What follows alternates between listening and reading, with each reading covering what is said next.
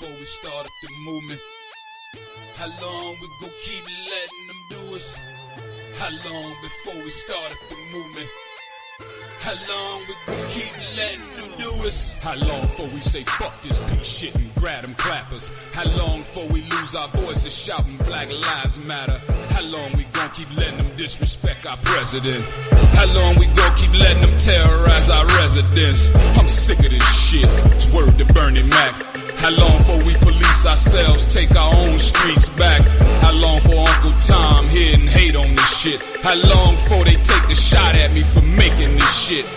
How long I gotta wait for justice for Josiah Shaw? How long we gotta fake it till we get taken and whack 'em all? How long we not gonna make these youngins pull their pants up? How long we gon' keep letting them shoot us down with our hands up? How long we gon' keep killing our own and making these streets hot? How long will what I say to you stay with you when the beat stop? How long's your attention span? How long you watch the news? You ain't down to shake shit up with the rebels for the cause? I ain't talking to you. How long before we start up the movement? How long we gon' keep letting them do us? How long before we start up the movement? How long we gon' keep letting them do us? How long before we start up the movement? How long we gon' keep letting them do us? How long before we start up the movement? How long we gon' keep letting them do us? How long we gon' continue to march and be all talk? How long we gon' keep letting them outline us in chalk?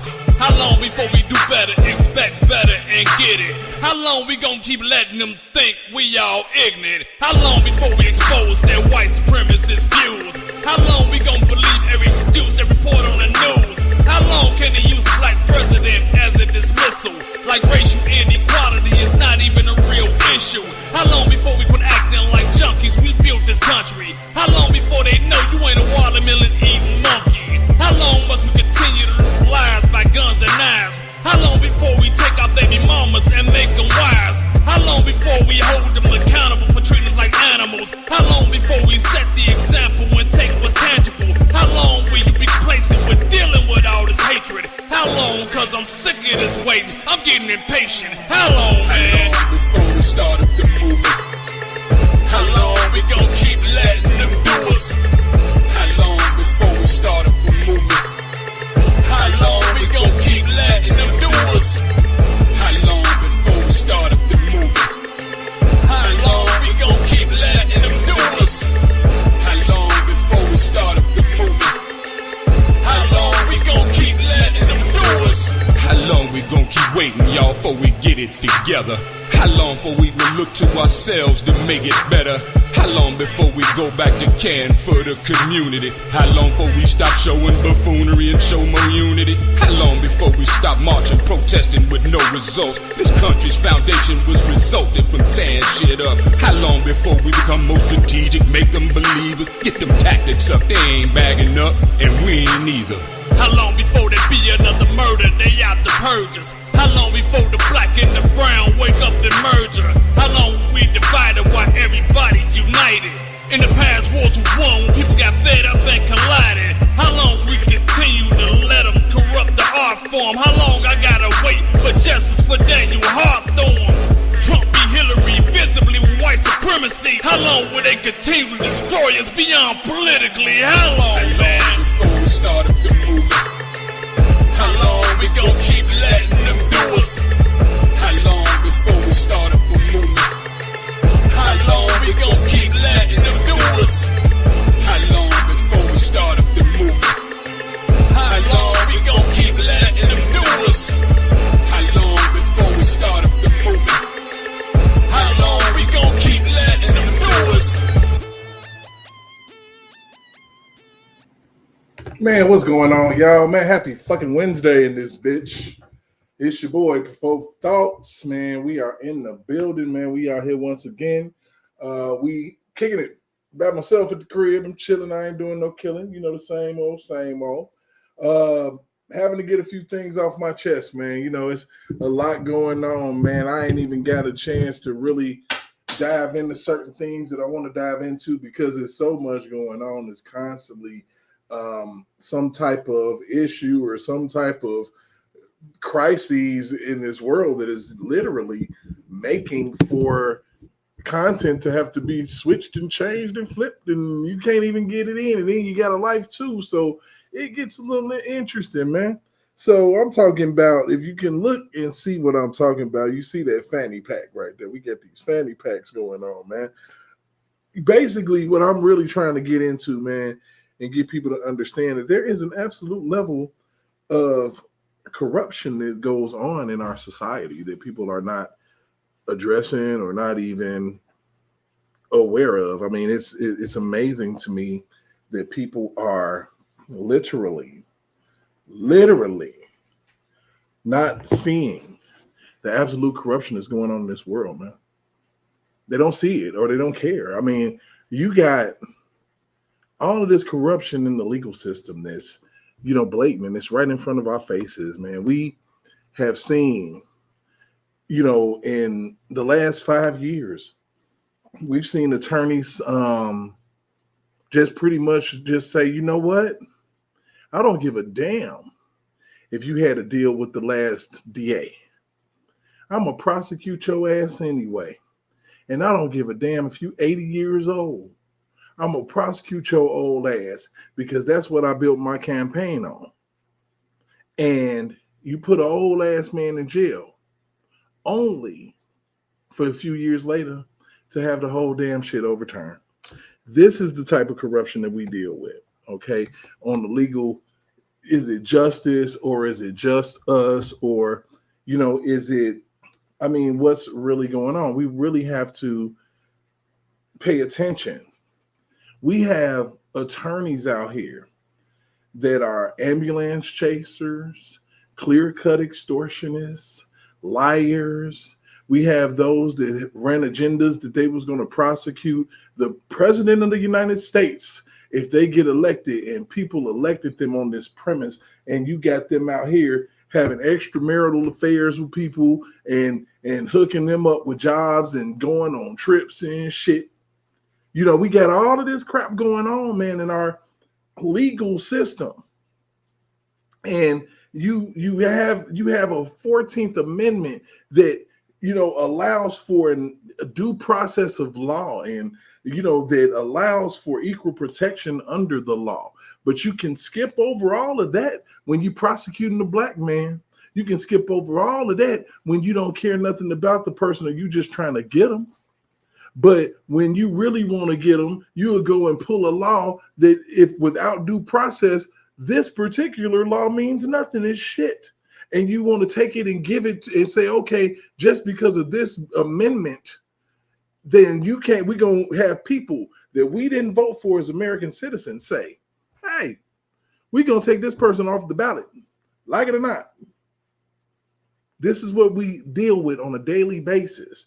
And this is a year that is paramount for a lot of people. If you don't realize it, it's paramount for us to really look into our souls and really look into our spirits and say, am I really doing the right thing by my children or my children's children or generations to come by saying, oh, I was always this, so I'm going to vote this way.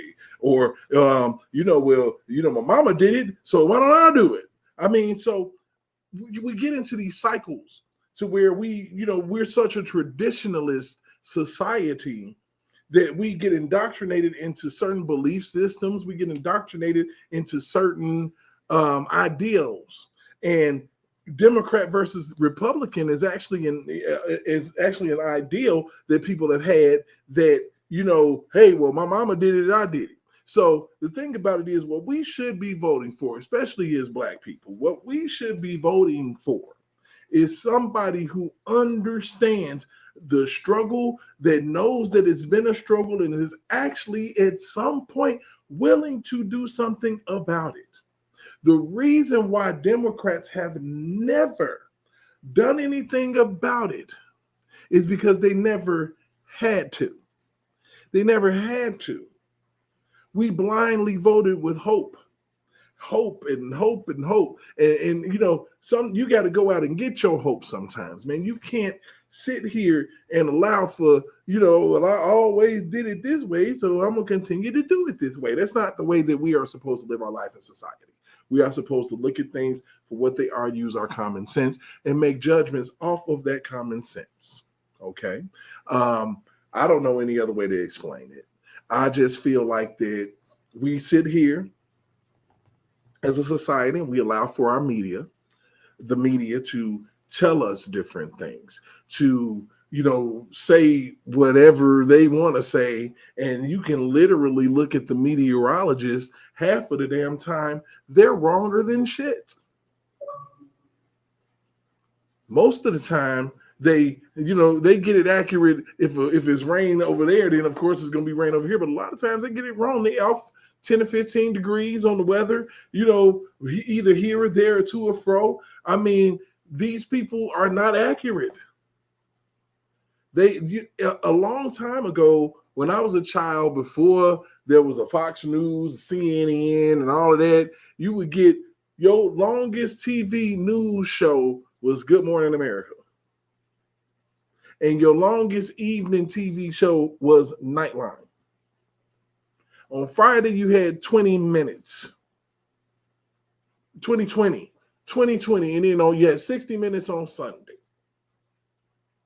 Now you got news 24/7, and everybody concerned about being first. Nobody's concerned about being accurate. And that is why we get misinformed. That's why we, get piecemealed information. That's why we, get our sound bites and we run with that's what they said. No, that's not what they said. That's what they showed you. So we have to really get out of that. We fell for that. We've fallen for that. We shouldn't fall for that anymore. We shouldn't fall for somebody just telling us what a person is. And we should actually go and do our research and find out for ourselves what a person is. Because the reason why Jesus Christ came to this earth was to show us the image of God. And if he can come in human form and we look just like him in general, then we are as such, created in his image. And we need to realize our worth out here and that we don't have to accept trash. We don't have to accept trash media. We don't have to accept trash reporting, mass confusion, a trash president, and a trash vice president. We don't have to accept this shit. We just don't. We can actually speak up because it's a thing called free speech. As long as we don't insult anybody or go after a particular group, I think that we're good. But it's called free speech. And just because you talk about some shortcomings of a group or whatever does not mean that you should be canceled or does not mean that you're against that group. A lot of times the hit dog will definitely holler. And when we talk about people and they get upset and they will holler. If you look at what happened with the Cat Williams interview, now, the plural, a hit dog will holler. You done heard all of these people come out and say this and that and to and fro and la la la la and cat this and that cat that. I ain't heard nobody come out and say, hey, that man is a flat out liar. Have you heard it? Don't worry, I'll wait. Seriously, I haven't heard it.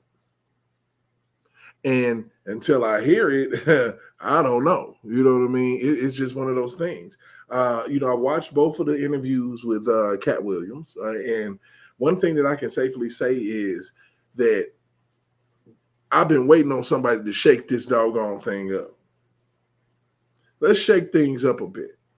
Let's tell some truths out here. Let's go ahead and pull the veil back and let's stop assuming, well, maybe this is going on in Hollywood and maybe that is. No, it is.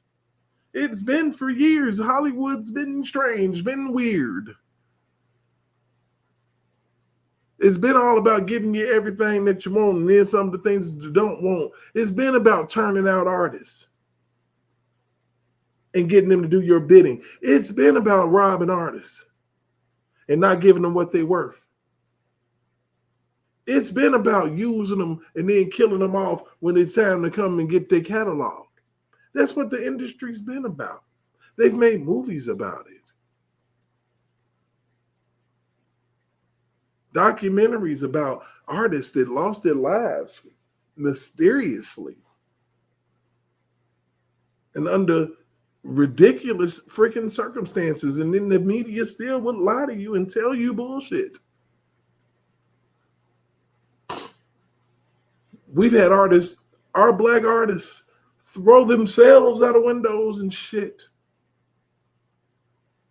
after proclaiming that somebody was trying to kill them. We've had that happen. Donny Hathaway died that way. We had a Sam Cooke get set up in a hotel room with a prostitute. Took his clothes, ran. And when he went to the front, the lady that runs the front that was probably running the little brothel scene and the robbery scene shot him.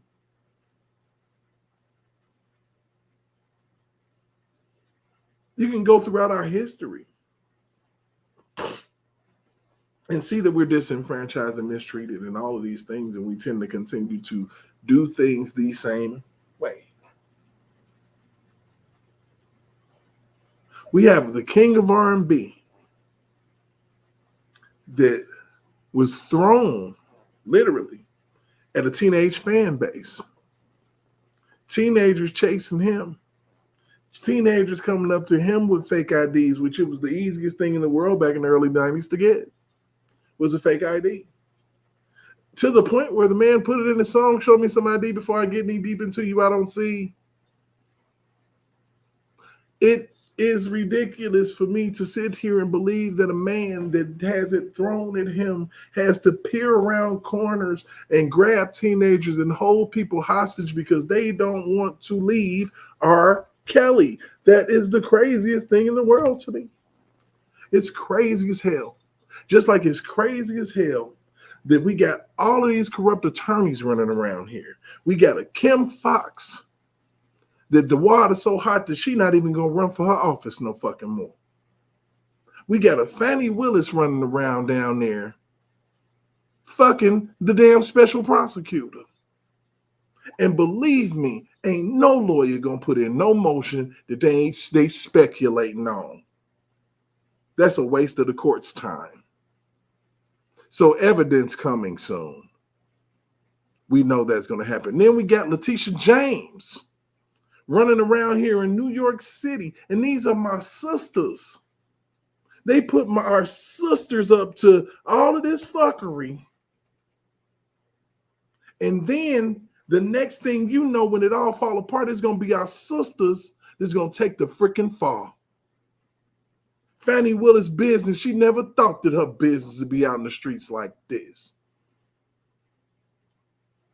But when you're digging ditches and you're trying to advance in this world and you're doing it wrong and you're sneaking and you're doing all your stuff and you got the YSL case that's funny because you all involved in that and you used to deal with the dude on the other side, the ops of YSL, and that's Trump put that out on you.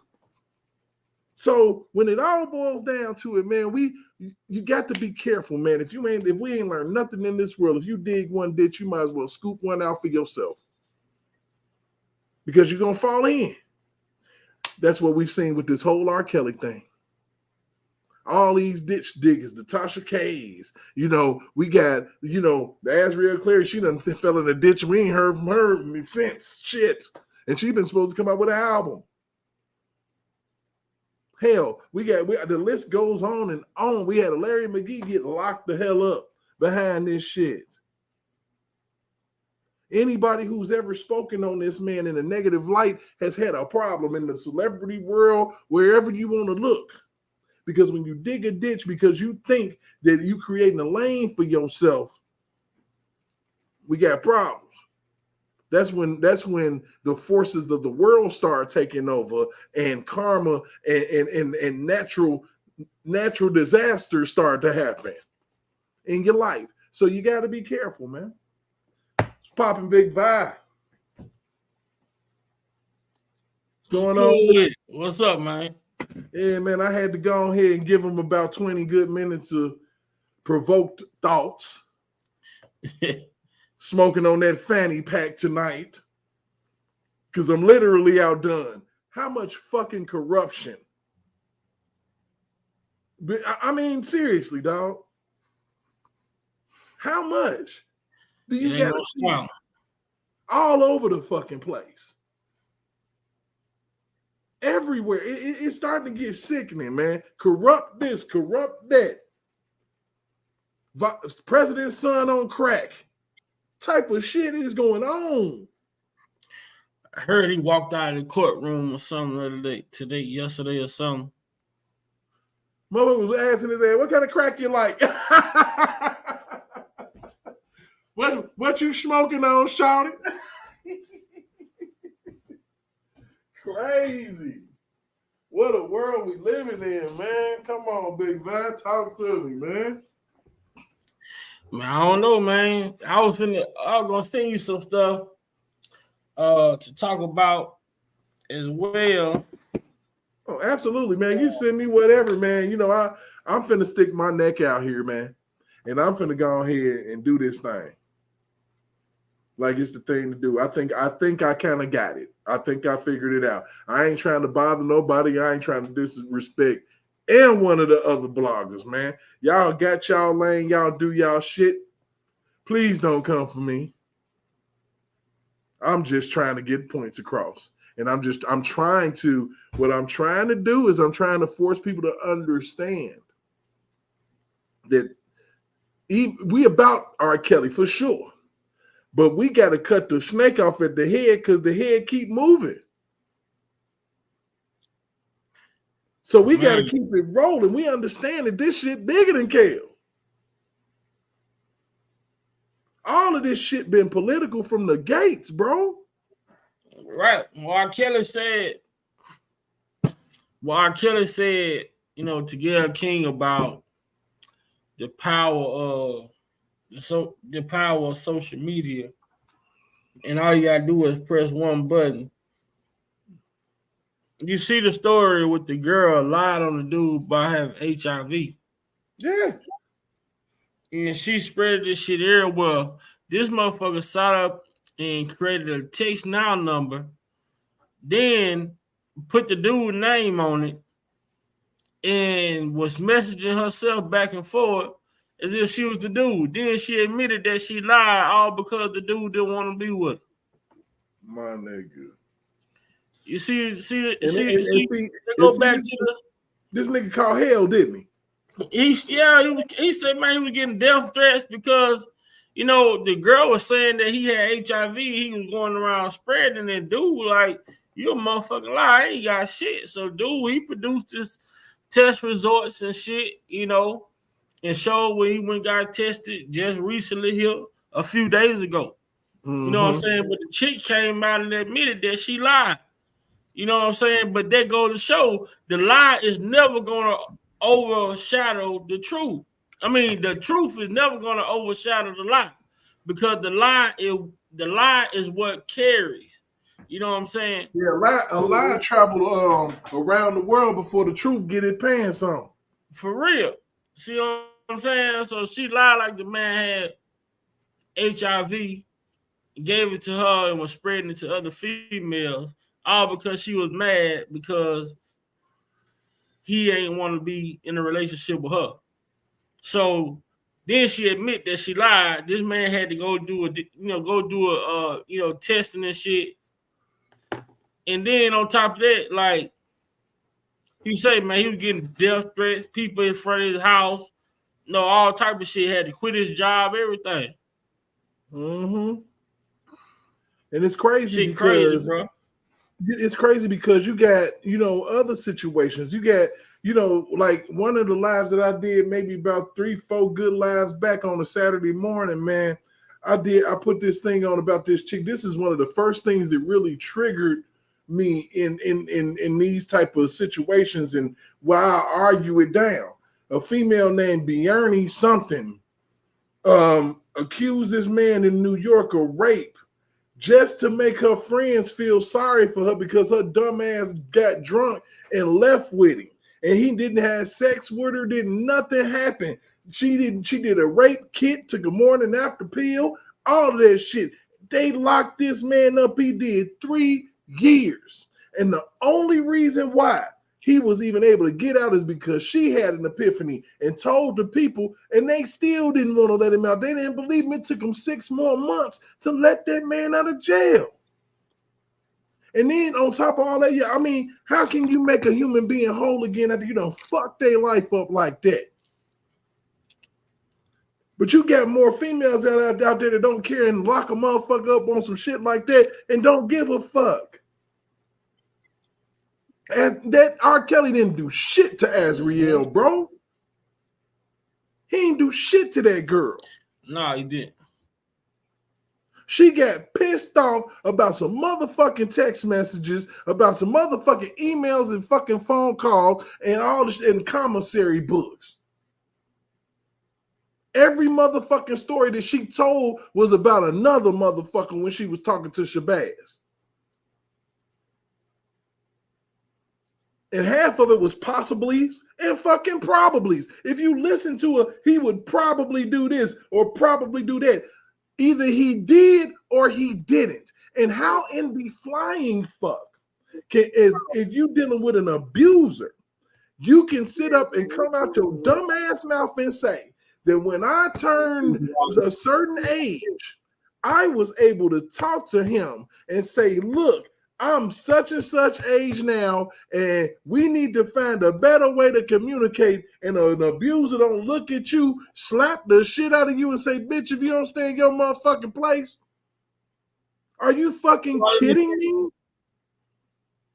Are you kidding me? I'm like, you can't, abuser is an abuser. You can't talk no abuse out of whooping your ass. What type of shit is, bruh? My father was off the chain, dog. You couldn't talk about shit. Hey, can we sit down and have a conversation about this? Nah, I ain't had it. No. Once he ready, he ready. ain't no turning back. So you mean to tell me that after you for 3 years wasn't nothing happening to you, but this is a habitual abuser? You feel me? All off of a conversation y'all had. Sound like bullshit to me. It don't pass the fucking smell test for me. And you got lawyers and shit out here, all inappropriate and all fucked up. Homeland Security agents out here all messed up, doing the most, clowning. Fani Willis is just one of them. Fani Willis is just one of them. You got Kim Fox, the first idiot I ever seen in my life, jump on television talking about if you got anybody, if you jumped on an elevator with R. Kelly, if you passed him in traffic, please come forward. This is what we dealing with here. And people will suck this shit up and not get to the facts. All they hear is abuse, child. And if you out the door with it, don't nobody want to gather no facts at that point. But I want to gather some facts. I know kids done lied on adults before. So I do have to gather facts. The shit happened. The shit happened and the shit happened all the time. But, people don't want to speak on shit like that because it takes away from the narrative that they trying to push. You should not believe anything. You should investigate everything. Mm-hmm. Investigate all allegations that women make against men. You just can't believe all women. That's a bunch of bullshit. What is it going to be next? Believe all Mexicans? Believe all Chinese people? Believe all blacks? Believe all whites? Where does it stop? Believe all little boys and shit. It doesn't stop. Because if it's an agenda, you can throw a catchphrase like that on it and people will go for it. Just like Me Too. Easiest catchphrase ever.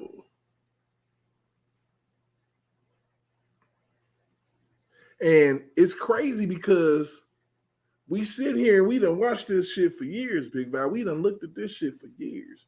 And it's one of these things that is now everything that we talked about, that you talked about, I'm talking about, I done sit up here and had on the phone conversations with a lot of people. Some people that's unsavory to some people that, actually was in the fight, and at a point I thought that they had good intentions, or they still had good intentions, or they might have came up in some court papers or some shit, and the motherfucker fell back. Because when you come up in court papers, I got the, you know what I'm saying? I can't be fucking with right. you. You know what I'm saying? Like, hey, you done came up and they said your name, nigga. Wait. What's going on? You know what I'm saying? For real. So my thing is this: this fight has been going on for this long for a reason. Just like people's fight in whatever in the Republican Party or the Democratic Party or whatever the fuck party, they fighting for a reason. Shit. People be talking about dumb shit like, do you now, Big Val, I'm gonna ask you an honest question. Do you think that our United States government could steal an election? I mean, they have. I think they'll try to do what they want to do, because even with man, Barack Obama was put there, and you know how why I say Barack Obama was put there, because how the fuck you gonna tell me that the first black president of this country didn't have more black votes than Joe Biden? Right. How Joe Biden have more black votes? That's bullshit, bro. Joe Biden got more black votes than a black president running for president of the United States. You gotta make that make sense. I realized that shit was bullshit, man, in 2018 when it was found out that the Houston Astros stole half their games in the fucking 2017 series that they was at home for, and most of the games in the playoffs, and won the ship. Like, damn. Jim Harbaugh situation just recently. Jim Harbaugh in college. Shit. I mean, they say if you ain't cheating, you ain't trying. But then you look up, and I mean, even when you dive into R. Kelly with the Angel Cruz shit, that's cheating. Okay. Officer A, cheating. Tasha K, cheating. They had to cheat. The parents cheating. They're regardless cheating. I mean, everybody cheating to win. You know what I'm saying? But you got a motherfucker there at the rights. That don't even sound right, man. Something wrong with the buttermilk, bro. It's just, the shit that be going on with all of the things, and like I said, we connect these things because, like I said, and I've said it for years. I've said it on Big Vi's show. Damn it, and I'm gonna say it here. In order for them to have ever been capable to charge Donald Trump with a RICO charge with a straight fucking face, they had to charge R. Kelly and get him convicted of that one-man bullshit RICO in New York.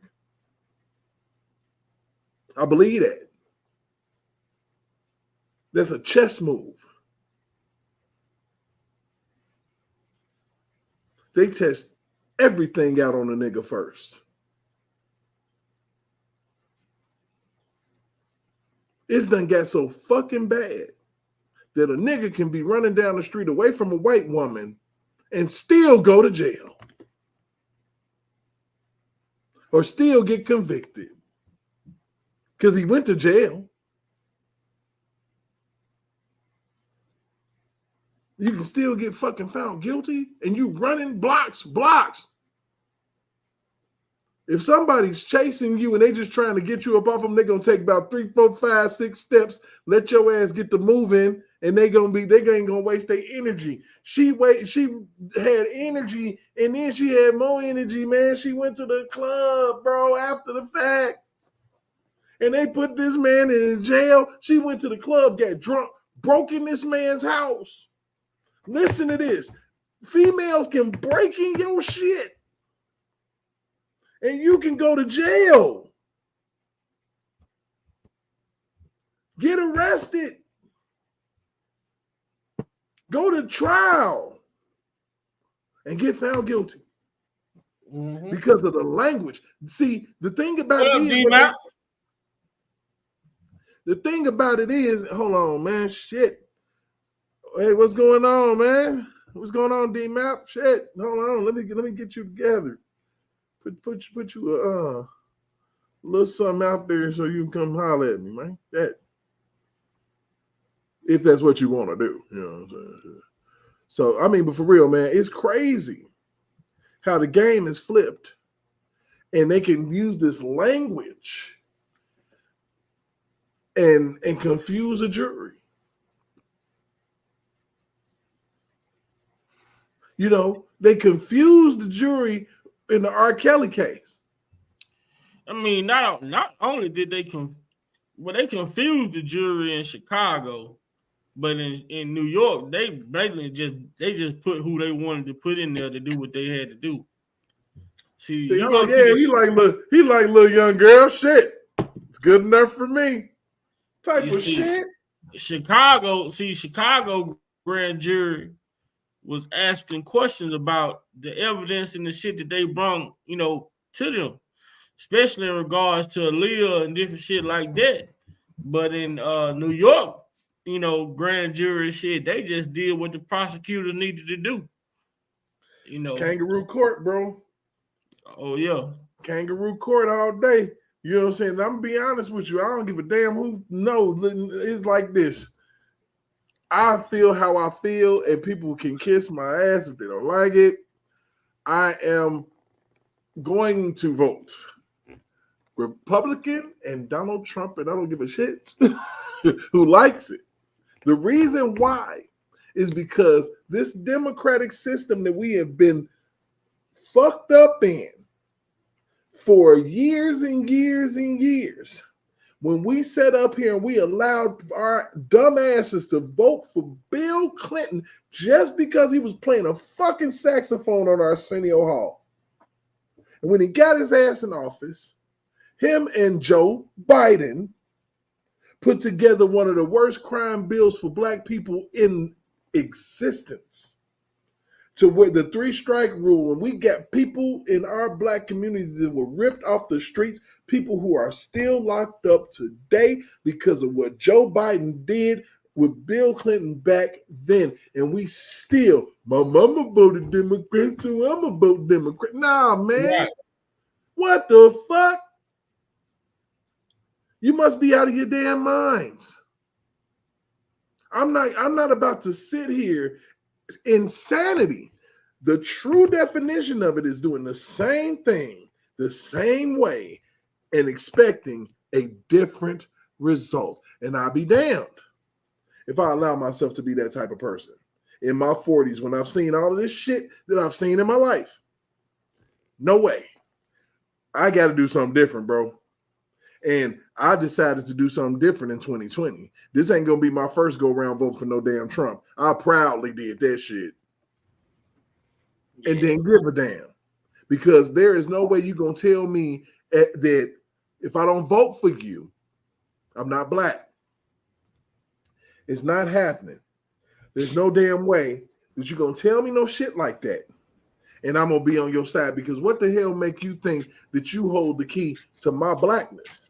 I was born this way. People need to peep game. And that ain't even being in my feelings. That's being in fact. The fact remains, I was born this way. How the hell you gonna tell me what makes me black or not when I lived this shit? So that was one of the main reasons why I was like, you know what? And then you had Kamala Harris, which is the biggest fucking hypocrite that got there on a debate and basically called the man a racist. And then you turn around and become his running mate, which means that you have zero integrity. Zero. You can be bought or sold for the position. I don't like that. But you see what they do though, bro. They how they use the media to put out this slander as in, oh, Donald Trump a racist, or however they wanna defer attention away from somebody. They go into the media first and attack them by saying, oh, this person is a racist, or this person is a P word, or this person is a, you see, they attack the person, they attack the physical person. Then next thing you know, these people try to move forward in life, whether it be a musician or president or whatever, Congress, whatever. And then when they trying to run, they got this negative light over their campaign saying that, oh, this guy's a racist. But Joe Biden was a clear out racist and said he wouldn't even allow his children to go to the same school as blacks. But you can tell me this motherfucker got more black votes than Barack Obama? Because motherfucker's stupid. Because let me tell you why they're stupid. All them black votes for Joe Biden. Harris. And no, but look, he got a lot of those black votes for Joe Biden based off of people saying that Donald Trump was a racist. Yeah.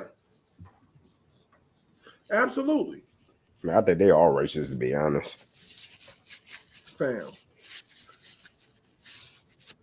I think everybody in this world is prejudiced. True. That is true.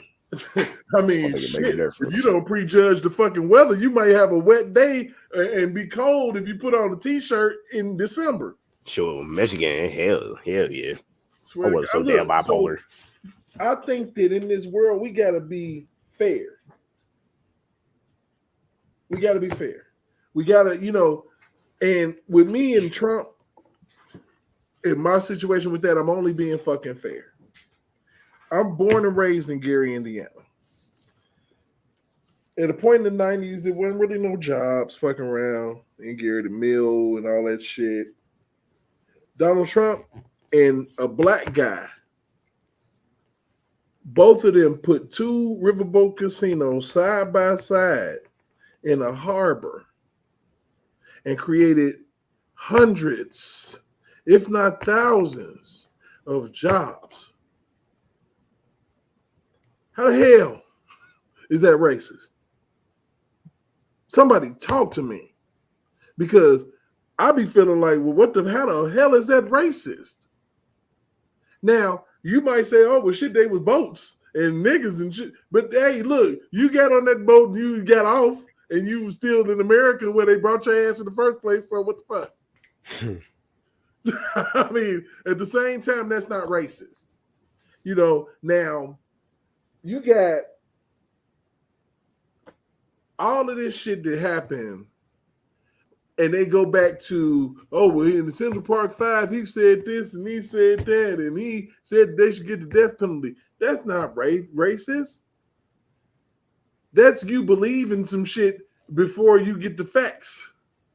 But people don't, I look at it like, me personally, like me being from down south and raised in Louisiana my whole life. Right. I don't think a lot of people understand what racist is. You know what I'm saying? I don't think they do. Nah. See, racist is what happened to Emmett Till, bro. Yeah, people take somebody speaking their mind and say, oh, that's racist. That's not a racist. A racist is a racist in the South where I'm from. They'll tell you they don't do shit with colored people. You know what I'm saying? They'll tell you they don't, like they don't allow their children to even talk to your motherfucker. Integrate with. You know what I'm saying? If they find out they children or their daughter is dating a black dude or anything, beat her ass. Oh yeah, that dude will get dealt with. That shit. You know what I'm He'll saying? get dealt with. He'll end up missing. You know, it's over there with you, nigger lover. Oh man. And see, the thing is, like in the cities up north, and you know, me, even when I moved up north, you know, being from the South, you know, I saw the racism is different. Like down south, the racism is blatant. You know what I'm saying? When I moved up north, racism is like it's in disguise. You know what I'm saying? It's basically what it is. You got covert and then you got overt. Oh, so in the South, they was overt. They was out in the open with that shit. These motherfuckers more sneaky. Like they'll dry snitch on you or some shit. See, in the North, what I did notice though, they would chip at it like you chipping at ice at a block of ice. They gonna say little shit to see what they can get away with. Right, absolutely. And then the moment when you check them, they cool. But if you let that shit go unchecked, boy, you fuck around to kill a motherfucker. Yeah. So some reason over up here in North, like, I mean, you got a lot of dudes that's covert with that racist ish. Cause they know dang well they catch the wrong person, they will get what you say? What you say, cracker? You cracker? Basically, yeah, they gonna retaliate, bro. They'll be their ass. Depending on what it is. There's plenty of time where we had one of them dudes like cross that line and he got dealt with. And they like, oh really? What the fuck did you just say? Shit. Basically, he got fucked up. I mean, shit. Dude, careful up north. They know they up north. We don't play that. Like, go ahead and try if you want to. Watch what happens. It's pockets of racist towns all through Indiana, bro. All type. It's sundown towns. Like, you better not have your black ass. I'm talking about still. You better not have your ass there. Oh damn. And it's crazy because people don't even believe that shit. But it's fucked up because. One of the things that's true to me is I feel like that systematic racism, I feel like the system is still racist.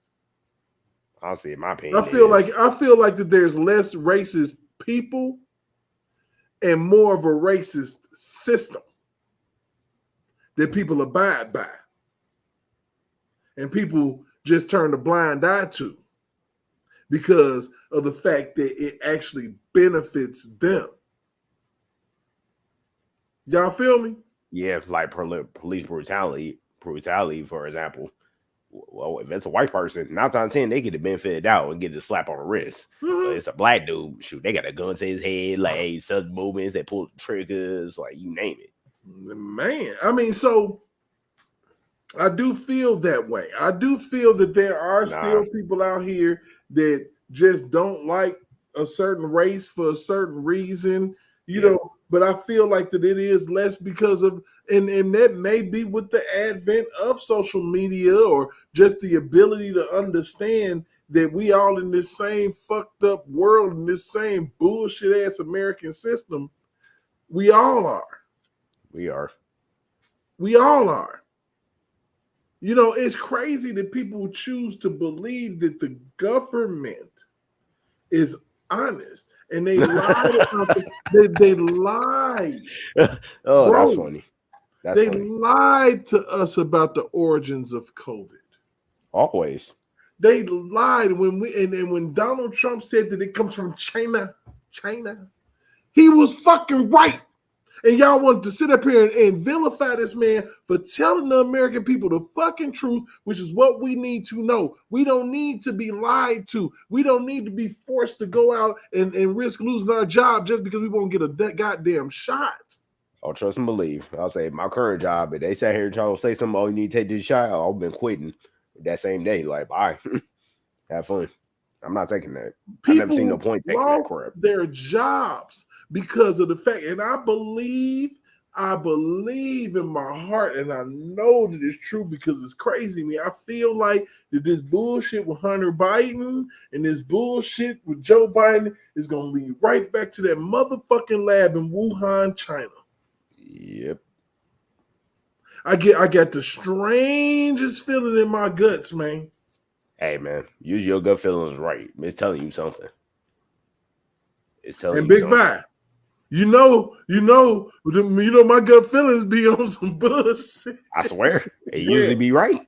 It usually be right. My gut feelings be on some bullshit, man. And I'm like, man, my feelings is telling me that they trying to keep this shit secret because I think that they was funding that motherfucking lab. I think that they was in business with these motherfuckers, man.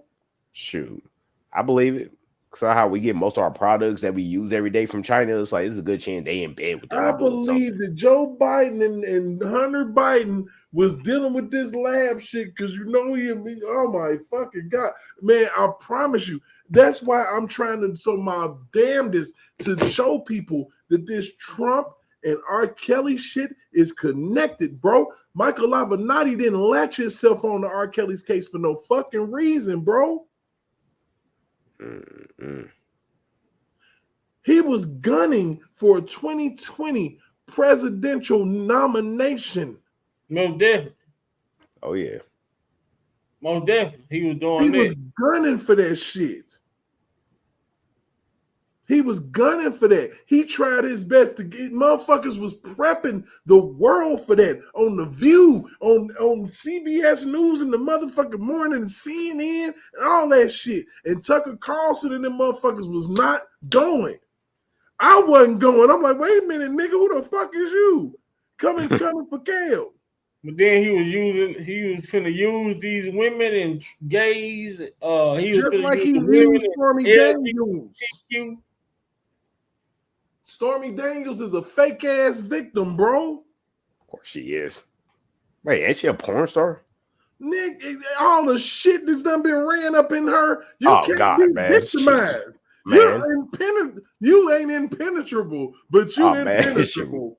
Her shit, why is the Grand Cane at this point? That shit is big. Shit, you hear the ocean standing next to this motherfucker. Shh. Damn. Man, probably why they didn't freaking win Why I something, feel bro. so calm around you and shit. Shit. I hear the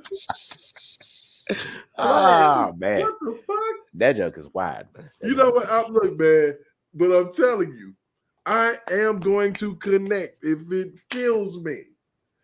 The Donald Trump R. Kelly connection is a motherfucker, man. That motherfucker Avenatti said it in the fucking recording that got him in jail.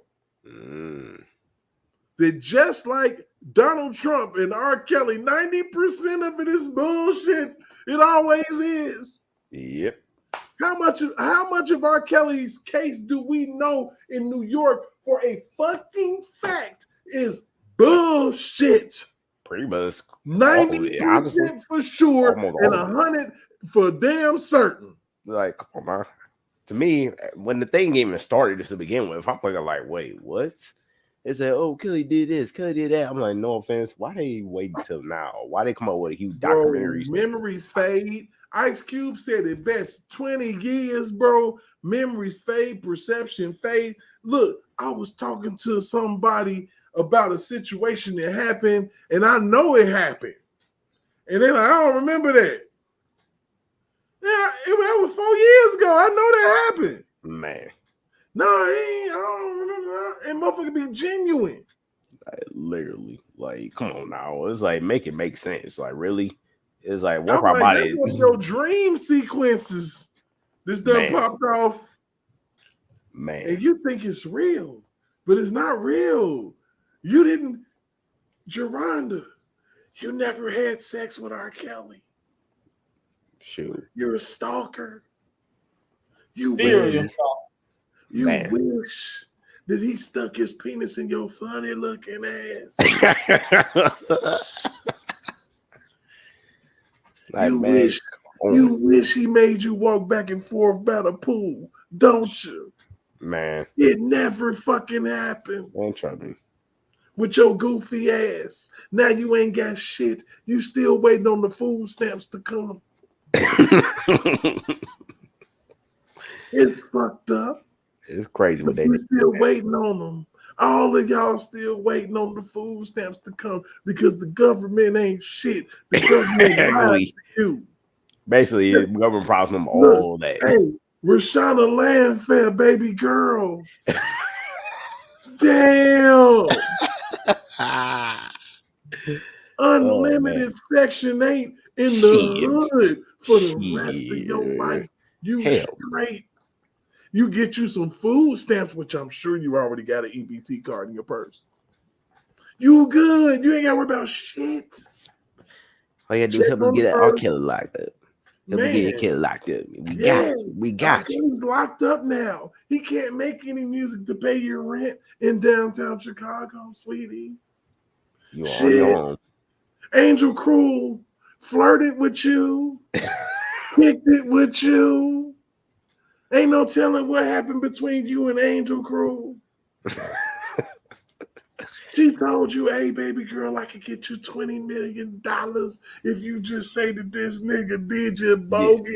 We know that the only reason why they said you was a certain age is because when nobody fucks with the time on an old-ass motherfucking Sony VHS camcorder, so it was saying the year that he bought it and not actually the fucking year that you all were having sex and you were an adult. You feel me? Man. Ain't nobody stupid. Me and my sister figured this shit out in 2001. Sitting in her living room. And one of the main things that we said was, where the fuck is these parents if your kid is gone for a damn week? That's what I'm saying. What the fuck? From the very beginning, I'm looking like, no offense, where the parents at? I'm in my early 20s asking these fucking questions. Like, clearly, if that was really the case, how they even get there? It's only one way they could get there because they didn't have a license, they didn't have a car, they didn't drive themselves. Bruh. Parents had to drop them off. Bro, look, I'm 45 years old and I was in my early 20s. Like, what the fuck, man? Where the fuck is these parents if some teenager somewhere getting pissed on? What's happening here? Make sense, man. It never made no sense to me. Hey, are you kidding me? And she took bread. We didn't forget about the fact she took some paper. Oh, yeah. So somebody got paid. Oh, yeah. Come on, man. She got paid. What the hell did she get pissed on for? She get pissed on for nothing? She got paid for bread. And I'm like, and then I got into an argument on Thanksgiving of 2019 with my niece that's like 26 or 27, don't know shit from fucking Shinola about what happened in this man's career or none of that shit. Just what the fuck she saw in Surviving R. Kelly. Thumbs up.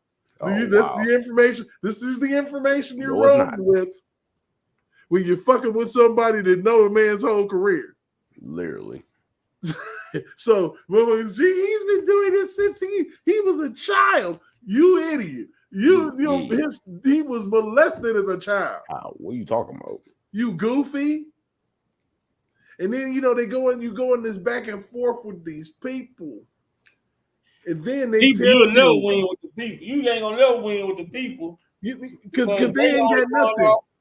They ain't got nothing. They standing on nothing, and they will argue with you about nothing, and then they'll tell you, well, maybe that's how you feel. I don't give a damn if it's a family member. I had my niece tell me that I ain't never tried to touch her stupid ass. That, well, maybe you're that way. Wow, ain't nobody trying to fuck with you. What are you talking about? And I'm protecting you. And you don't care about black women. I'm like, I done drove all the way to Texas from Indiana to see a bunch of black females. And you mean to tell me I don't care about you? Women? Like, come on now. You gotta be kidding me. I'm like, that's crazy as hell. I'm like, just spewing out the rhetoric. And the rhetoric was so heavy. Think about 2019, the distraction of Surviving R. Kelly. You saw that everywhere. You saw it everywhere. I'm not watching that garbage. They had this nigga in the news every day. For a year and some change. Literally. They had this nigga lambasted in the news. Everywhere. You just don't even understand. And you mean to tell me that you wasn't trying to sway a jury pool? Come on now. It's not hard. You mean to tell me that you wasn't trying to have motherfuckers tune in to Surviving R. Kelly when you threw it on Netflix? Yep. You mean to tell me that you didn't use motherfucking COVID to further perpetuate that narrative, to distract motherfuckers. So when the election came, people was all over the fucking place. You done threw niggas off about their favorite R&B artists, and then you done threw Kamala Harris stupid ass at us. And you expect for us to be able to make good decisions? Are you kidding me? Yeah, they set it up.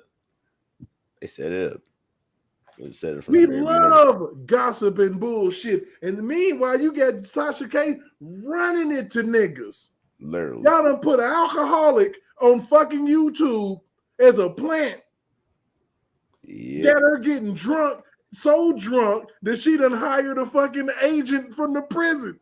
What the fuck? You can't make none of this shit up, bro. I know where it's, man. When Kelly get out, he come for that ass. You can't make none of this shit up because you were so desperate to try to create your Manchurian candidate situations.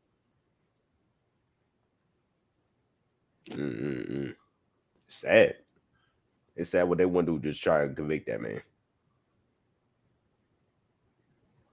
I wonder how long that she spent planning that. I guess they probably spent about at least a good 10, 12 years, probably longer than that, planning that crap. They've been after Kale's niggas since they lost in 2008. Yeah, that was like, yeah, man, I know it was at least 10 years for a fact. Like, they were planning that for a long time. They thought that nigga was going down. And then you bring back the same goofball broad, Lisa Van Allen's stupid ass. She's been a liar from the gates, and she got fucking her shit got challenged, and what they say they do, impeached her shit. Yeah, pretty back much. In the day. Yeah, they been proved that she was lying. Like she couldn't be. She wanted to. You extorted this man. You stole from this man. That's what they did. Let you back in his life because he a good-hearted individual, and you kept fucking him over. One thing I blame Kels for, God damn it, you was too nice, and you was a rest haven for these hoes, and you can't be claiming pimp and be a rest haven for hoes. You just can't do it, bro. You can't do it. I live by myself in the big ass motherfucking crib because I'm not a rest haven for hoes. If you can't bring shit to the motherfucking table, you ain't staying here. It ain't shit but hoes and tricks. You ain't staying here. And I'm not even talking about no motherfucking cash, god damn it. Shit, bring something to the table. You gotta be more than your ass. That's all I know. Shit. If you my motherfucking cheerleader, you better rah, you making some fucking pom-pom go.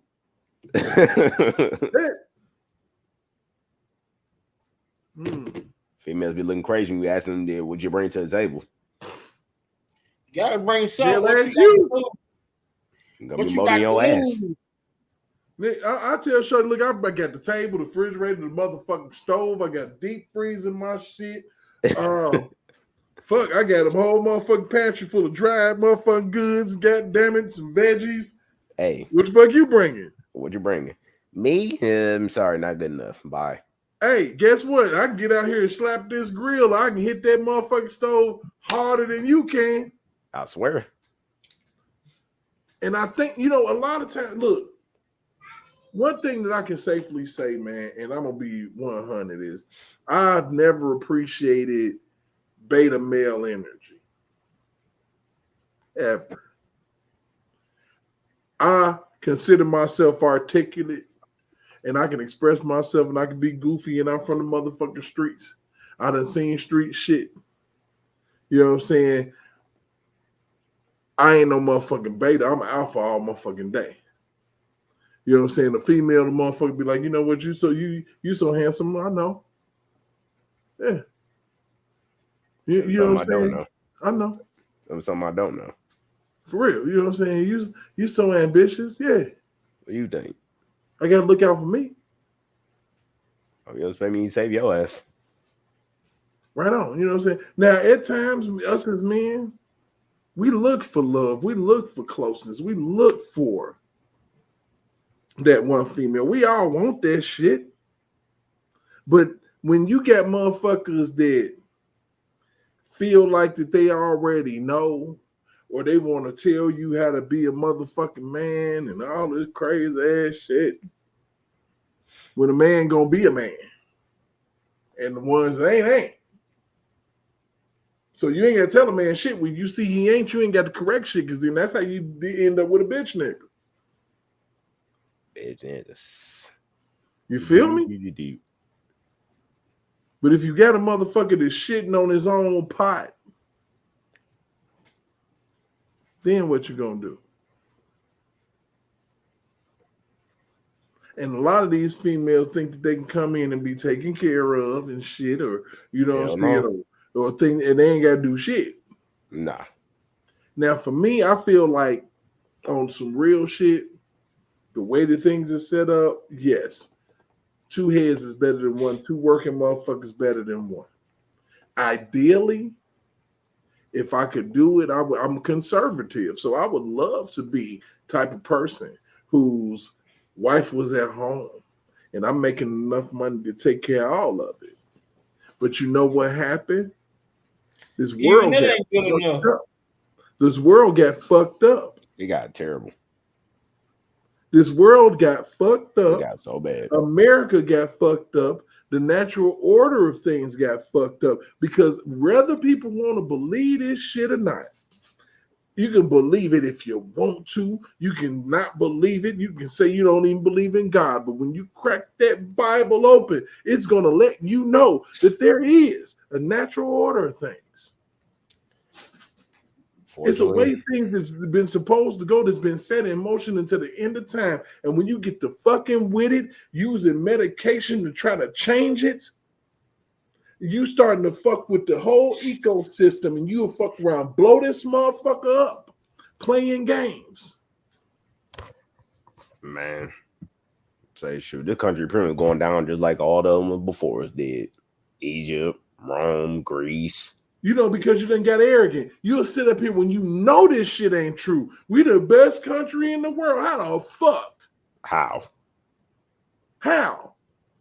When your dumb asses didn't even want, just because it was Trump and just because you hate a motherfucker so much, you think it's wrong for him to build a border to protect us from the shit that's happening right now? Yeah, we always, when we talk about the order, we always can go back to a black man and say, who, you know what I'm saying, with Martin Luther King, with the women's rights and making women rights equal to men and different things like that. You know, now the black community is struggling with our women wanting to be dominant, while you got the white community and other communities, they women understand what their roles and responsibilities are. Mm-hmm. Absolutely, man. Women wasn't made to be equal. You know what I'm saying? Not say that you have to diminish the woman, but your reason for being created wasn't to be equal to the man. You were supposed to be a helper. Literally. Been like that since dawn time. Of course, you try to go away from something, the natural order of things. Like when women didn't have rights and women couldn't work, that's why women in these other countries, you know what I'm saying, when they come here, they get disrespectful. Mm-hmm. You see? Mm-hmm. Because here, these women women in other countries, they don't have no say so. Not saying that I agree with it, but they don't have no say so. They have, the man is the leader. All men. Anything with a piece down there, goddamn me, whatever he say. But over in this country, it's a lot. It goes a different way. Mm-hmm. You ain't lying. A woman she'll fuck you before you fuck up. Man. The other countries, man, they'll play them female try to act the way they do here. No, they don't play that crap. Prime example, what happened to that black girl? That black girl going to I forgot what country it was. But let's say they didn't play it. Raise her voice and everything. They now she locked up for 2 years. Freaking idiot! Like because you act certain way in America, doesn't mean another country gonna put up with that. Like they have certain rules too. They don't go for that. You need to shut up. Absolutely. Oh man, I was laughing when I seen that crap. I'm like, yeah, you freaking idiot. You really thought you gonna go to a different country, act the way or however the hell you want? Nah, it don't work that way. Hey, but look here, man. My motherfucking head hit the motherfucking floor when that Fani Willis shit came out, man. I'm like, this year is starting off crazy. Oh. What Fani Willis did? Crazy. I promise you, this the year R. Kelly walking out that motherfucking jailhouse. Tell you. Oh, yeah. I agree with that. I believe it. This gonna be the year, man. They can't hold that man too much longer on this bullshit with Jennifer Bonjean exposing the fuck shit. Oh yeah, I told my mom flat out going back to last year, especially when Jennifer Bonjean put out that lawsuit and Tasha K. Yeah, he don't get out. And if she can't get him out, I believe in my heart Trump gonna let him out. For real. That won't piss off the black community. The most of the black community is quiet about the shit because they love them some motherfucking kills, but they don't want to get in no arguments on Thanksgiving with their fucking family members about, oh my God, you must be a pedophile your damn self when you know ain't shit popped off, you goofies. Man, it's crazy. Good music is something you can never not listen to. How the fuck you gonna tell me that somebody got a pattern of behavior and it started when they were an adult? When it comes to shit like that, it was a movie that I watched called Mississippi Damned, where a young man was getting abused by this other man because he needed money for basketball shit, and he became an abuser at a young age. Not when he got his basketball career and got famous, but at a young age. And that makes sense because what becomes the norm becomes what you do. That's why R. Kelly's sister was molesting him because somebody did it to her. People don't even understand the cycle of the shit. You can't. It's like it's blame to throw everywhere, and you can go back shit. If that's the case, it was some molestation popping off in the Kelly family in the 50s, the 20s. Man. Let's just keep it all the way a fucking bean. That shit been worldwide throughout. It's been worldwide. Every popped family. Up in my family. Ain't no family been missed by this bullshit they call, that shit. With, but the thing about it is, the things that we don't understand, some things we don't want to understand. How can you sit here but you try to create understanding and create confusion about things that have already been fucking understood? And one of the things that pisses me off is the confusion that you're trying to create about what a woman is. You tell me to believe all women. Now we don't know exactly what a woman is. What type of shit and trickery and fuckery is that? That's that bullshit right there. That shit I don't like. That's that bullshit. And until we get to a point that we can call, look, we're already at the point. We just need, I guess the people got to hear this shit because I'm already there. I know it's bullshit. I know that the shit that the media been feeding us is lies. I know not to listen to CNN when they talk about any motherfucking thing. And I say any motherfucking thing. I'm not listening to them about a damn thing. I can't. When that lady sat up there and got on national television and lied and said she viewed the motherfucking videotape to confirm Michael Avenatti's bullshit, I knew that I couldn't fuck with them. Because why ain't she in jail? Why didn't y'all put the handcuffs on this bitch right now? She's watching child porn from what she's saying. Mm-hmm. For real. A lot of this has been a distraction because of the simple fact that they were trying their best for years and years and years to hide what the fuck going on, Jeffrey Epstein shit. Yep. And they wanted to blame the motherfucker and put them as the poster child of pedophilia. Everybody forget about Jeffrey Epstein. So, but the real truth about it is the face of this shit is starting to look like your American president, Bill Clinton. And Hillary. Mm-hmm. And a lot of motherfuckers. Pretty much. A lot of motherfuckers, your favorites. Basically, Let me almost all tell you billionaires. who ain't on that goddamn list. Robert Sylvester Kelly did not go to Epstein's fucking island. I guess we had time to do that. Because the thing about it is, the only news that I've seen recently is they're trying to sell the motherfucking chocolate factory, the Olympia Fields mansion. I ain't heard shit about that. Oh shit, R. Kelly with the Epstein Island shit. No. So when y'all get talking that bullshit, and like I said, we're gonna eventually hear, and I'm probably within next week, we're gonna start doing some analysis of some of these conversations or interviews, which are literally interrogations. The only real interview that I saw recently was that Cat Williams interview. Oh man.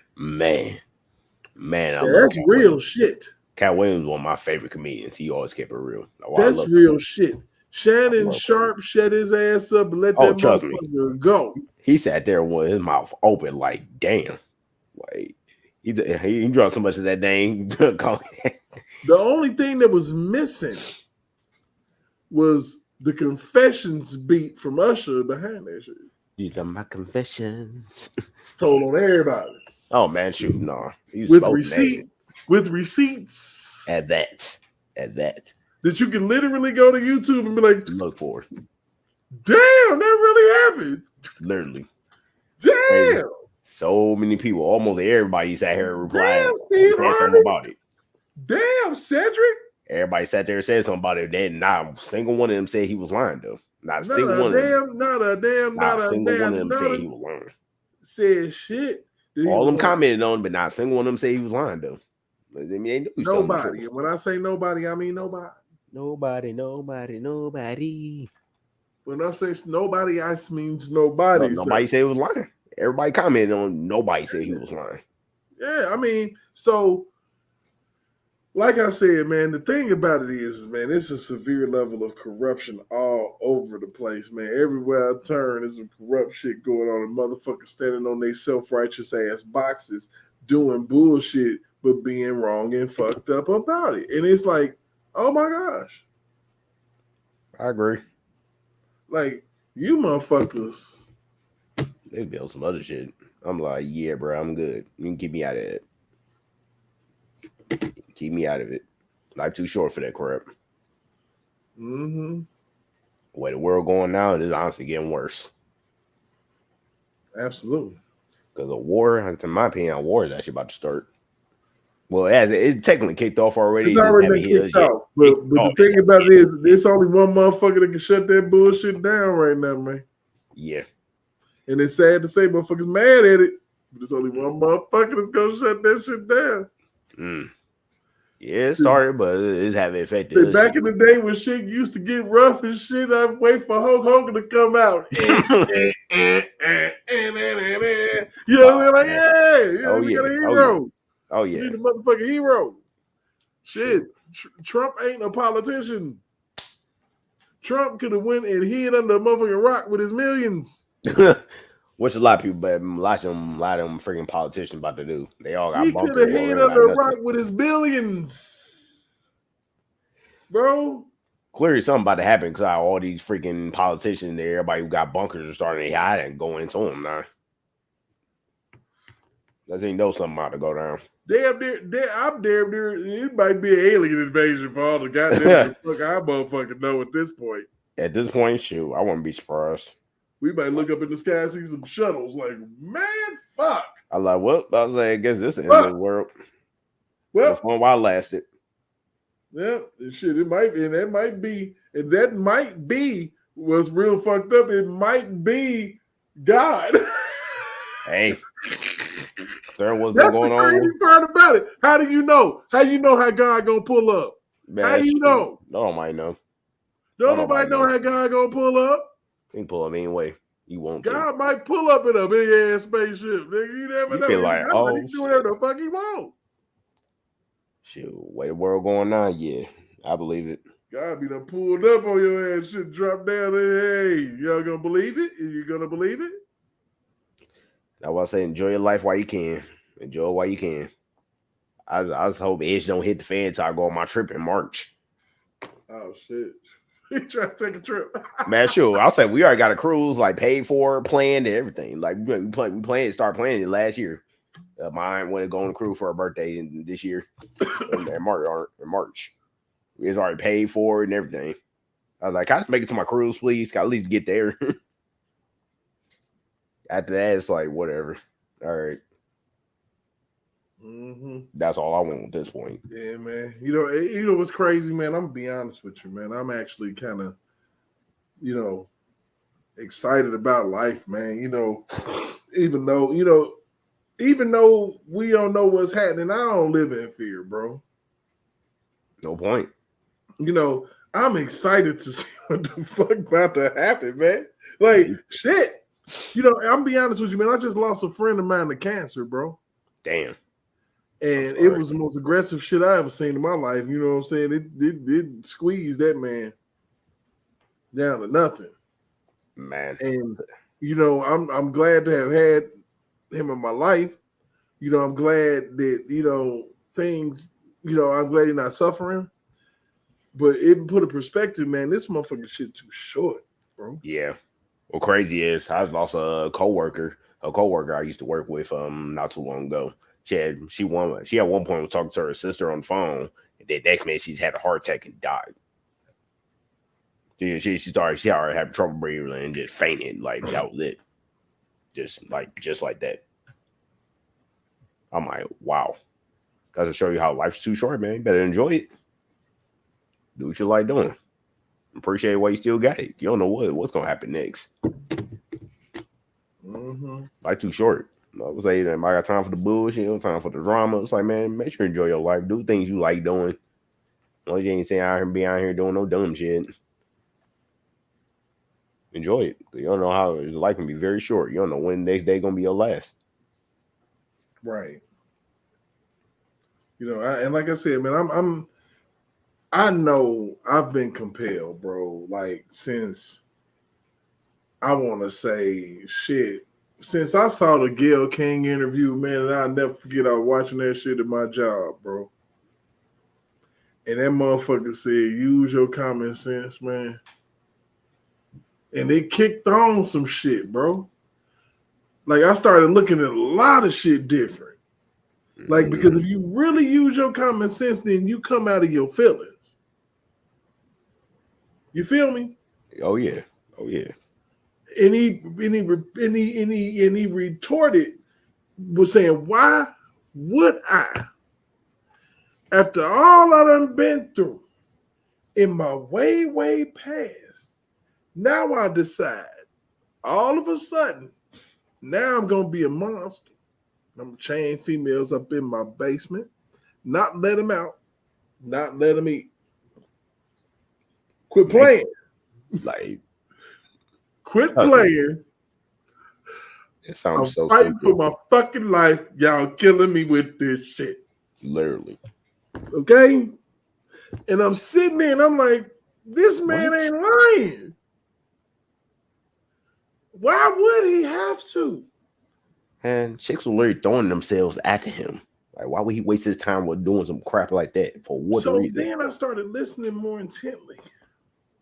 Because I'm going to tell you, if demonic possession is only open to those who are emotional and or ignorant.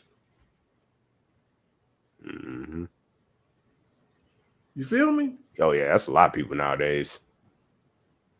Demonic possession is one of those things, man, that you can be possessed by a song. Mm. Do you think, or do you not think that there's some females that's been entranced by the bullshit that Sexy Red has been saying? Oh God, man, it's sad. Because most females nowadays are literally just cheating. Like they do not know how to think for themselves at all. That's actually a lot of people. It ain't just females. That's a lot of people in general nowadays. They don't know how to think for themselves. Not one in this generation conscious rapper, male or female. Nope. It's all about objectifying yourself and over-sexualizing yourself and then becoming a victim. Pretty much.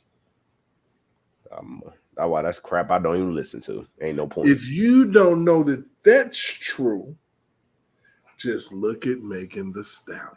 Man, Lord have mercy. If you don't believe, just look at Megan Thee Stallion. Cardi B.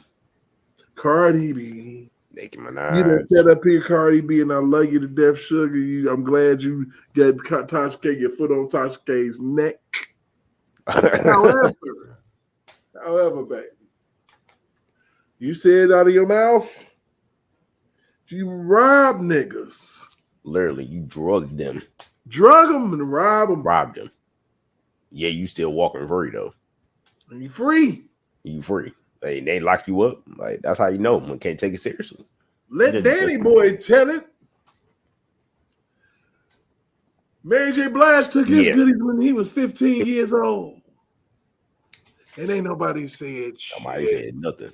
You know, Mary J. Blige one of my favorites. Struck. Don't get me wrong. I love my sexy motherfucker. Sexy motherfucking Mary J. Blige. Even at her age, what? She almost 50, ain't she? Man, she still look fine. Man, she still look fine. Mary could get it.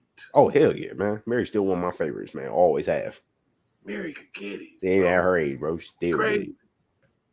It's crazy. And I was like, damn, you didn't. And she fucked around at a point and had gotten finer. Like, I was like, she was cute back when she first came out. Then it was like, yeah, 90s when she was like, she got some thickness on it. That's some thickness on it. Even better. Straight up. I mean, I already like you, but I like him even more. You know, and it's crazy. You know who's thicker than the pack of hot dogs now? Erykah Badu. Oh man, bro. I'm like, oh my. Oh man. I'm shit. Oh shit! I'm like, ooh wait, Ashanti, good. Oh Lord, Shanti. Jesus, man. Sure, Monica. Oh yeah, Monica foolish. Monica had them legs on her the whole time. Hell yeah. Good Lord. Maya, brand. Maya's Lord. fine as fuck. Like, Lord have mercy. That girl, 40-something years old, fine.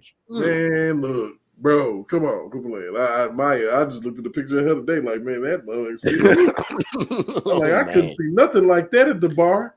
Bruh, I wish. Man, shit, I got this gray beard going, my nigga. Shit, these females go crazy for they lined up thick ass gray beard. They were like, let me grab it. No, shit. This is reserved. This is reserved for a 31-year-old. Don't touch it, Joe, motherfucker. You might fuck my shit up. Oh, damn. Joe, ass off my beard. Straight up. I mean, hey, man, look, fuck that. I'm trying to, I with nothing against my ladies, man, my older ladies, I love y'all, but right now I'm in a phase. Hey, man, no wrong with that. I'm in a motherfucking phase, and it's not a midlife crisis or nothing, but I've always liked females that are younger. I promised my daughter, who's 24 years old, that I'm going to stay out that 20 pool, so you ain't going to see no 29-year-olds and no shit like that. But I will date a 30, 31-year-old.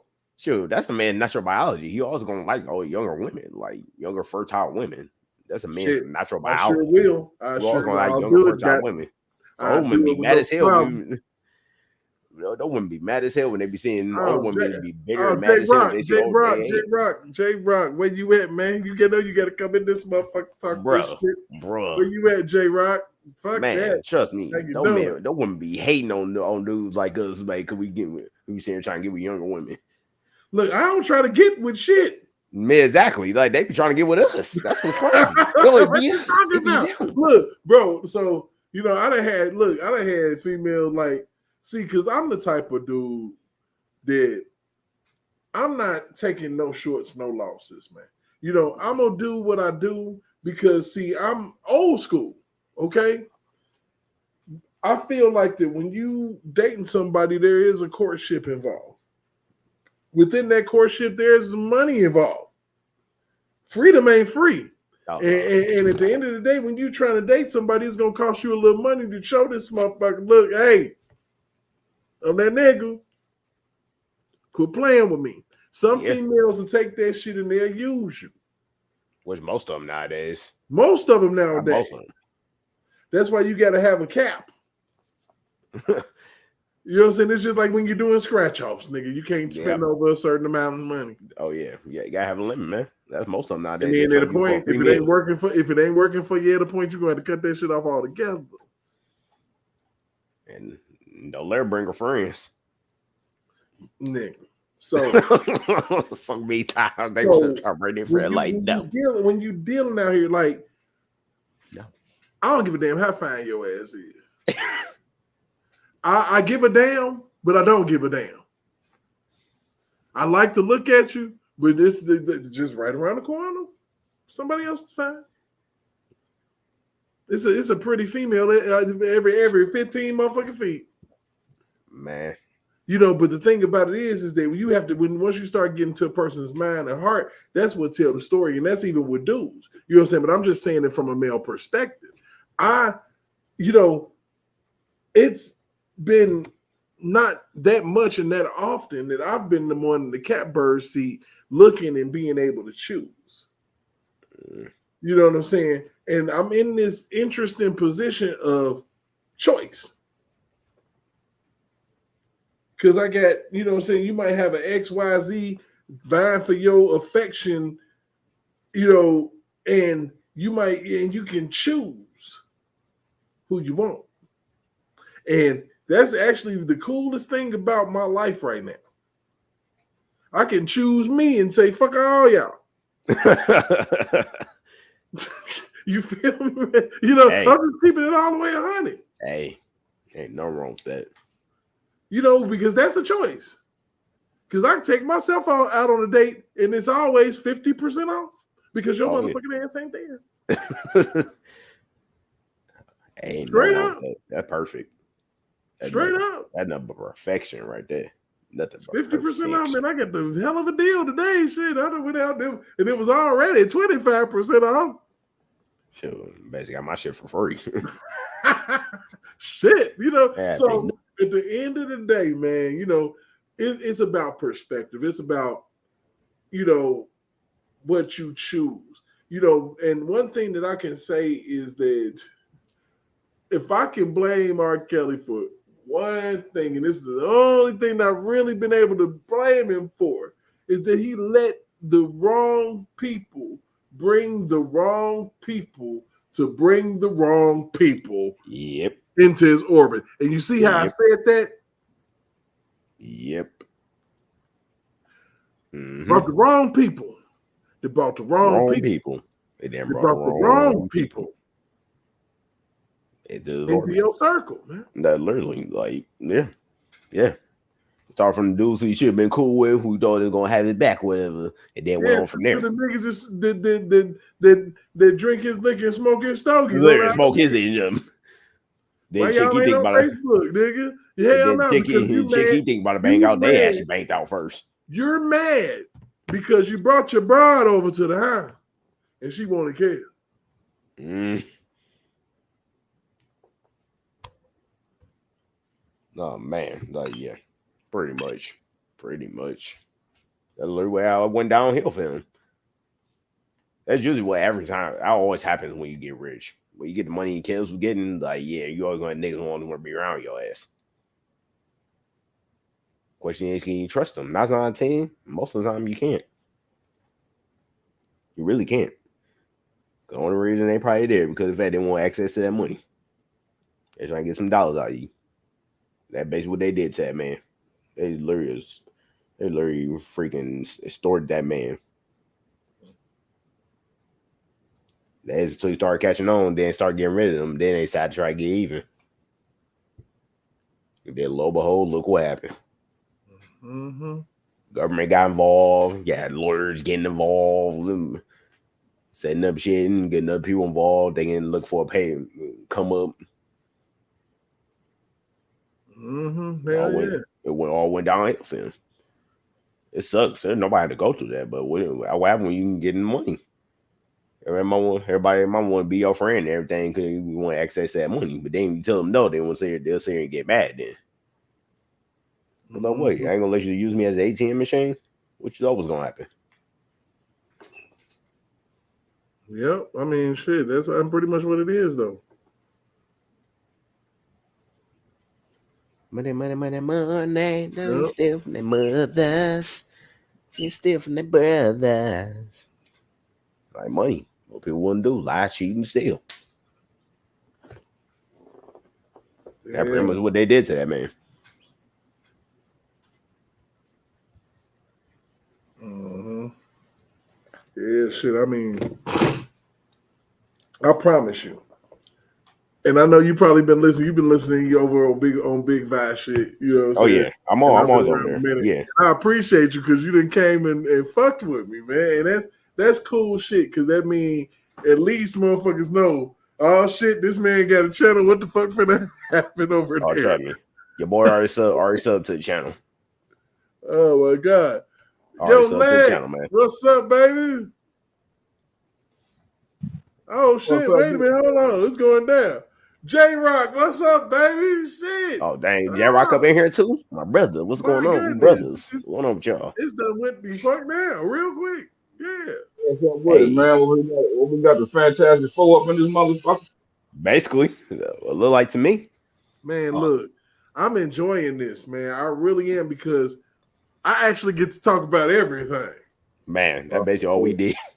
You know, I get to talk. I get to connect these real dots, man.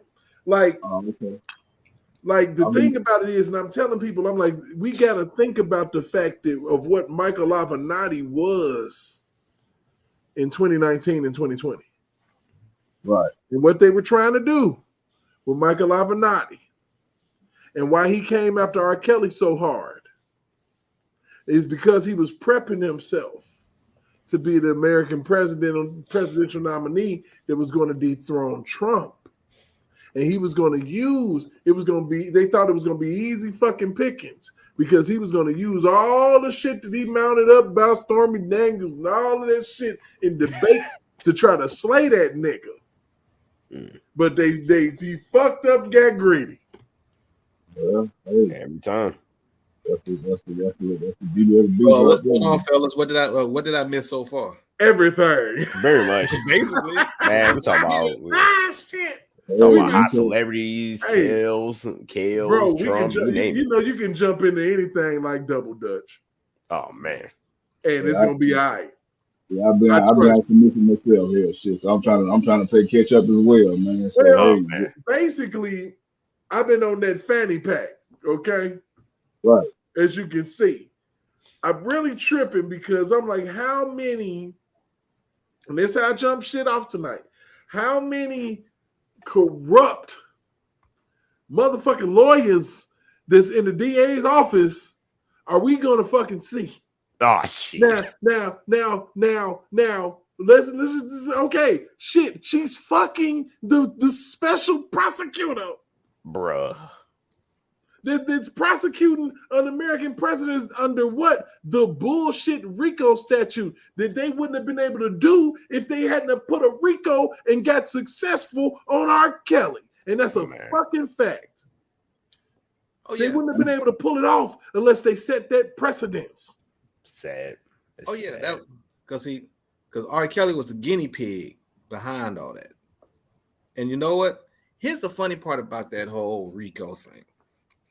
remember every time I always bring up the fact about R. Kelly, what happened with him when he was on tour in Louisiana, and that incident that happened with him at that gym at Red's Health Club, which wound up causing which was the fight and the subsequent everything else that happened thereafter.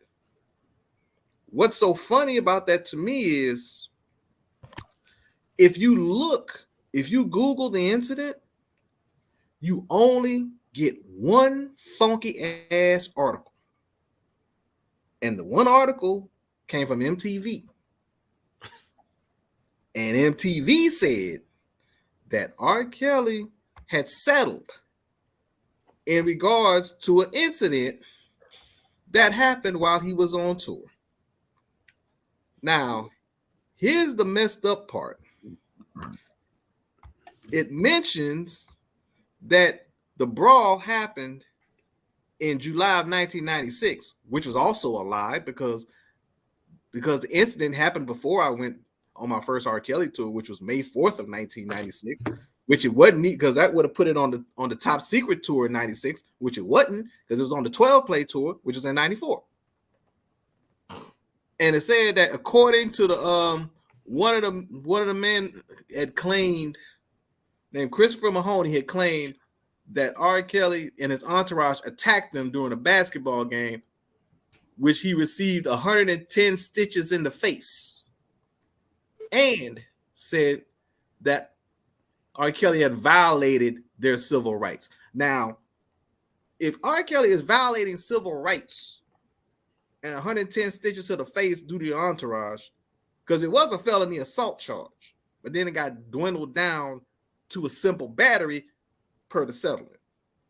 So why wouldn't the prosecution bring up the fact that that R. Kelly had this on his record, and why wasn't that meant as part of the RICO? I don't know, my nigga. No, I hear you. At this point, I don't know. Ain't it depressing when you don't know? I swear, I just don't know. I put it in this context. Go ahead. Because they intentionally left that out. You intentionally left that out because you knew, because like I said, MTV said that it happened July 96, which is a fucking lie. So they basically changed the date up, because if they would have said when it really happened in 94, the Leah narrative and everything else would get killed. I was just about to say they wanted certain things to stick, and they didn't want that to stick, because if it did stick, then their narrative would be thrown out the window, just like as you said. So right. They probably can't know that part, so they got to change it up. Right, because if it would have happened when it did happen, which was actually around September of 94, or between the end of August, early September 94, that means, like your boy Demetrius Smith said, which at that line, fuck, when he brought up the fact that Rob stopped his tour because Aaliyah was in trouble. No, it wasn't. Because his tour stopped for one reason and one reason only. And that was that incident. And once it was realized that he went back to Chicago to meet with his lawyer, because his lawyer came back down to Lafayette, and the local news network KLFY TV 10 had footage of R. Kelly going to court with his lawyer. So when you Google that incident, you can go Google, DuckDuckGo, wherever. Why is it that's nobody from the local media got any articles on it? The local news ain't got no footage of R. Kelly going to court at all with his attorney. Oh, and by the way, the other reason why I know it's a lie, because my brother and my sister-in-law at the time went to the damn concert in Lafayette. Hey, J Rock, don't they keep documentations on stuff like that? Docket numbers and stuff? Yeah, they do. And I asked a homegirl of mine. I asked her this question because I asked a homegirl of mine who worked in radio and TV, and I asked her this question. I said, "Is there any way that I can update?" Because I wanted the footage when R. Kelly went to Lafayette that KLFY TV 10 had. She said you won't be able to get it because it's so old and it's archived. And because it's archived, you're gonna need a court order to get it. Dang.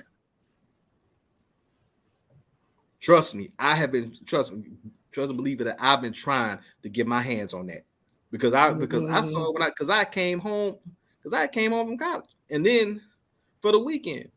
And then on top of it, remember your boy Senator Sane, shout out to him. He said that R. Kelly. Hey, where that nigga go? For real. I think there's some people that were coming at him hard and he had to get off the internet for whatever reason, but that man dropped so many jewels, it wasn't even funny. Shout out to him. But he brought up the fact that the whole quote unquote marriage happened August 31st, 1994. But you remember how people kept saying, well, you know, it got annulled, marriage got annulled 3 days later. How? August 31st, 1994 was a Wednesday. 3 days later, it's on a Saturday. You can't annul a marriage on the weekend. What's funny about that whole marriage thing? I know we do our due diligence on it, and everybody talk about it. But my thing is, if the media is so strung out on it really happened, why you only show certain documents, but you didn't show the documents presenting that they had it or no? Where's the docket numbers on that? Y'all didn't want to present that because y'all knew that some people, I mean, at least some of the smart people want to know if it really happened. Show us these documents like y'all showed the other documents. See, that's a great point. And then I'm gonna piggyback on your point by saying this: why hasn't Jim Derogatis ever mentioned that incident that happened in Lafayette, Louisiana? He's never talked about it. Yeah, since he followed every interview, even from what I understand, even in this so-called book, he don't talk about it. So if you've been stalking R. Kelly for a better part of 30 years, you'd have known about that incident, but you never talked about it. Or I'll be a fly on the wall to see if he ever had to get on that stand, but I wouldn't mind seeing what he had to say. Man, if he don't that bitch ain't never gonna get on nobody's fucking stand. He'll probably take some damn decom before he do that. That fat bitch. I swear to God, that's the most ridiculous motherfucker I've ever seen in my life. The only stand Jim Derogatis is gonna get on is an ice cream stand. Man. I promise you, he ain't shit, man. I can't stand ain't shit people, man. Gives me a fucking headache. I mean, the dude, literally, if it wasn't for R. Kelly, he ain't writing shit. We wouldn't know about him at all if it wasn't for Kelly. When the fuck have you ever seen a Jim Derogatis anything that didn't have R. Kelly's name attached to it? Mm-hmm.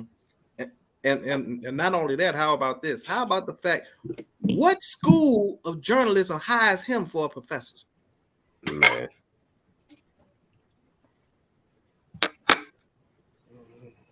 What journalism school? What school of journalism university gonna hire him as a professor? Because we got to really start questioning the credentials of that school that did that. Shit, a school of I don't know. School that's completing the other ass. Man, look, that motherfucker sound like he went rogue here from the goddamn wherever he worked from. I think he went rogue and just started doing his own shit.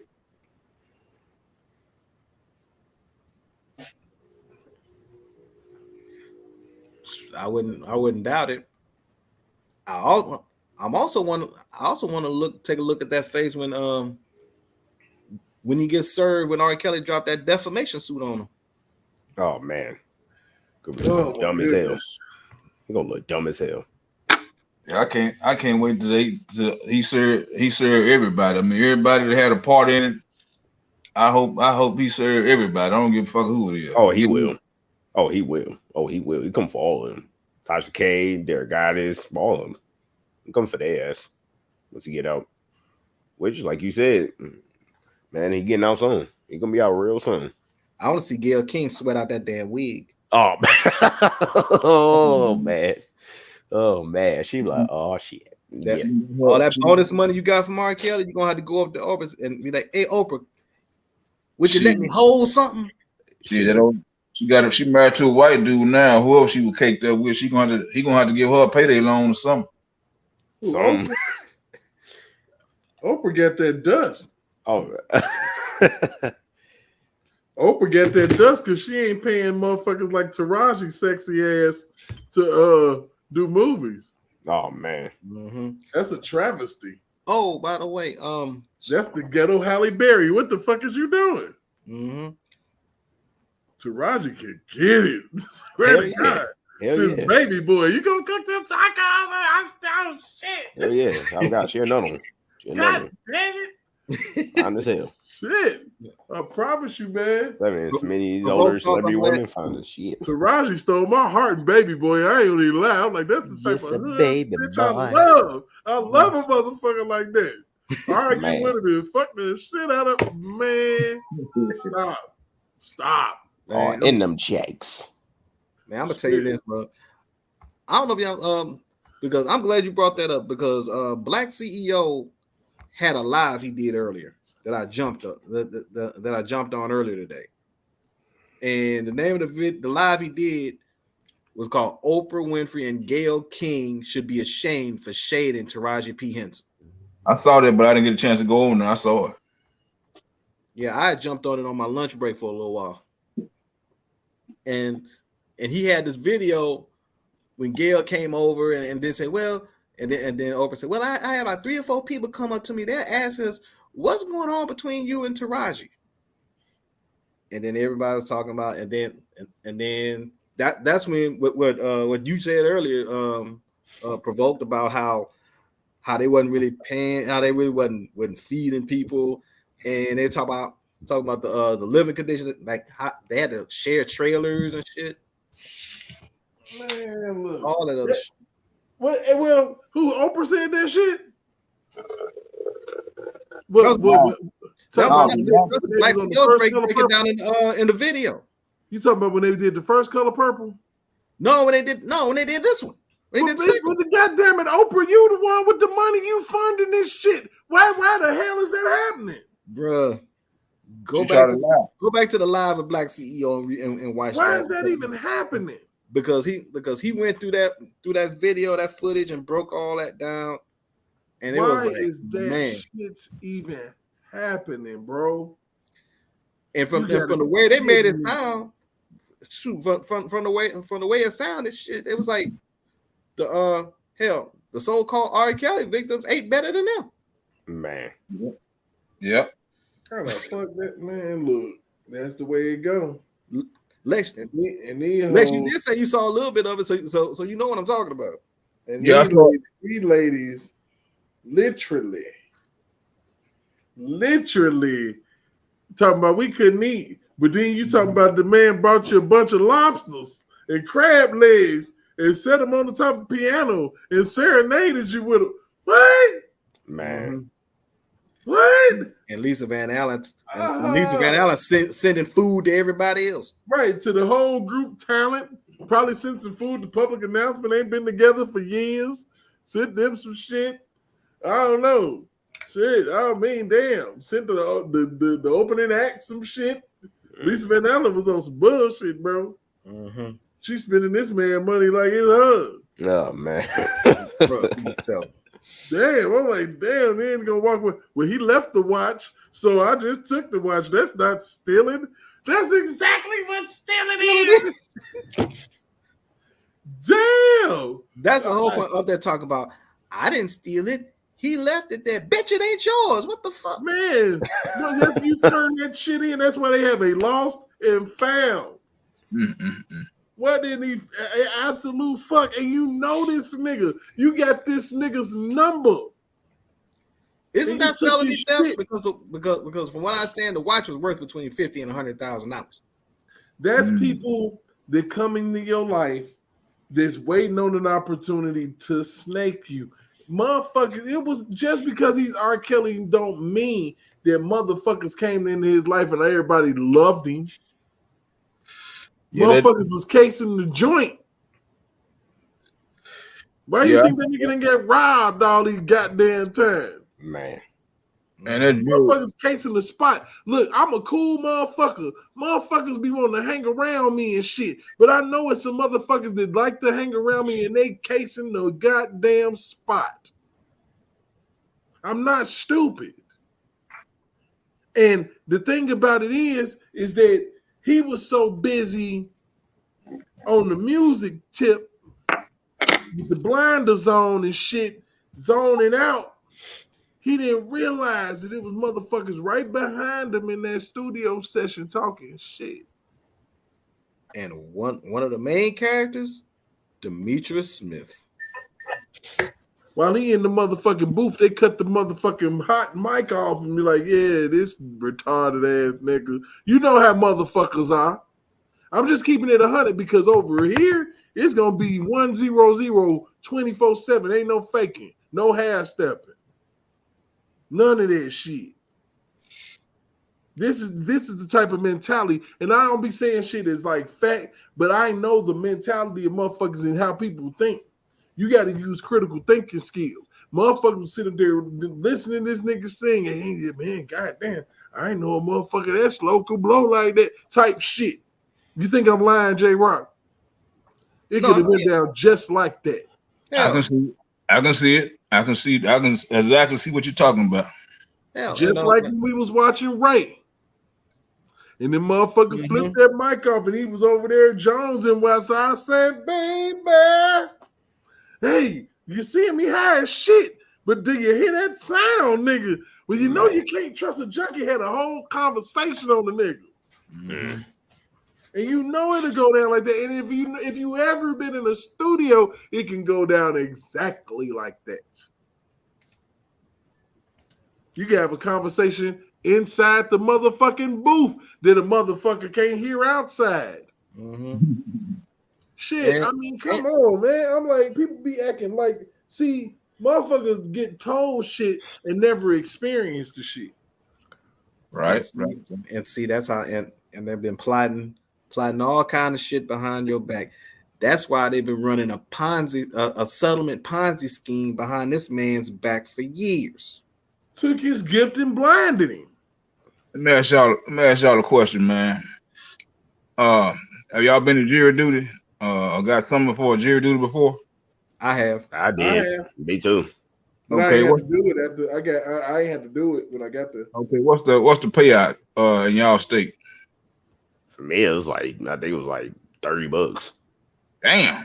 Shit. I missed a day of work and everything just for $30. Damn. Stay home. That was the case. It was only $30. Down here in Texas, we don't get $6 funky ass dollars. It was $30. It ain't a whole lot. It's basically a waste of time. It was something simple too. It was something simple. It was basically about a traffic accident. Basically, keep in mind the accident happened 2 years prior. They still talk about it already happened. Like already got cleaned up, everything, all that 2 years. Mine too. But they pretty much had it because let me see. So this is Indiana shit right here. Let me see. Jury will receive $30 just for reporting for service. If asked or selected to be a juror, you'll receive $80 per day for the first 5 days.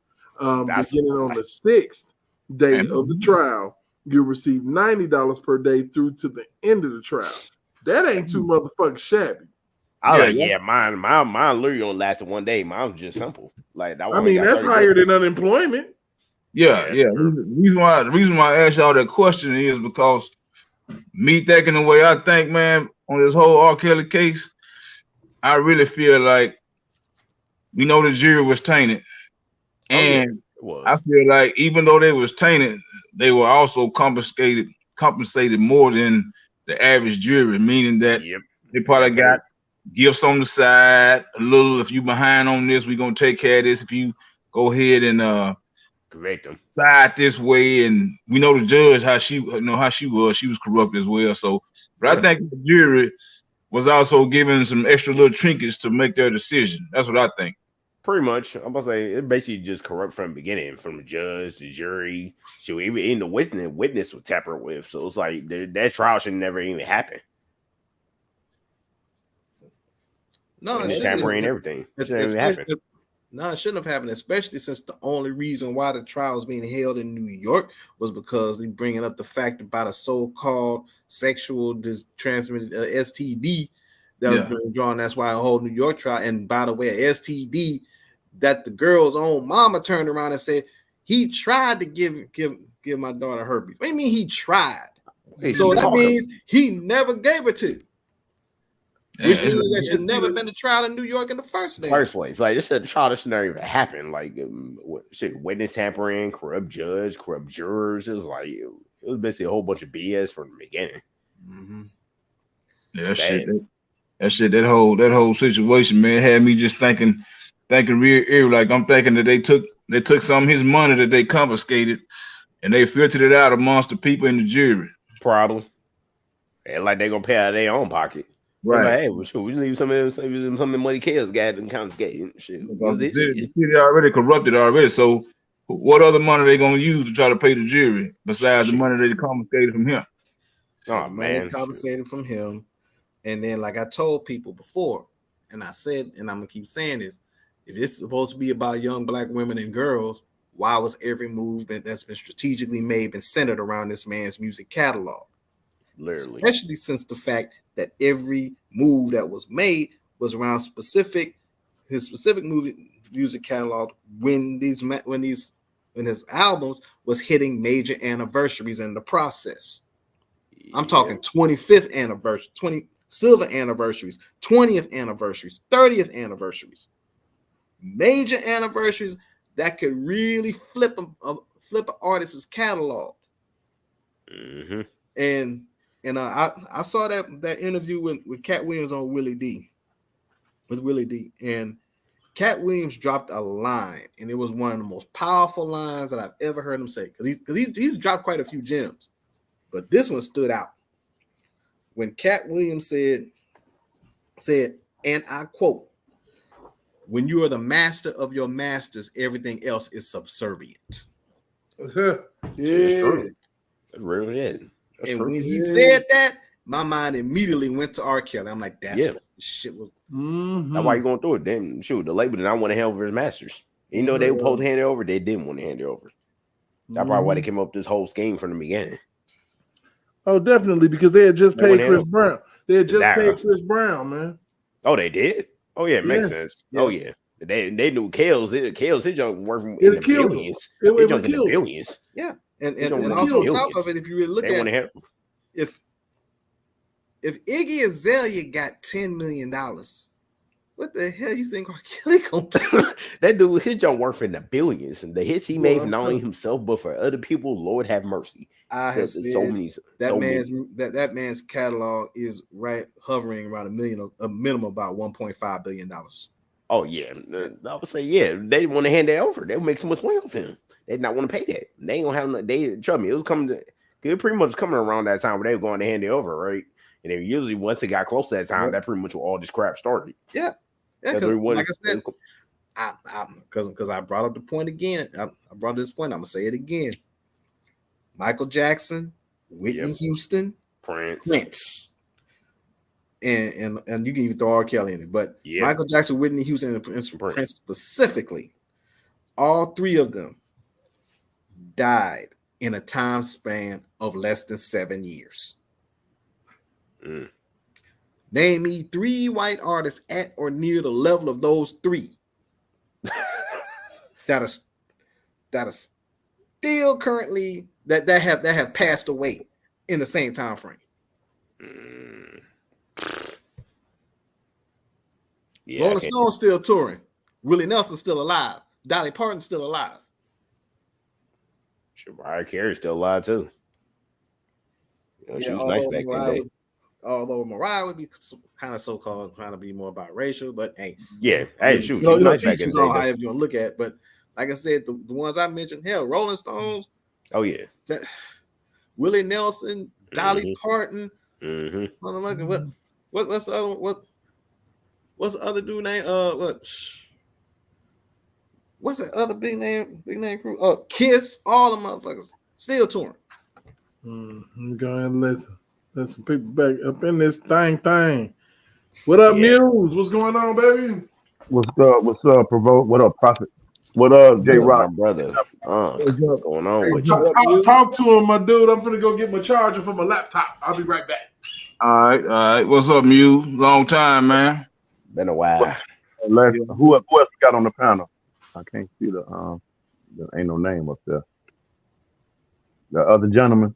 Oh, it's me, D-Map. All right, what's happening, my brother? Not much. What about you, my uncle? What's going on with you? Man, I'm sorry I'm late, man. I was watching the Angry Man platform talk about some things and comment on Aries Spears and break him. The Angry Man boy, he off the meter, boy. Oh man. Angry Man off the meter. He from the old Mohicans. Yeah, man. He be on it, bro. I can just imagine what he had to say about that shit. Oh man, dude. He ain't he gonna bring it, man. Yeah, well, catch me up on speed, man. I know y'all probably talking about some of this and that. Catch me up on speed, man. We talking about everything, man. Yeah, and Muse, I'll go ahead and I'll tell you this. I don't know if you know about this. Black CEO had a live earlier today. Oh, did he? Okay, yeah. No, I don't. I didn't. Yeah, check it out.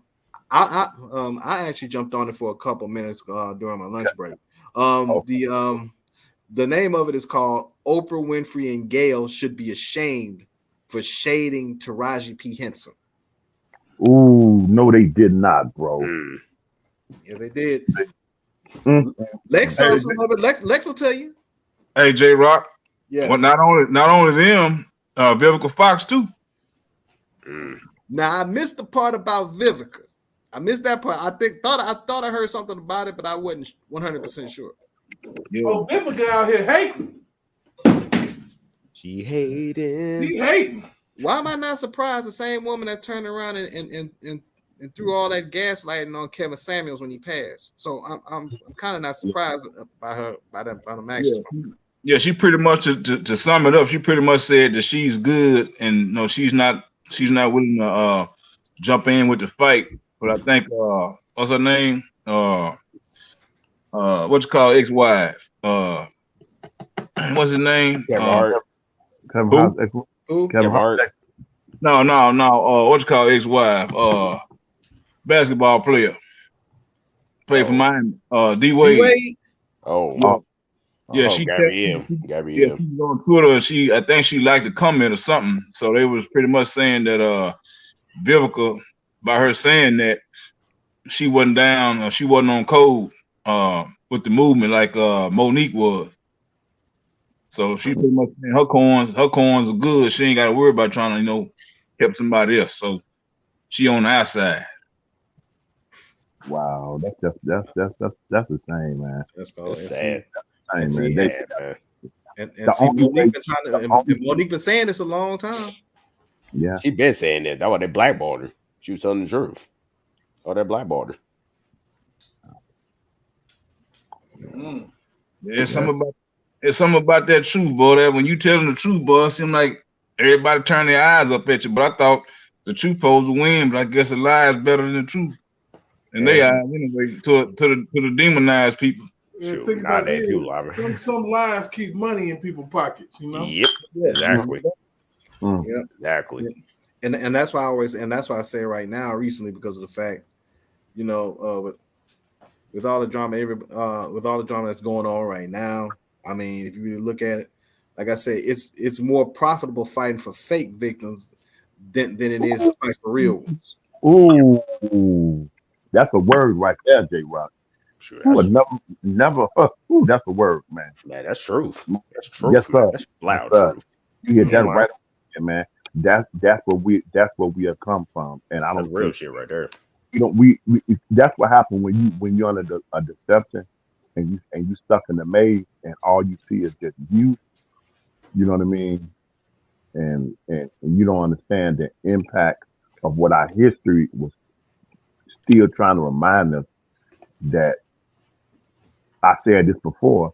I said, and so I say it like this: if the athletes, the actors, singers, entrepreneurs that's up in that, bracket, y'all got to realize we need our own Black Libraries. in our own schools. You know what I mean? That's what the Black liberational movement was really trying to do, and initially was about, until even they got infiltrated. You know what I mean? And fell into that deception. But initially, that's what it was all about. You know what I mean? And here we have it, man. You should not have to be begging nobody for, you know what I mean? Like what they doing to Jonathan Majors, man. If everybody can see this stuff is crap, man, and it's no good and it's low down, bro. You know what I mean? And then the statement she made, I'm gonna follow you. What I've done, man. What kind of wicked, evil person does that, bro? But that's how you did it. I ain't finna get into this race against that race. I'm not even finna play that card, man. I'm not even finna do that. I'm not even finna do it. My point is that you still going to someone and asking them for something that you yourself can come together and create. That's my point. That's my point. Absolutely. So absolutely. Being an independent artist, man, and paving your own way, I think a lot of people, you all understand the rigorous process, the tedious journey that takes. A lot of people not willing to put that work in like that. Not at all, man. That's why Cat Williams can sit there and talk the way he's talking, because he has done that. Mm-hmm. Yeah. A lazy comedian is still a joke instead of writing one for themselves. Right. And other music artists, and you got singers and artists that turn around and try to get a shortcut in to the big time, like the bullshit John Legend pulled. Right. John Legend jumped on Surviving R. Kelly. I think it was somebody on Black CEO. I think it was Rated R, somebody that said this, but I totally agree. He just jumped on Surviving R. Kelly because he was good friends with Dream Hampton. And I also believe this. I believe he thought that this is a quick shortcut way to get to R. Kelly's spot. Mm-hmm. Yeah. Not with that fucked up ass singing voice tonight. I agree.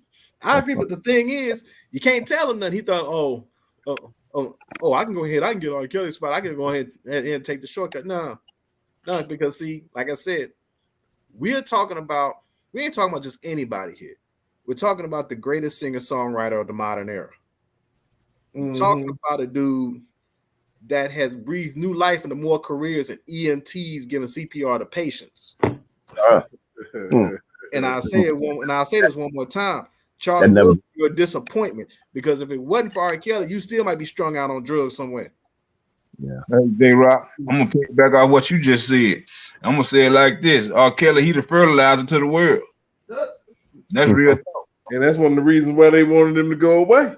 Yeah, right. He the fertilizer. Hey, when you fertilizing the world with all these kids and shit, hey. And Cat Williams said something that I think a lot of people miss. When you able to stand your ground, 10 toes thorough, and you able to tell them, no, I'm not doing that. You tell me that's what it's going to. I'm not on that.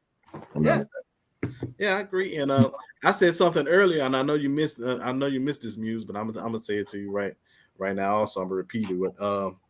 When Cat Williams did that interview with Willie D, and the one line he said he dropped a lot of gems, but this one line in particular, and it had me thinking about R. Kelly immediately.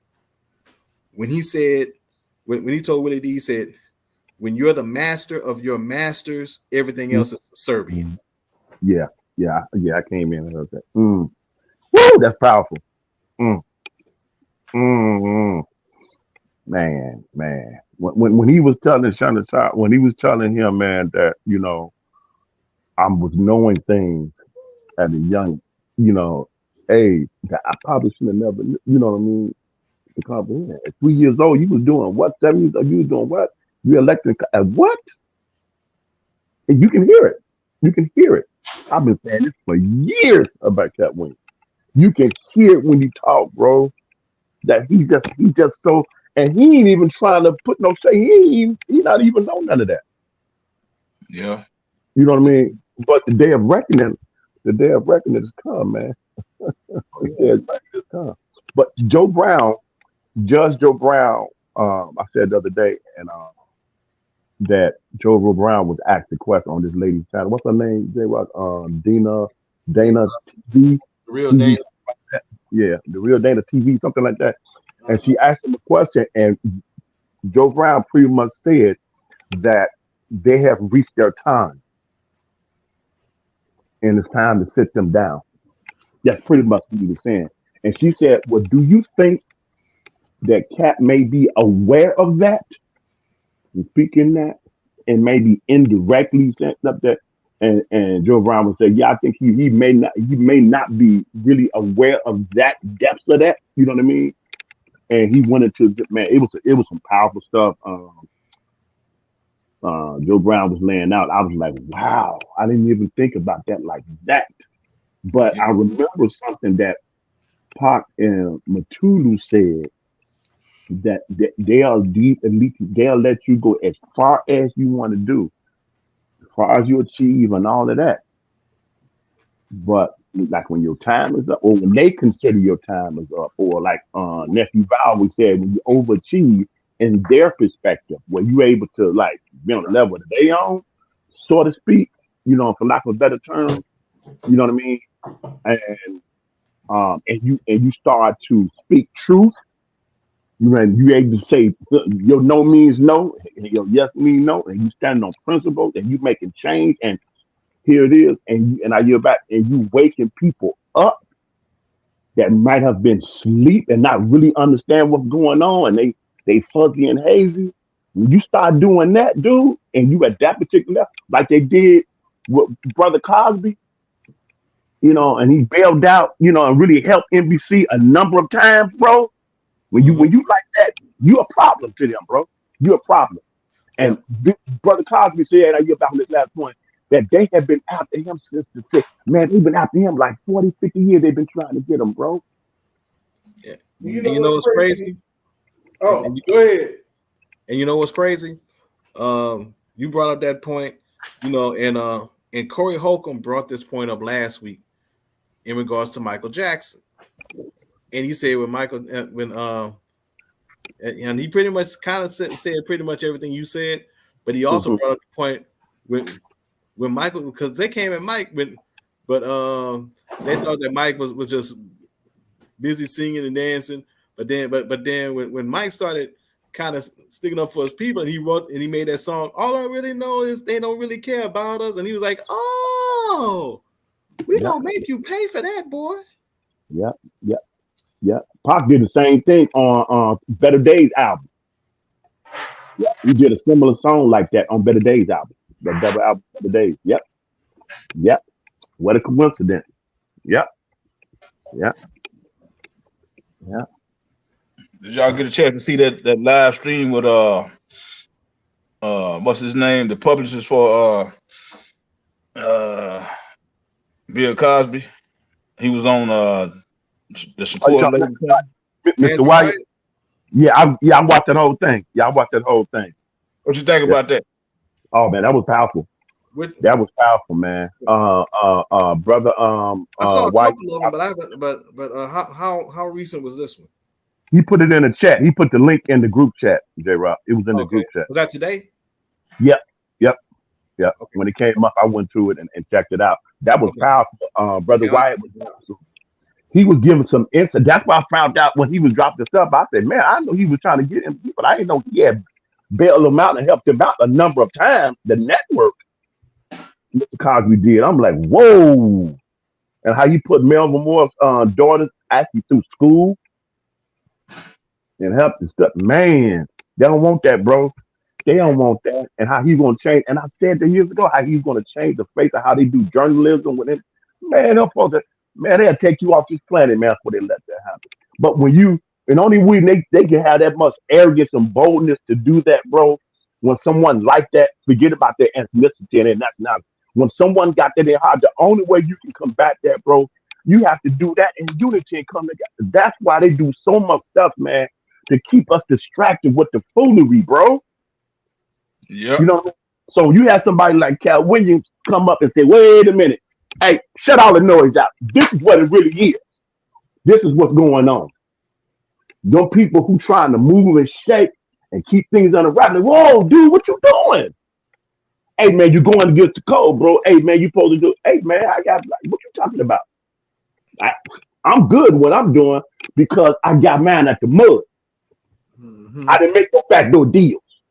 You know what I mean? I ain't been over and grabbed my ink. I didn't do none of that foolery. So I can stand 10 toes thorough on mine. You know what I mean? And you stole from me, you took from me, and try to act like he was your own. We got a problem. You know what I mean? You got to make right the dirt, like Pac said, and I hear back. You got to pick up the dirt that you didn't drop. We got to have this war. He said, we got to have this beat. He said, I'm calling for dialogue, Pac said. He said, and that is what you do for a struggle for power. You hear what I just said out of my chest, man? Yes, sir. That's why I looked like what Cat saying that. That's why I felt the energy of Pac be resurrected in him, bro. Now that's real power. And his intellect is so off the chain, bro. You got to be blind, deaf, and dumb not to pick it up. I hear back. Oh, I'm late, but I'm late, but I'm gonna bring some power to the. It's all good, baby. You know, you yield back like you in Congress. I'm still on. He try to get a law passed up in I this joint. swear to God. Real talk. Pop comes up out of me every now and then. Sometimes I say, all right, Pop, I got this one. For real, man. That's what it is, man. If you don't stand up for something, bro, for what you believe in, you a dead man walking. If you don't stand for something, you'll fall for any fucking thing. Yeah. All you got is your word and your principles, my brother. That's all you got is your word and your principles, man. You can take everything from me, man.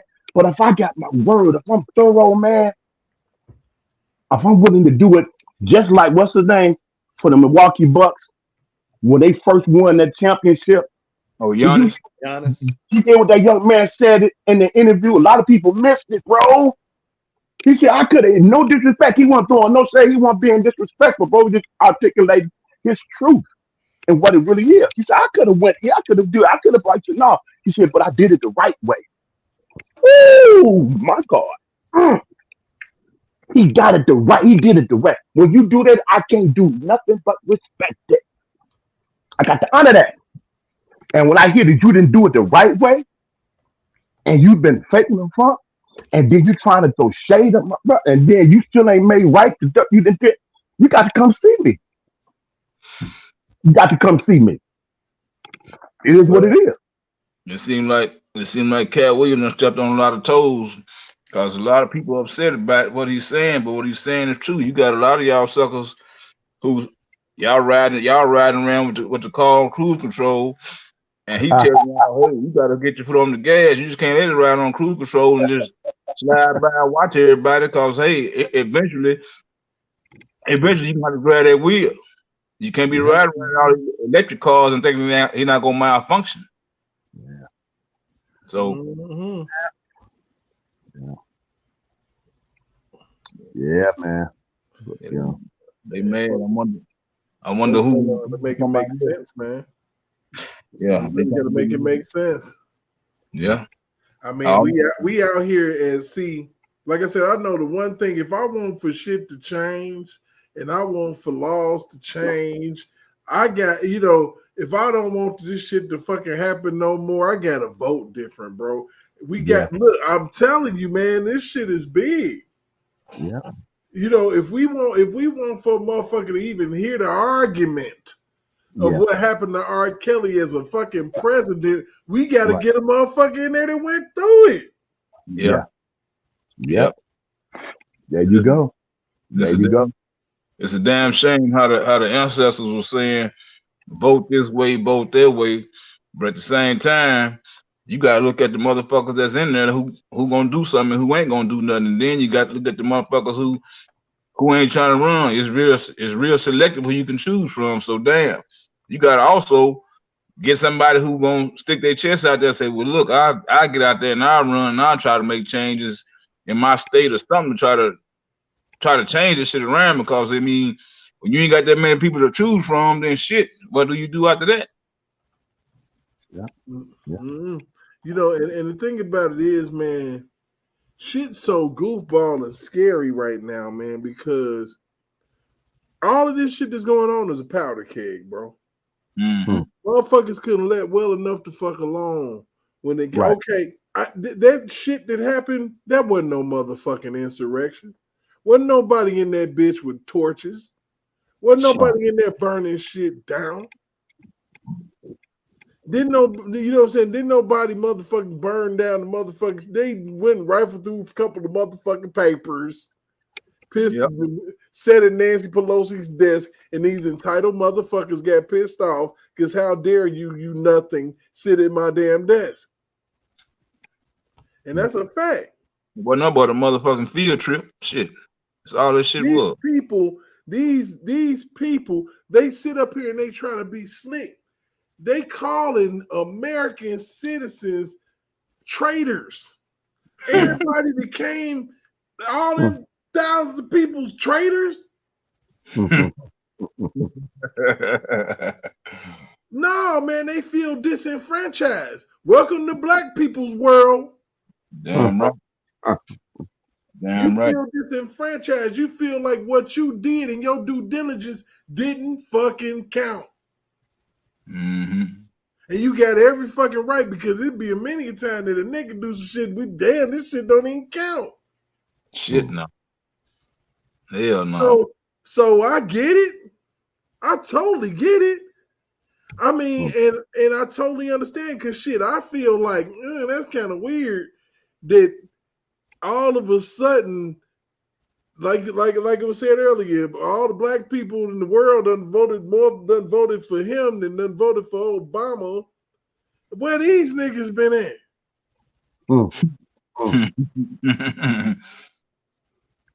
For real. Yep. This motherfucker set his goofball ass up and said, if you don't vote for me, you ain't black. And Charlemagne the God just now turned it around because Larry Elder roasted his ass. No, that's Charlemagne the Goddess. Yeah. Yeah, you know, whatever fuck his name. It's Charlotte nigga need some skincare fucking product. But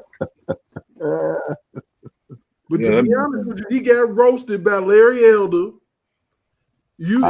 When he got to talking about nigga wake up calls, and Larry Elder was like, well, it should have been your nigga wake up call when Joe Biden looked you in the face and said, if you ain't vote for him, you wasn't black.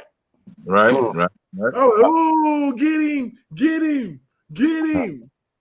Why you talking about nigga wake up call and asking me dumbass questions? I got one for you. Yeah, well, I didn't think of it like that. I bet your ass thinking about it like that now, because I bet you some of your family members was like, yeah, you went out like a straight sucker, motherfucker.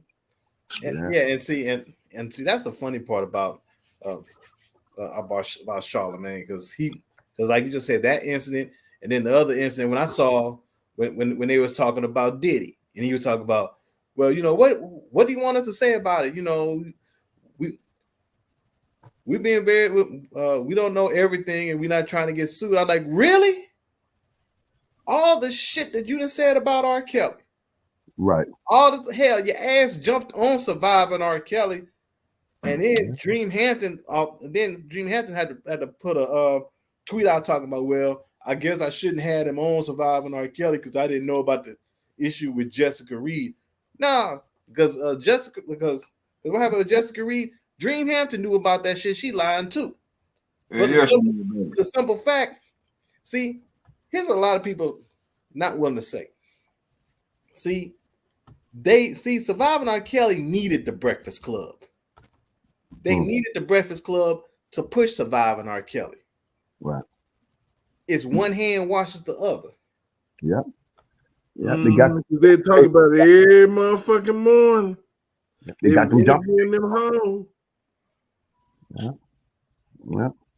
And then those young ladies. And then your boy Corey Holcomb last night on 5150 was talking about, you know, when you talk about Oprah, you talk about, well, you know, talk about, and then she out here and they talk about surviving R. Kelly.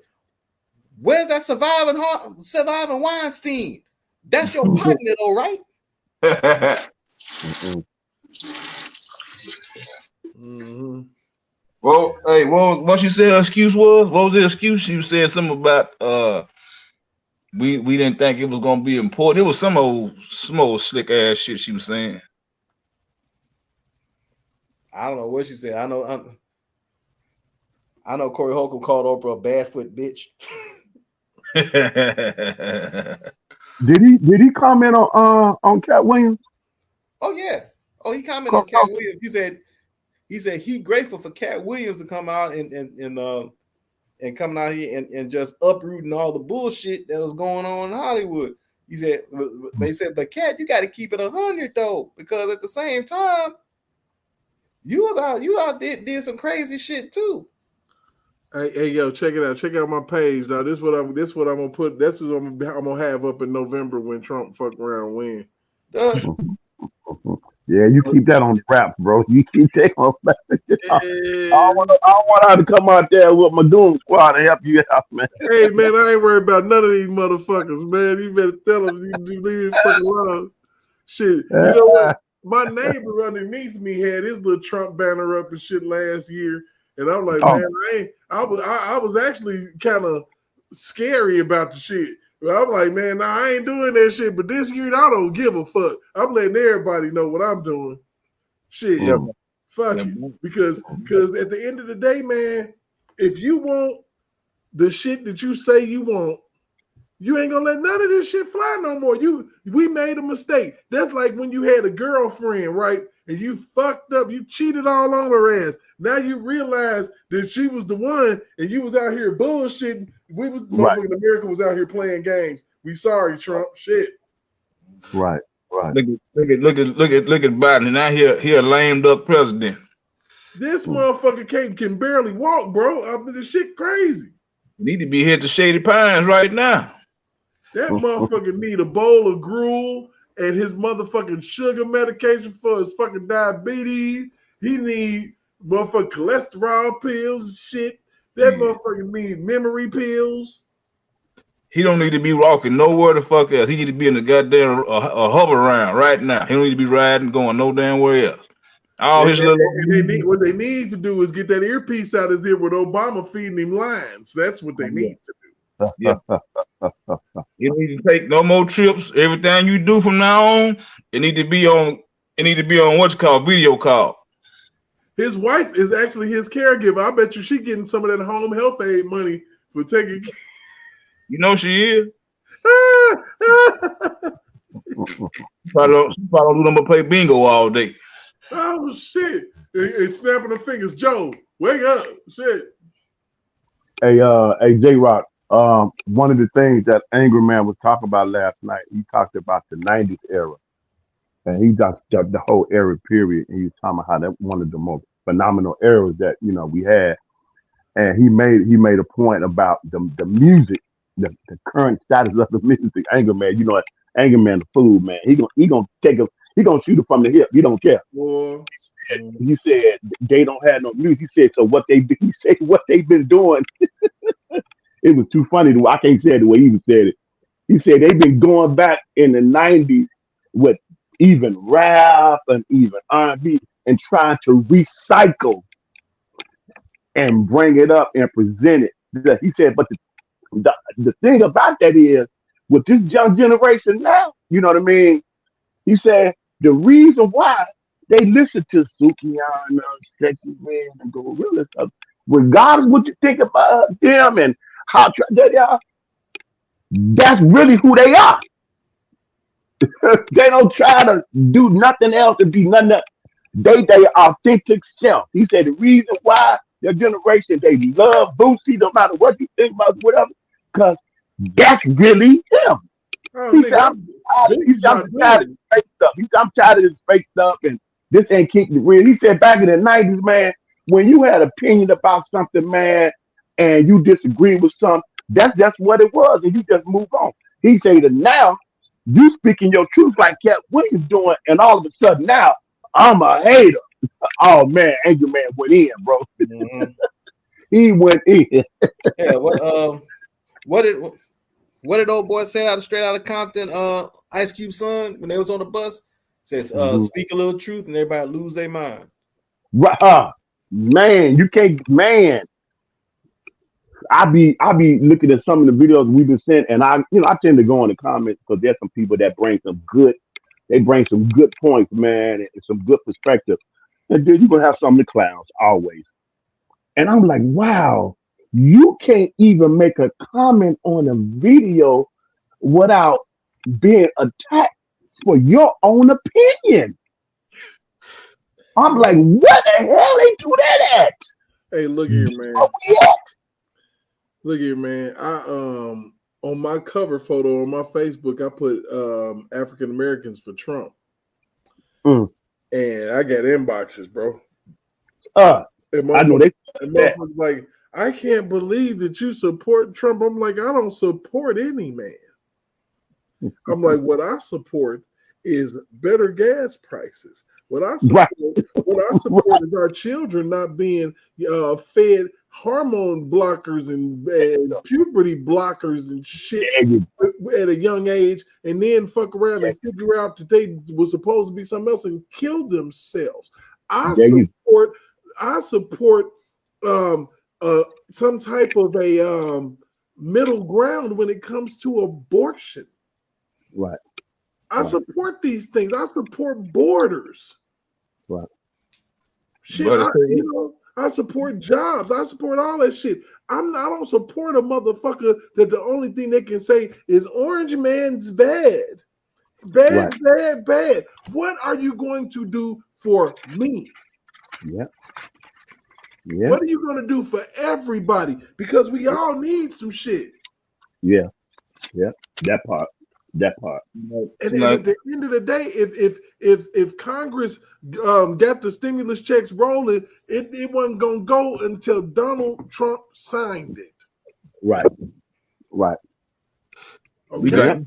So at the end of the day, he gave up them motherfucking checks, and I ain't got no problem with the shit. He the only president that ever put some money in my fucking hand since I've been alive. Sloppy Joe, he been giving stimulus check to Ukraine and everybody else but us. And we talking about you gonna give $300 billion of our dollars. You just gonna tell me this is what the American people don't want this shit. We don't want to fund no fucking war. Yeah. We need to get our schools together, get these fucking police together, get what I'm saying, get this fucking media together. Yep. Get our politicians together, get the judicial. We got too much shit. You can't be shoving shit out your house if your fucking refrigerator ain't full. Come on now. Nothing in your cabinets, none of You giving shit away. That don't make fucking sense. Yeah. You checking you playing the yo-yo game with my gas prices. Yeah. Giving me over Christmas, I'm so happy gas prices low, but here we go again. We going back up. Yep. Because y'all full of shit. Y'all want to sit up here and talk about COVID this and fuck COVID. We ain't vote for y'all punk asses. Yeah. I don't give a fuck what you put out there. I ain't voting for you. Fuck you. You ain't never did shit for me. Nothing. And I'm talking about a black Democrat or a white one. Nothing. Yeah. Obama sat there in that fucking White House for 8 years and didn't even think about, hey, reparations. Yeah. Didn't think about it in one. I'm going to give y'all niggas 1 year worth of checks. And if you fuck that up, I don't know what to tell you. Something. Yeah. Didn't do nothing. You ain't nobody shit. You came in there, and what you made sure of is that the LGBTQ community who funded your ass got the shit that they wanted. Yeah.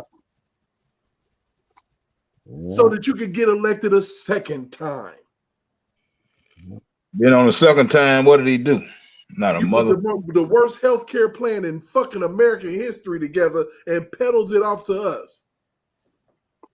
with your name on it, and it's $1,000 a fucking person in a household. Fuck all of that shit. I'm not gonna sit up here and act blind to some shit that's right in front of my fucking face. That's what people do all the time. I talk to my mama about this shit, and she'll spaz out and go into her Trump derangement syndrome bullshit. Right.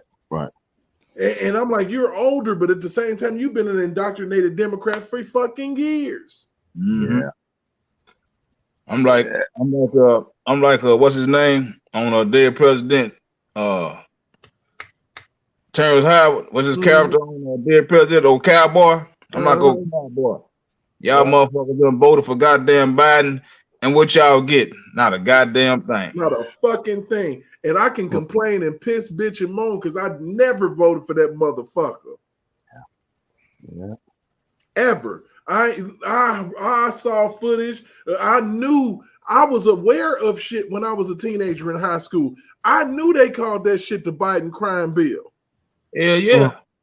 I knew it. I'm like, hold on, damn it. That's the motherfucker that's the reason why my uncle ain't never fucking came home.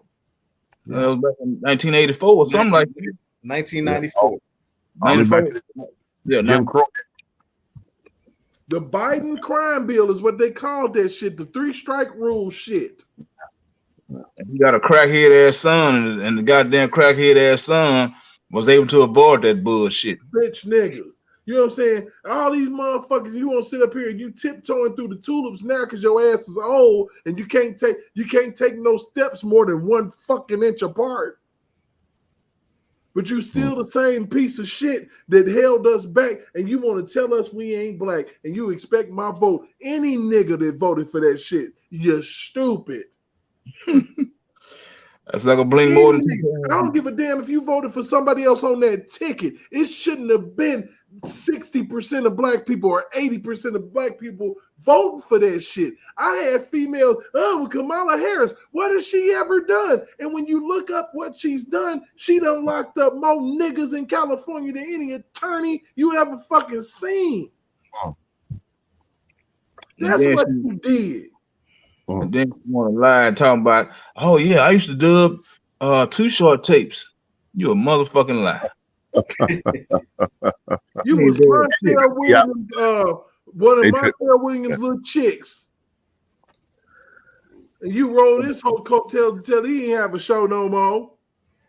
And was Willie Brown's side piece. Man. And you, I don't know. Kamala seemed like the type that might go ahead and use that couche to get to the tizop. I ain't gonna touch it. I'm not gonna touch it. What she did. I'm not gonna say that no senators ain't touched it. I'm not gonna allegedly. I smell insurance job written all over it. Hit and run. Allegedly. I ain't got that many followers right now, so I can say what the fuck I want. I smell Jason State Farm. I swear to God. You know what? But at the end of the day, man, I'm telling you, we are in a heck of a situation, man. And it's funny, man, because I never thought that I would be a content creator or just chomping at the bit to get my ass online because I got some shit to say. Like, the shit's fucking insane. You know, and it was cool. It was cool when I was going on motherfucking Black CEO. It was cool. I even used to fuck with Miss Sylvia and shit over there at the beginning. Yeah. You know what I'm saying? I used to fuck with him. I mean, shit. I mean, I ain't gonna even say that I don't know all the beef and all the bullshit. I really don't. I'm Ray Charles to that bullshit. Right. I stayed out of that. I stayed away from I'm Ray Charles to that shit. So I don't really give a fuck about what motherfuckers going through and who don't like who and why, because that's one of the reasons why I never made it to the motherfucking marches. Once that first march went through and motherfuckers got talking about everybody was fucking everybody and all that bullshit, man, I couldn't do it. Mm. I'm like, I'm not finna get clumped up in this shit and motherfucking R. Kelly already on trial and shit and going to jail and going through for sexual bullshit, and I'm finna go over here and kick it with niggas that's spreading rumors and lies. Yeah. And it wasn't even about Debowski and shit. I was rocking with that motherfucker at that point. Yeah. Hard. Like every day, nigga, I'm watching like an episode of Double Dare when I come from school. You remember back then, Double Dare come on your ass, be at the crib at 4:00 like shit. Man, Physical challenge. I don't know. Damn, man, you went all the way back, boy. That's I can't remember that. You don't remember Mark Summers Double Dare, nigga, with the motherfucking you stick your hand up that motherfucking bullshit ass nose and get a flag out. I remember that show. I remember watching that show as a kid. That was my shit. Oh. I didn't miss it, man. I ran home to watch that shit, DuckTales, and all that shit, nigga. I say, anybody remember Most Extreme Elimination Challenge? Boy, what are you talking about? Bro. Shit. That show I did not miss, bro. But look, I used to fuck with Debowski, man. I mean, I ain't saying I don't fuck with him now. I mean, I still watch his shit. I mean, all that drama and fuck shit that was going on, I could give two flash shits. That motherfucker had that board, and that board was accurate as a bitch. In hindsight, that board was golden. Motherfucker could have took that to the courthouse. If they used a snake as a Rico motherfucking demo back, what the fuck was that bullshit that they used for the Rico shit? Wasn't it a snake or some shit? Octopus. Octopus. If you can use an octopus, goddamn it, motherfucker can bring the board. Yeah. And you know, you give a motherfucker credit what credit due. Motherfucker had that board. That board was on point, nigga. Motherfucker fuck up, talk shit. He throw their ass up on the board. Ah, shit. Nigga, you pissed that nigga off. You going on the board, nigga. You fuck wrong. Going on the board. Nigga, everybody was on the board. Motherfucker got off. You know what I'm saying? Motherfucker was getting off. I mean, I love that fucking board, nigga. That board was the shit. That shit was funny. I'm like, motherfuckers from Chicago can come up with some shit. Yes, I mean, think about it. Motherfuckers from Chicago clever than a bitch. R. Kelly is one of the most clever motherfuckers ever made out of Chicago. But you just think about the regular motherfuckers in Chicago. It's some shit in the Hall of Fame of baseball that the Chicago motherfucker came up with back in the day called the Shawnometer. That the motherfucking shortstop Sean Dunston used to always start off the year with a fucked up batting average and shit. And they had the Shawnometer in the crowd, and they'd be every time he get a hit, it's 3 points. You know what I'm saying? So it's 3 points on your batting average. So motherfucker be flipping that shit. That shit used to be crazy. That shit in the Hall of Fame. And Sean Dunston ain't even in the fucking Hall of Fame. That shit crazy. The Shawnometer, though. It was called a Shawnometer. Look it up, man. This shit was crazy. That sounds ridiculous. Like, wait, that was back in them Harry Carey days, bro. Oh man. When Harry Carey used to be drunk as shit by the 6th inning. Yeah, man. They get it in. And that's when this game got good. You don't want to watch the game in the beginning. You want to watch that shit when that motherfucker is fucked up. That's when he telling the truth and telling you how untalented he feel motherfuckers are. Right. All over. I'm talking about on the field and in the booth. And he get out here, get motherfuckers. Harry Carey used to be shit. But see, the thing that I'm saying is, people don't understand. People take all of this shit too personal. People take this YouTube shit personal. Oh yeah. Personal. Damn it. Look. Deeply personal. This shit is for everybody. Right. Everybody can make their money. Everybody can do whatever the fuck they do. You know what I'm saying? I do feel like that in the very beginning of all this shit and in the middle part, and somewhere in the end, but motherfuckers is just kind of like off that dumb drama shit at this point. That's done got old. But motherfuckers was sabotaged by inside motherfuckers starting shit in chats on lives on YouTube. That's what made me fall back a long time, man. Even when Phases Next Level and Mr. Rogers, she was, they was down with each other. during that time, man. You know, when Uh-huh. after that, I just fell back. You know, I just It fell. got murky. Yep. It got murky fast. Like in the beginning, it got real fucking murky, real fucking fast. Yeah. You know, and it was a good thing that everybody came in when they were supposed to come in because motherfuckers like Phases, motherfuckers like Dr. Rice. Dr. Rice, an older dude. He ain't Right. trying to really deal with the dumb shit. And motherfuckers coming at him and shit because they feel like they might want, you need to talk about this. You need to talk about that. And a fair motherfucking warning, if you bring your ass over here telling me what the fuck I need to talk about, you're going to get your ass cussed out. Don't do it. Right. Just don't. Yeah, I think they. Now, Muse can tell. Muse is like an executive producer, so Muse can kind of guide me in a certain situation. I'm talking about any other some bitch want to inbox me or all that other extra. We're not doing that because I got other shit that I want to talk about. Right. I think they even had T. Stevenson too. Yeah, I mean T. Stevens was on that shit, you know, and then motherfuckers tell me, I'm gonna get paid off. You know, all these extravagant theories and shit of what happened to motherfuckers, but all it was, anytime, listen, Nick at Night by now.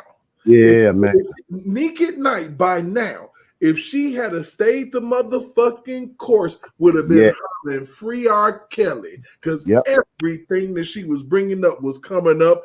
Bullshit, and then when she got close to the bullshit, they started threatening her ass. Yep. The moment she got close to it, they started threatening her.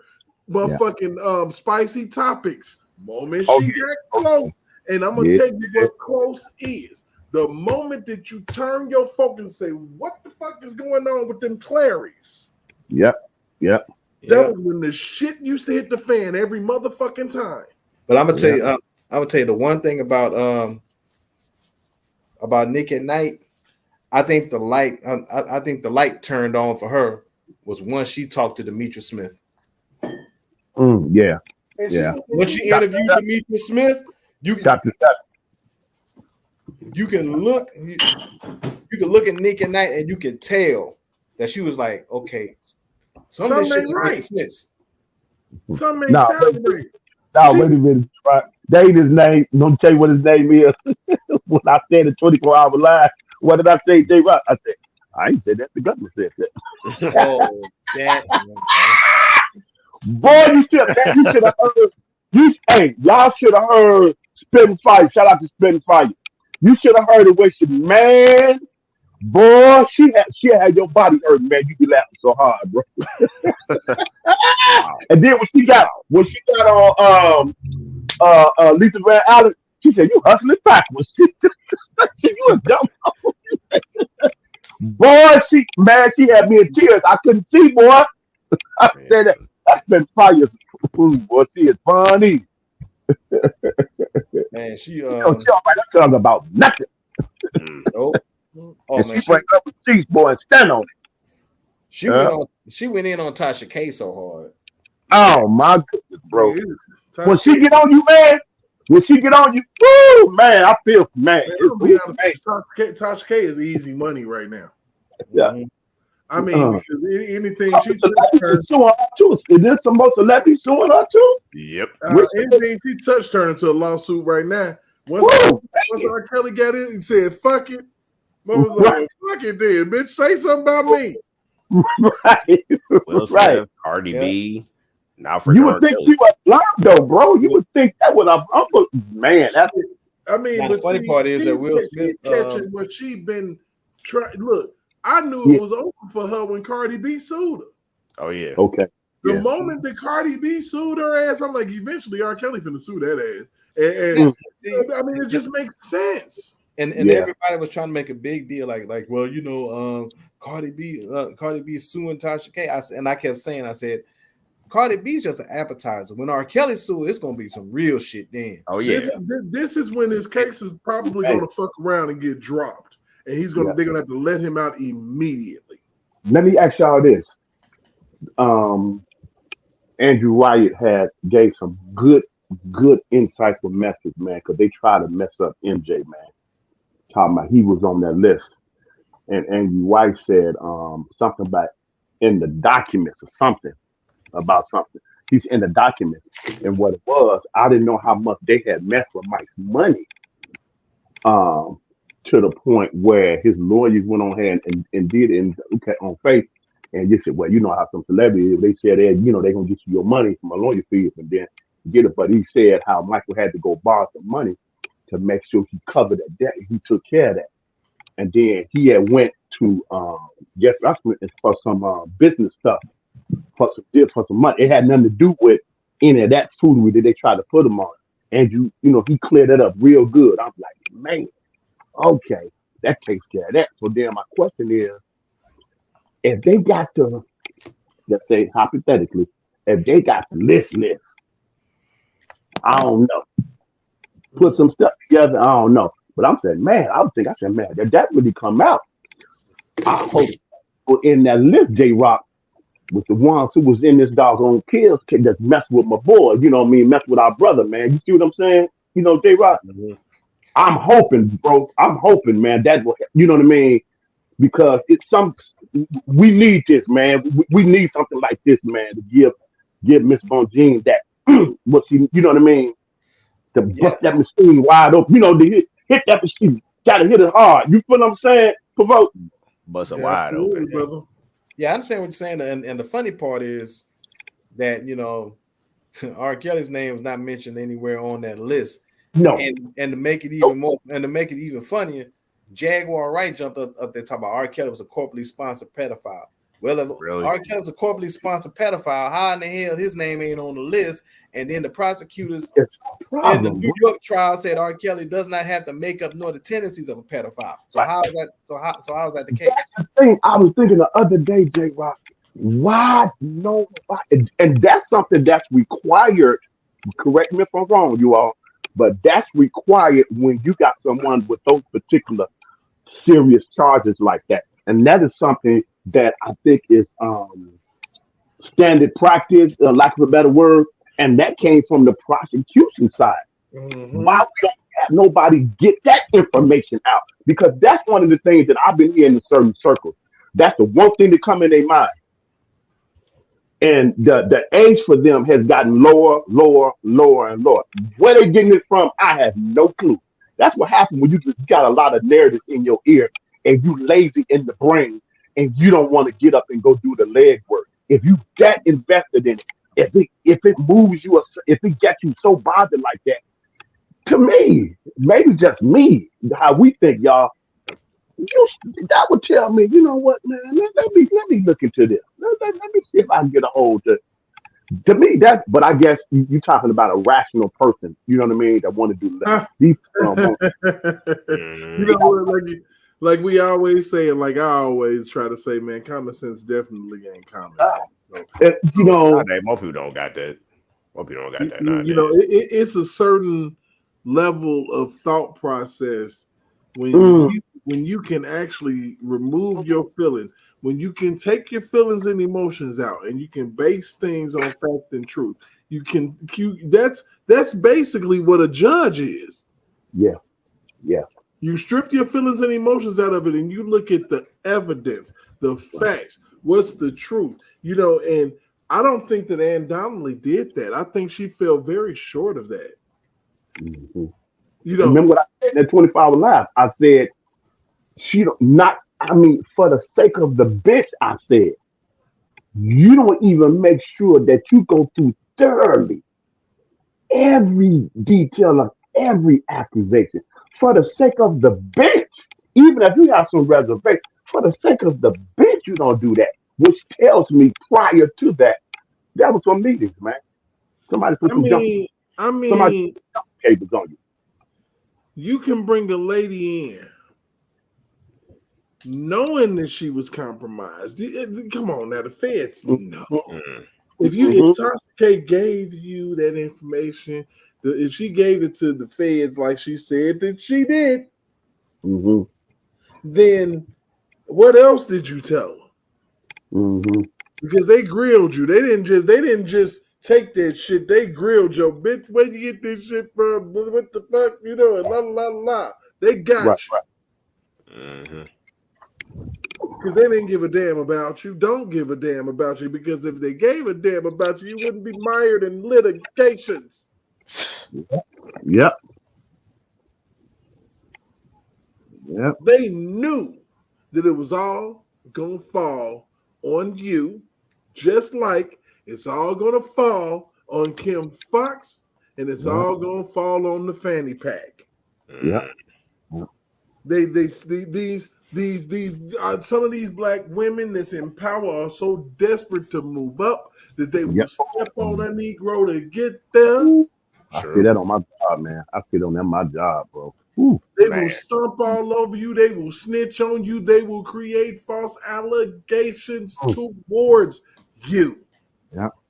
In order to move ahead. I've seen it happen. Yeah. Yeah.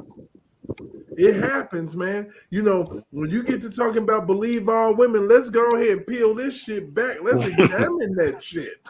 Right. Oh boy. When you have 1/3 of the black populace of women that pretty much don't know who the baby daddy is. Oh man, sad. And they lying to 2 niggas or 3 or 6, and just waiting to see which one gonna come with the bread. Which one of these motherfuckers is gonna fall simp? Man, that's why that show Mari did so well, man. So many women had like 12 different, 13 different dudes, and not a single one of them be the daddy. And we sit here and we act like this shit didn't happen. We act like we look at a Geronda Pace and how many motherfucking kids she got. I'm gonna think. And you mean to tell me that your coochie wasn't friendly? Oh man. Oh, it was friendly already. How you doing? That I think she even timed that allegedly, but I think she even timed that allegedly. So then when she did report, basically she was pregnant. Man, it was just too coincidental, bro. I'm just saying what I see, bro. I'm sorry. I feel you on that. Sympathy on the stand. These individuals are master at deception. Master of manipulation. There you go. Thank you, my brother. You know what I mean? For real, bro. And you know what? It's kind of weird when you look at the fact that black men, knowing how this shit go, our mouths is shut, or they falling in line with the bullshit. I can't do it. Hey, so I think I sent something for J-Rock earlier and stuff, man. I didn't see it. I don't know if we had talked about it back, but I didn't see it. I'm just not seeing it come up on my feed. They're trying to, I understand it's a concerted effort, man, to really come at our brother Deion, man. Sanders, bro. Oh, man, you know what? Come on, that dog. Set him up with some time of this woman accused him. I'm like, I knew that shit was coming. Come on, dog. Come on, bro. We knew that was coming. I saw when you sent it. I heard about it. Yeah, it was coming because I'm like, what in the world? And the thing about it is, it pisses me off because we all know how this man get out and how he's operated for years. You ain't finna sit up here and you ain't finna fucking tell me that all of a sudden out of nowhere Deion Sanders is done did some shit to some female. Ain't no way. Yeah. Out of nowhere, because now you can accuse anybody, and when you want them out of your motherfucking way, that's what you can use to get their ass out the way. Because the accusation itself is nuclear. Yep. Once they get that, like Boosie said, once they get that dark cloud over your head. It's not even the accusation. If it can gain any teeth in the ground and start moving, you're fucked. Yep. Kill said that in that interview. Yep. You fucked. I mean, and it's crazy because all they got to do is to get a couple of people chirping and shit. He looked at me funny and shit. Yep. You know what I'm saying? Yep. When I was there, he asked me out to dinner and shit. And there, Right. here the fuck we go. Yep. That's why, like you said, we got to be careful about who we got to really vet these people and that we put out that govern us, man. And I tell people, man, just because you voted for the president and vice president, you didn't vote for no one. If you ain't vote for people that's sitting in these chairs, man, going over these laws, man. All the men. Yes.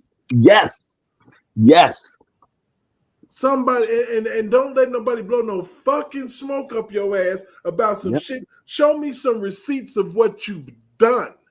Yep. Then I might know what the fuck you gonna do. But if you sitting up here and you running your mouth, that's lip service. Ain't nobody got time for that shit. Right. I need to see some receipts of where you sat when certain laws were passed, certain amendments. I need to see what your viewpoint on that.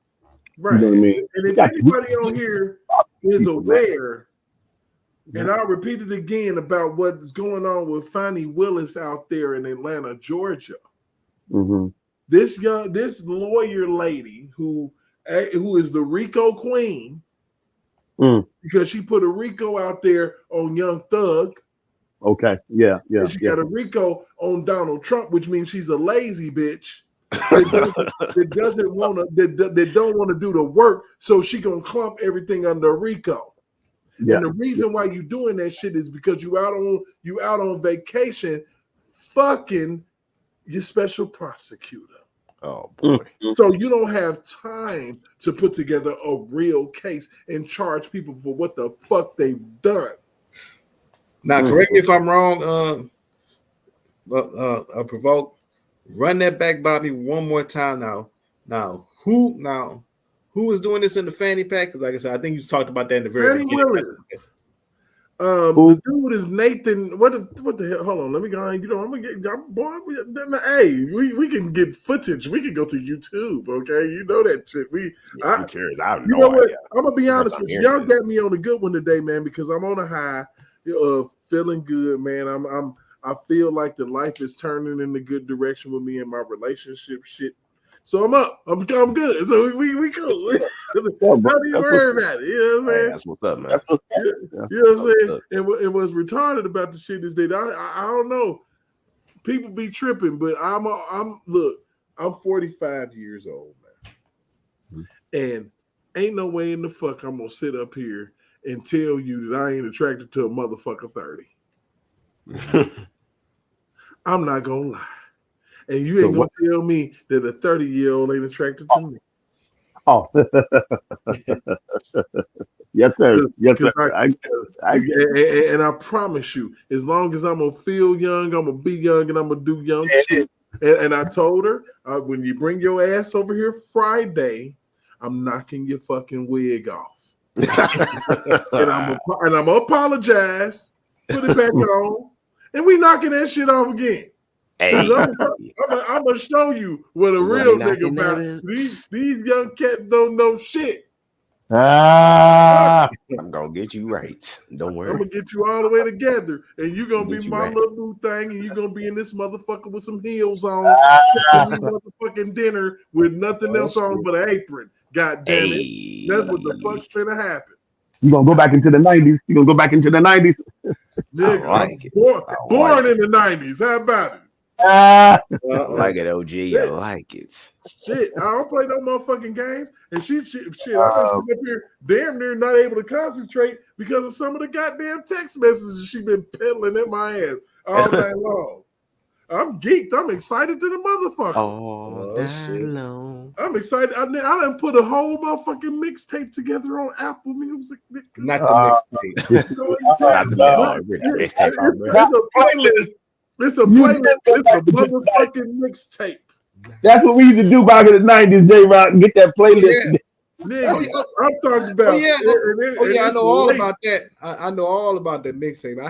Bro. I had my shit with turn around. I'd have a let me series tell of you songs. I would have a series of songs lined up that it would almost tell a motherfucking story from the beginning to the end. Nigga. You talking about talk now? Hey, so check it out. So the way that I was a mouth of that. and the thing about it, we're gonna keep it all the way a bean. You know what I'm saying? I like a motherfucker. I ain't gonna even lie. Been liking her. We've been going through a start-stop situation for 3 fucking years, bro. What the hell? It's been goofy. But see, my motherfucking ass will cut your ass off. After a year and a half of that fuck shit, I cut her off. So I ain't even seen her in a year and a half until October, bro. Then I pulled up on her. And because I'm a strategic motherfucker, I will pull up on you just see what's going on with you. Oh, you still single? Shit. Let's try it again. Have you learned your lesson? Don't play games. You know what I'm saying? Have you learned what it's like with life without me in it? And she told me straight up, she was like, shit, I didn't want things to end that way. She got to spilling the beans, nigga. I'm like, wow, G. And truth be told, I'm excited about the fact that she felt like she was compelled enough to tell me exactly what the fuck went on. That's what's up. That's mature growth. Absolutely. And then, you know, she coming into my life and I've grown. I ain't in no motherfucking apartment building no more. I moved into a house, nigga, a year and a half later. Hey. Yes, sir. And she's like, oh shit. You know what I'm saying? And the thing is like, oh shit. You know, you want to see growth. You don't want to see motherfuckers on the same old shit. She ain't on the same old shit. You know, I'm literally like, okay, cool. So we chopping it up, and I know good and damn well, like I said, insanity is doing the same thing over and over again, expecting a different result. Yeah. So I know if I want a different result from this situation, I got to conduct myself in a different way. So certain little shit that I would get pissed off about, or trip about, I ain't tripping no more. It's all good. Yeah. There you go, man.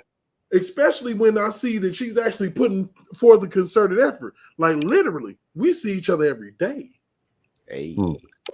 And I'm sitting up here like, damn, I remember when I was pulling teeth to just be, can I come to the job and see you and shit? I'm busy. Type shit. That motherfucker be on. You know, but at the end of the day. Happy for you, bro. I mean, you know, and the thing about it is, I'm going to be honest with you, we ain't all the way there yet. Yeah. You know what I'm saying? You ain't never going to be all the way there. It's a process. You know what I'm saying? But I'm glad, you know what I'm saying? This motherfucker's so cold and so fine. She went to one of my company parties with me, bro, a couple of years ago. 2021, she was at the company party. Yeah, that says a lot.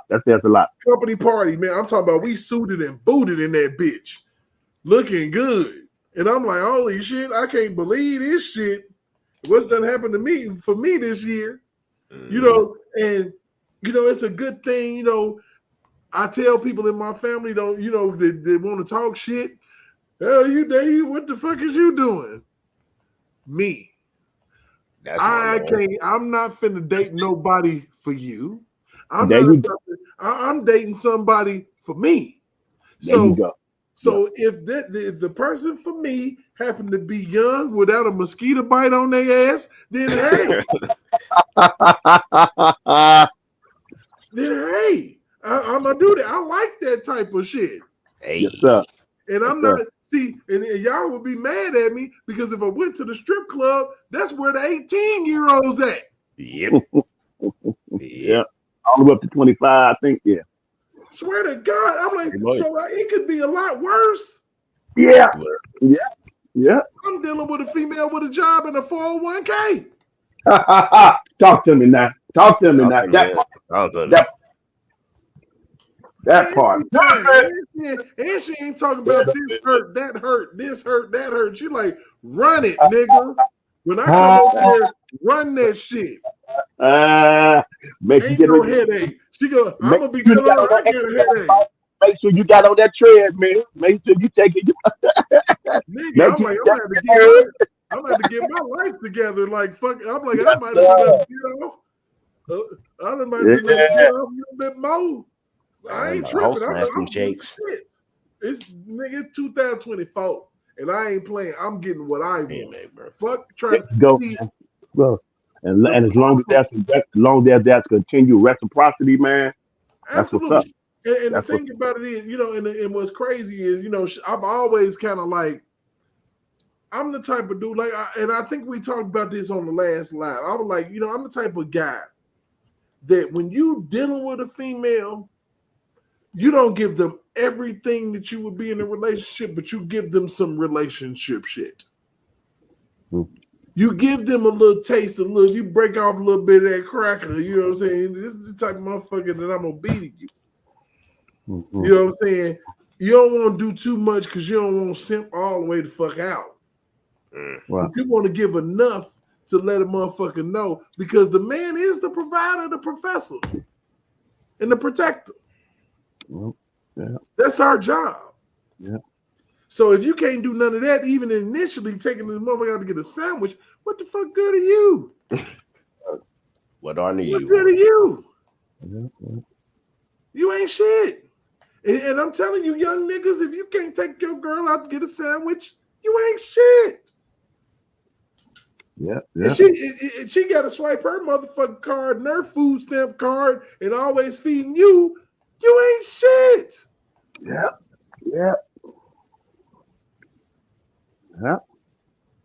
You ain't shit. Not saying you ain't gonna ever be shit. Right. But for the moment right now, you ain't about shit. But the thing about it is, you got some, you know what I'm saying? You fuck like you ain't got nothing to lose, young nigga. So you out here, you tearing coochie up so you can stay in the game for a little while. Right. Because you ain't got nothing but energy and penis. You don't work. Yeah. Because you ain't shit. But then you get the audacity with all your energy to be giving it to other motherfuckers. So that's why you get wild out on, kicked out. Yeah. I done seen that all too well, boy. Yeah, Tripped on, stabbed, ran over with cars. I mean, I'm just keeping it real. I mean, this is what has happened over time. This is a history lesson. Right. And we sit here and we us as old school cats, we old school, but we still, it's a different type of, like, 70 don't look like 70 no more. Man. Right. So trust me, 45, I might dunk on your ass if we go in that motherfucking basketball. Don't get it twisted. I hear you on that. I kill myself trying to dunk on your ass right now. You might be both because I ran across there's a woman on YouTube or whatnot, man. Her name is I'm So Delightful. Okay. I don't know if you ever seen this woman about 51. This woman about 51, 52 years old. I promise you, she looked better than women 20 years ago. Let me go take a look. It's I'm So Delightful. I think it's spelled IMSODELITEFUL.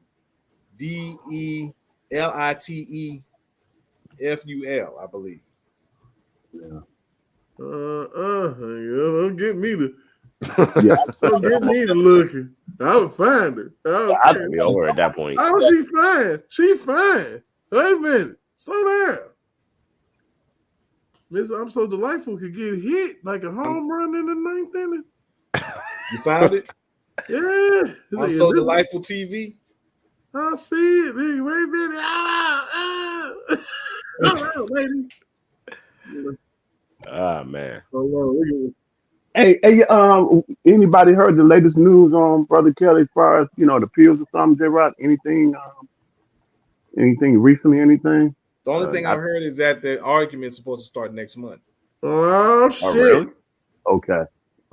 Text messages all over the place. Ha. My son-in-law gonna be older than me. Yeah. Ha. You need to do something and then duck up under the bed and search for your shit and cry and act like you ain't got your ID and y'all find it together. Hey, I be reading. I know about that shit. Yep. Fuck y'all. Yeah. Fuck yeah. Have you seen the hips on Miss I'm So Delightful? Wait a minute, hold on, man, bro. Don't even trip. We finna go there, nigga. Oh, snap. Wait a minute. We're there. She in her 40s. You see that? Oh, man? yeah, That's I've her seen daughter. her. Yeah, that's a daughter. Yeah, I've seen her. Yeah. I'm in the corner. I think I got it together. Look like she's younger. Yeah, Baby. yeah, she's like, I think her dad's younger than her.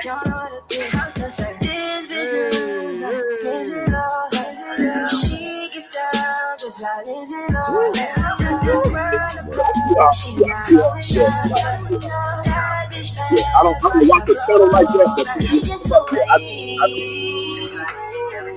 that's the first time I see that doing it. I think this is like today or yesterday. Look at you, Yeah. bro.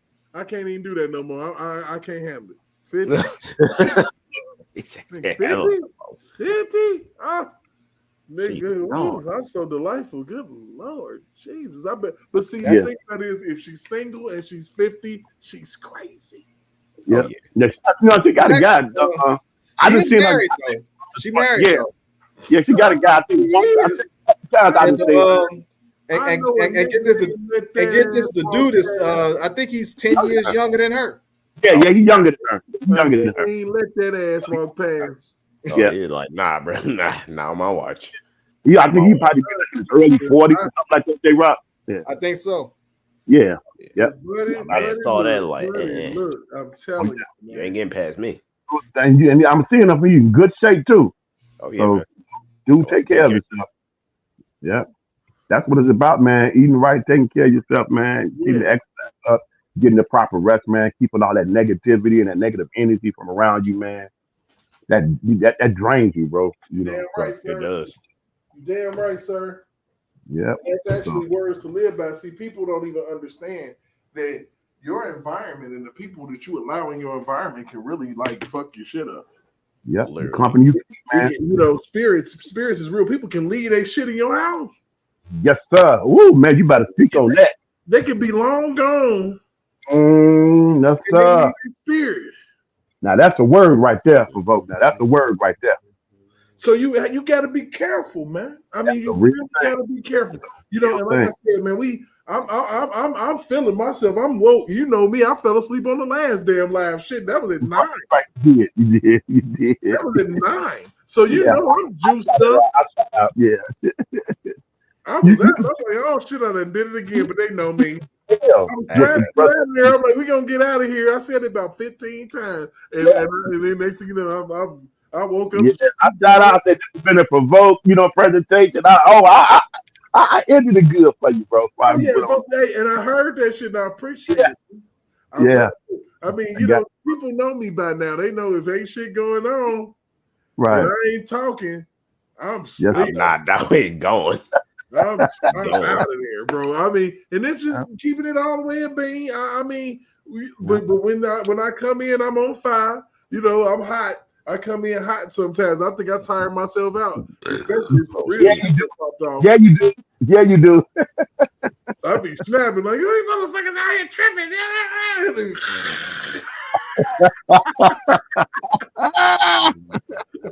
Swear to God. But I think my channel finna be fun as fuck. I think we finna have some silly times on here. And I just want to be genuine. I don't want to be shit. Look, like I said, we came here. I'm here because of R. Kelly, bro. But it's so much shit to be talked about. We gotta talk about it all because I'm telling you, if R. Kelly didn't happen, Tory Lanez wouldn't have went to jail. Yep. Because Megan Thee Stallion homegirl shot her. Yeah. Pretty much. Them receipts can't stop coming out. I'm like, wow, man. Let's just keep it all the way funky. Who the fuck, what man especially a little guy. Little guy carry big pistols all the time. My daddy had a motherfucking Colt 45. He was 5'7". Right. Fuck that look like. Stupid in the motherfucker. But that's what the motherfucker gonna do. You ain't finna have no little ass nigga with no gun, with no minty green handle. What the fuck? Let's keep it 100. And then you talking about motherfuckers' arms going everywhere. That's a sign of a struggle. You stupid motherfuckers. Yeah, so then they turn around and had the Harlem Night defense. He shot me in my pinky toe. Yeah, Hey, okay. gnarled, crusty motherfuckers. Put the goddamn razor away. Man. Oh, you gonna shoot me right there? Wow. Oh. Oh yeah, I Now remember you a that. I victim. remember that movie. Now you a victim. Now Yeah. you a victim. Mm. You Mm. I got remember that movie. Oh, oh, Sugar, I'm gonna kill him. I'm gonna kill him, Sugar. I'm gonna kill him. I'm killing Sugar. And then Richard Pryor said, "Calm down, Vera. We're gonna find your toe." Look here, man. That motherfucker was a classic, and it was very highly Oh man, it underrated. was classic. I was dying laughing while I watched it. I'm like, how Highly you gonna be bad? underrated. You would have told him to do it. Highly underrated, man. Like Who that told was him a to do it? good little Godfather joint right there. Man. So that was a Hilarious. good little gangster joint, and they did that shit to the full, man. I'm like, man, come on. You had the classic comedians, and wasn't no bullshit ass shit going on like it is right now. Oh God, don't get me started. Oh, Don't get me started, man. Can't that believe movie- like, bitches, y'all are hack comedians, every single one of you motherfuckers. And I can pull it up on YouTube right now. There you go. Yeah, and in that You movie, don't hang you with Mr. Cooper, you Steve had Harvey. 3 generations of great comedians in one movie. Yes, sir. And then you had a rising star on the side by the name of Robin Harris. But if he had lived, Oh my God. He left too soon, bro. Let me tell you how cold it would have been if Robin would have if Robin was still alive. Because Robin had done House Party. Imagine House Party 3, Robin Harris and Bertie Mac both out at the same time. Now look here. Now he did some of his stand-up shtick in the House Party. He did. For real. I mean, and hey, it's a damn shame. Like I said, we lost him too soon, but had to make room for people. They be making room for folks, man. I always say they moved Aaliyah out the way, knowing they had Beyonce. Knowing they had Beyonce waiting in the wings. Yep. Mm-hmm. Crazy how she had to die so young. And the thing about it is, she would be a cold 45 by 9. Oh my Lord, man. Woo! How beautiful she was when she was a Woo! kid. Lord, I can't imagine, man. She was older. Woo! She'd be so. Oh, Aaliyah would be Man. so stupid fine right now. I Bro, know it. don't In my remind me. heart. She'd have got a little meat on them bones. Might have had a couple little shouties. Man. Aaliyah would have been like, look, we've seen Maya right now, and we've seen Ashanti Bruh. right now. Aaliyah would have been right there in the middle of all of that. Oh my Literally. God, it'd have been silly, man. And I can talk about Aaliyah because when I saw the back and forth video, me and her was the same motherfucking age. Right, So right. I could give two flying fucks what the next motherfucker got to say. That was the finest motherfucker I ever seen. Even with the lazy eye, I'd have took her right home to mama. No. We gonna get that taken care of, mama. She can sing and shit. And I don't blame you. I do not blame you one bit. But she got a little lazy, man. And We that put, was me. we put some hair over that, mama. That hair long as hell. We're talking about she got She lazy. like to wear sunglasses anyway. Yeah. Well, Straight up. well, shit, hell, Biggie got a lazy eye, and these women still bringing it home. And what did Biggie say? Heartthrob never, black and ugly as ever. Hey, However, Man, that doggone that remix. I done seen artists do songs, man, and do it. But I've never seen somebody that can take a song, Your Body's Calling You, and you can be like, okay. From the certain people like, man, now you can't even touch that. no, see, Ain't nothing else. You can do what R. that. Kelly did. That's perfect like it is. And then he get Leah on that track, remix Your Body's Calling. What R. Kelly did was different than anybody else. He would actually.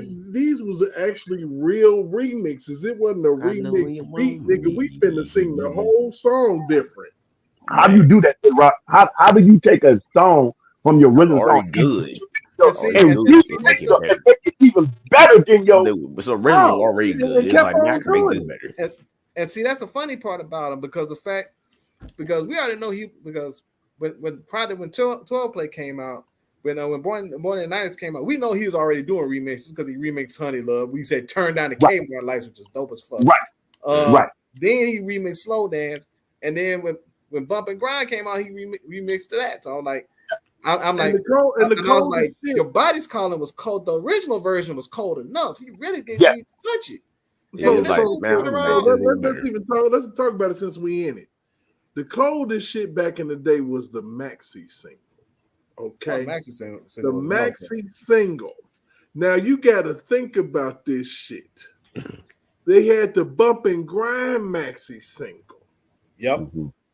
Which had the Bump and Grind remix, the Bump and Grind. I guess it was like 5 fucking remixes on that bitch. Right. It was the original version, the old school remix, and the How I Feel It mix. The How I Feel It mix, boy. Hey, I'm telling you, How I Feel It. That's the I don't see nothing wrong.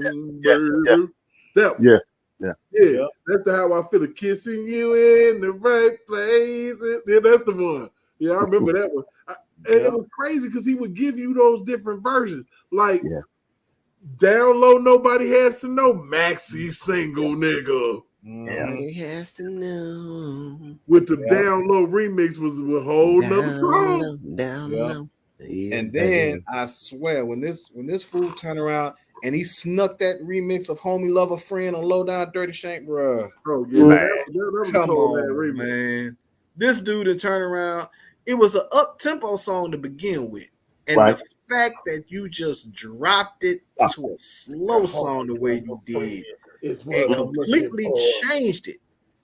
I'm like, come on, bro. This is what I'm doing. So now let's see. So we know about all them remixes. You know, the I Can't Sleep remix and shit. I wish he had a did that you remind. What he did do, you remind me of something, because Ignition was a remix of You Remind Me of Something. If you think about it, really think about it, and then it turned into the hottest remix of all fucking time, the remix to Ignition, which literally crossed that man over to a completely different audience. After I Believe I Can Fly crossed him over into mainstream. I mean, it's just, I mean, what he's done with remixes. I'm like, even when Puppy came out with the Bad Boy album talking about we invented the remix, I'm almost like, how? The house way. How? So I've been staying away from this Whack 100 shit. What the fuck is this nigga supposed to be doing? Is he supposed to be? And I ain't mad at the nigga because he smoked Tasha K's goofy ass out like a sausage. Dang. Let me ask you first before we go into that. Let me ask J Rock and you for both. Help me understand, because I'm hearing a lot of different things in this particular one of his songs that I like. Tell me what's going on in the song "Trade of My Life." He you think he's hitting the soul, but then he's making it in the way. But listen, you understand, J Rock? Listen, yeah. One thing about relationships and one thing about love is that's probably the closest feeling that you can feel of loving anybody completely besides God himself. Right. When you loving somebody and you losing somebody. Right. A lot of times you calling out to God. Yeah, he merged the two. So basically, he was in his feelings about his relationship, sitting here wondering how did things go wrong every night. I'm asking myself what happened to a happy home type stuff, and then it builds up into the crescendo that it was, and we made these vows and promise and blah blah blah, and then the next thing you know, he down on his knees in the choir, and I give it all up. I just give it all away. Woo! Every time I hear that song, it gives me chills, man. One day I traded it, and noonday I traded it, and winter day I traded. Man, I'm telling you, that was the song that let me know. Yes, sir. Because that was prior to I Believe I Can Fly.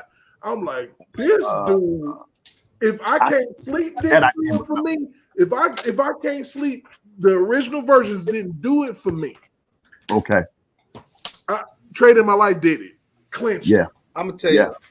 I'm gonna tell you when I first heard Wait, people sleep on one song on that album. Baby, baby, baby, baby, baby. Yeah. One of the oldest songs ever written. Yeah. I tell you what, I literally listened to that and damn near started crying, thinking Yeah. about the type Yeah. of love I want from a woman. Woo. Taking me tell to you church what, on when I, Sunday morning is cool because I found some blessings and some happiness in you. What in the world? I'm like, I need that. Shoot. I'm gonna tell you this. I ain't even lying to you. When I first heard Trade in my life, I broke down and cried because for me, bro, every time. Because I thought because my father had passed away a couple years after that, before that song was made. Oh wow. And I had thought about my dad, and I just broke down. Yeah, I mean, because the thing about it is that songs are very metaphoric. Yeah.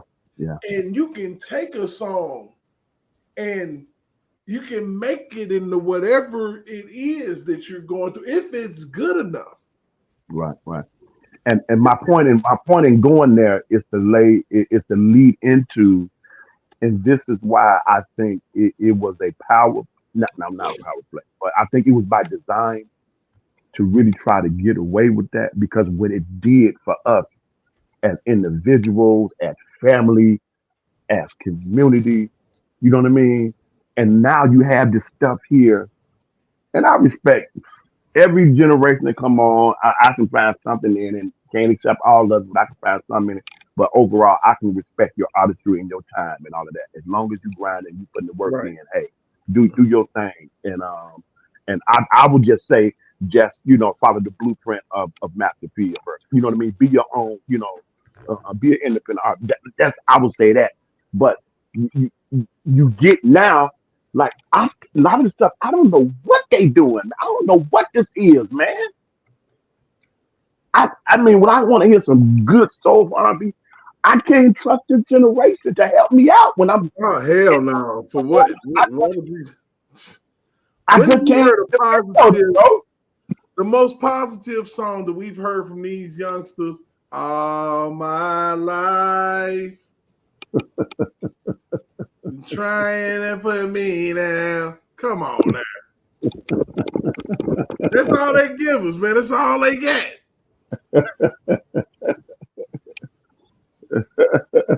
all they got, bro. I didn't feel a fucking thing when I heard that song. Yeah, man. You know what's so funny when you go on YouTube and you start looking up some of the older songs that came out in the 90s and whatnot. I remember I ran across this one guy. I think he had pulled up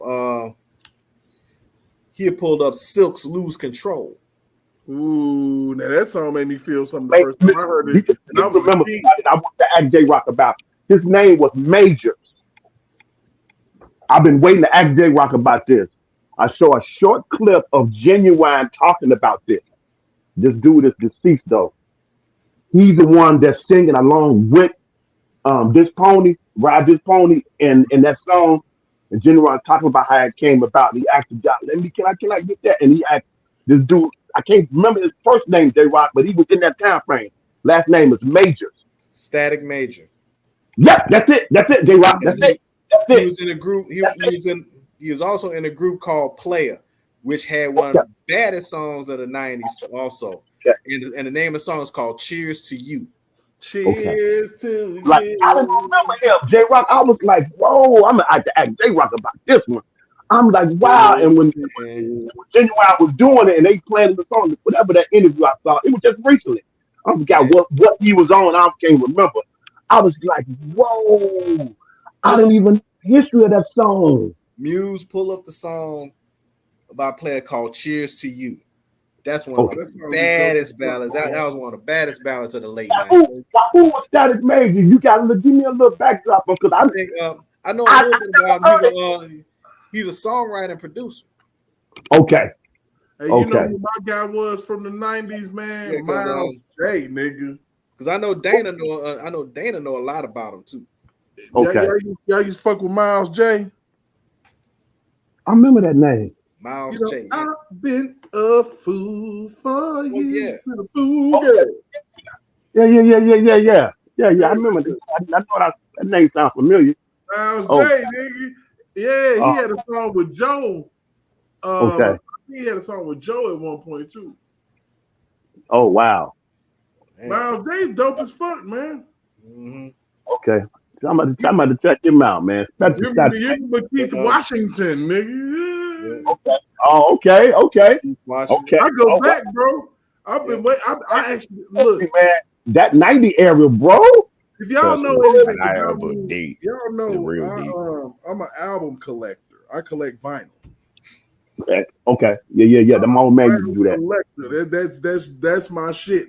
And I'm talking about one thing I'm looking for. I already got Stevie Wonder songs from the songs in Key of Life. I need Hotter Than July. I need that album. The reason why I need it is, for one, I always loved that album cover. Number two, R. Kelly said he learned how to sing listening to Master Blaster jamming on that shit. Yep. Okay. And you know what? And like I said earlier, the craziest part, when I told you about the young dude on YouTube that pulled up "Lose Control" by Silk, he said after listening to that song, he was like, "God, hey man, it's it, bro." He said, "Man, look, I must have been born in the wrong decade, wrong era, or something." Yeah, I got to go, man. I need some more of this shit, man. That song right there was in the midst of a breakup and turned into a sex session. Mm-hmm. That song was so motherfucking emotional, bro. Now, what was the name of this, bro? "Lose Control" by Silk. Lose Control by Silk. Go to. Oh yeah. So emotional. Last night we had an argument. You told me you love me. You know what I'm saying? All the things I said I never meant to make you cry. Didn't mean to make you leave. Then and it just turned into some shit. Yeah. It turned into some makeup sex. You fuck up with your girl, put that shit on. Both said, boy. Let me look inside your soul. Let me make you lose control. Let me be the one you need. Boy, that's leave it in music right there, sir. Man, don't forget Shot now. Don't forget the group Shot. Oh, Shot! Hell yeah! The Shot came right around it. They came at the exact same time. I don't need, like groups like Color Me Bad and shit. I don't fuck with them. You had run 2 fucking songs. Talk to me about Guy. Talk to me about Silk. Talk to me about New Edition. Don't talk to me about them motherfuckers, man. Talk to me about Mint Condition. Yeah, Mint Condition. Another one. Mint Condition has a song. What about the Rude Boys? Nigga, Tony. Now, Rude Boys they had 2 good songs. Yeah. But they had weak teeth in the game. I mean, I'm sorry. That's just like you remember the group Low Key? Oh yeah, I got a thing for you. Dark and Love Light. No one about that. Nigga, one hit wonder. You look, I'm sorry. I can't talk. Soul for Soul. That's the name of that. Huh? What's the name of them? Soul for Real. Soul for Real? Yeah. 2 songs. Soul for Real. I'm serious. We gonna trim the fat. I ain't got time. I hear you, and I ain't touching. And I'm not gonna debate that. What I'm saying is, you had so many artists that came and man, it's I don't know what, nothing. We heard it today. Tony Perry. We ain't got nothing, bro. Today we ain't got nothing. And the crazy thing is, they got timeless classics, but I can't. Yeah. When it comes to giving the flowers, like Miles J got 2 fucking songs, and I gave them to you. But after I mentioned them, he's out the door. Nigga, R. Kelly is gonna be forever the number 1 motherfucker. Ain't nobody finna do shit that he did in R&B. I'm fucking sorry. Not an Usher. You can put him on as many Super Bowl platforms as you fucking want to. You can do whatever. You can put a skirt on this nigga and everything. I don't give a shit. He's not. All you saying, you make him want to leave the one he with. And start a new relationship. Who did he? Who trying to start this new relationship? Did he? I had to throw you there. Your skirt wearing ass. I ain't forgot. Oh, You ain't Irish, nigga. You can't say it's a kilt. You from Atlanta. hey, you remember that group, Old School, that Yeah, did my dream. Escape and Keep Yep. Sweat? Them niggas Am is I- even worse. Had that single "Am I Dreaming"? Your one fucking hit. Come on, One football. hit. Ease up on the gas. Another Ease group. up on the gas, football. Another group. Hey, I bought that Another CD damn while you group. playing. I still got What it was too. that Atlantic Star shit? Right. Ease up on the gas a little bit, football. Ease up on the gas. Nigga, look, I'm sorry. I'm gonna eat their ass up. Cat Williams got me out here like expose them niggas. Fuck. No, we can't do that. We got to protect our '90s music, man, because we ain't got nothing. That's like that nigga Alfonso Hunter. You remember that nigga? Who From that? Death Squad, just the way players play every day, all day. You remember Yeah, I that? remember that. One hit wonder. Boo. Get out of here. Eric Oh, Sermon couldn't even get you out there. Guess what? His boy Keith Murray, while you was doing all that bullshit, was on Home Alone, rocking the spot. Yeah, and also, but hell, we talk about groups. Hey, ain't no one hit one of these cats. That's that damn Jagged Edge, bro. Oh man, legendary. Oh my God. That, So growing. Let's talk about a real group when we talk about Jagged Edge. Now they still doing anything, and everyone laughs. What them boys can blow. That damn damn J.E. Heartbreak, dude. Yeah. J.E. Heartbreak. I think to me, J.E. Heartbreak is their standard. That's the standard of Jagged bro, the Edge. first song that fucked me up is the first song that they ever came out with. I Gotta Be. When I heard them niggas sing that motherfucking song, I'm like, holy fucking shit. And they twins and shit. You remind me of the Whispers. You know what I'm saying? I'm like, damn, talented twins and shit. Two sets, shit. Here's a group that Provoke probably ain't gonna agree, but I'm gonna say them anyway. I don't know what happened. I think they had some issues or something. I don't know, but labels or something like that, man. But all these boys can blow now. 3-piece. Oh, Chi-Town's finest.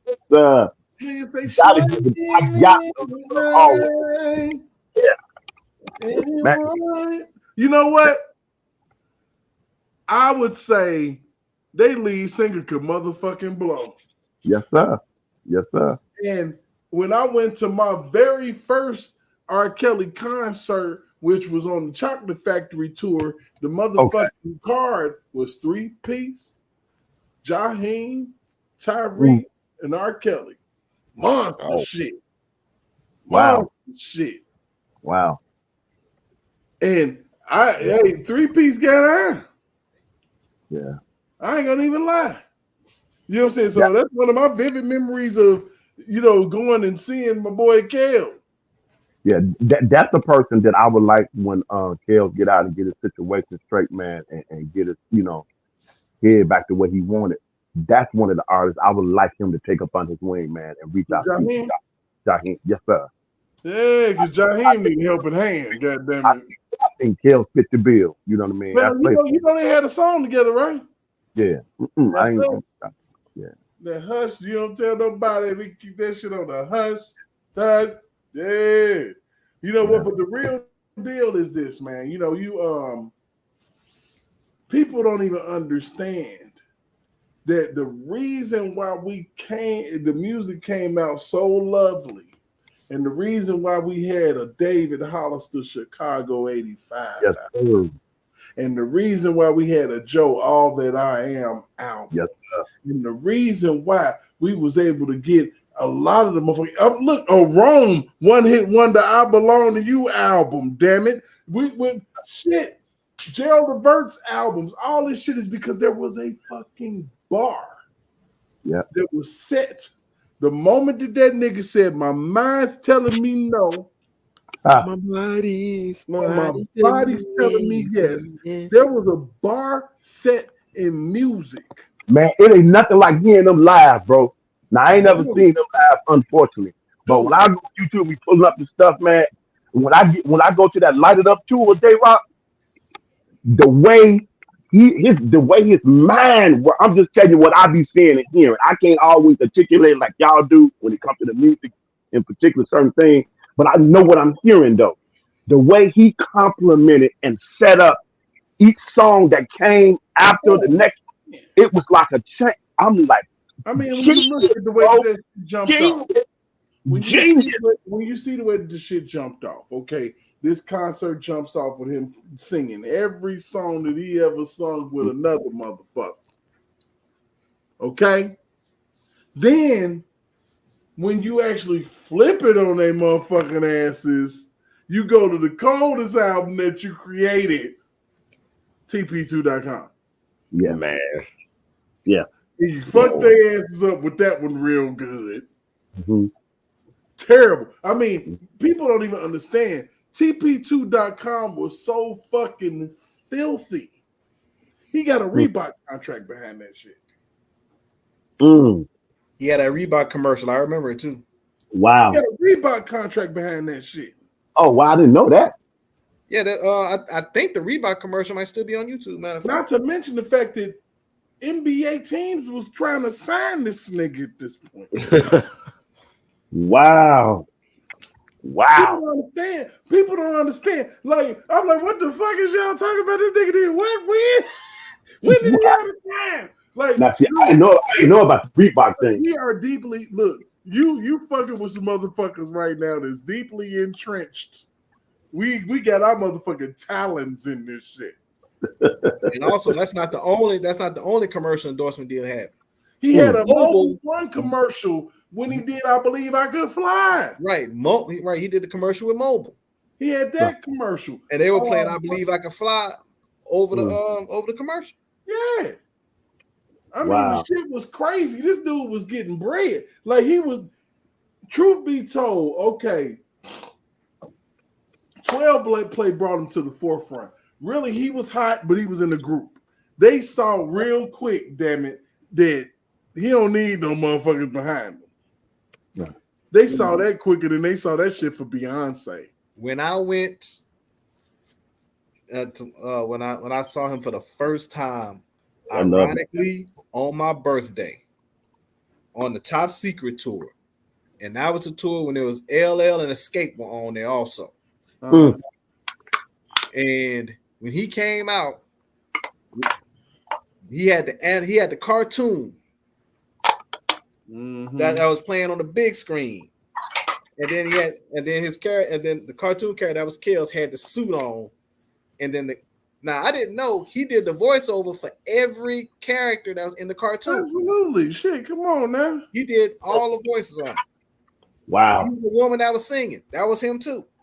Yeah. Oh wow. So it's Bridget. Man. So at the end of the cartoon, the guy said, "How'd you get here?" Stretch Land Cruiser. Ironically, it was a Stretch Land Cruiser across the damn stage. Wow. Up the stage, and he got out the Stretch Land Cruiser wearing the exact same suit that was in the damn cartoon. And see, that was when he jumped off Hump Bounce, didn't he? Yep. Wow. Stretch Land Cruiser. Oh, and the crowd went crazy. I already know. Crowd went stupid. That's the thing that I like in for us to be in the age bracket that we are with Phil, because he was able to reach back in the time machine, man, and really study. I mean, he really studied, man. And when he came out, bro, you walked away from that place.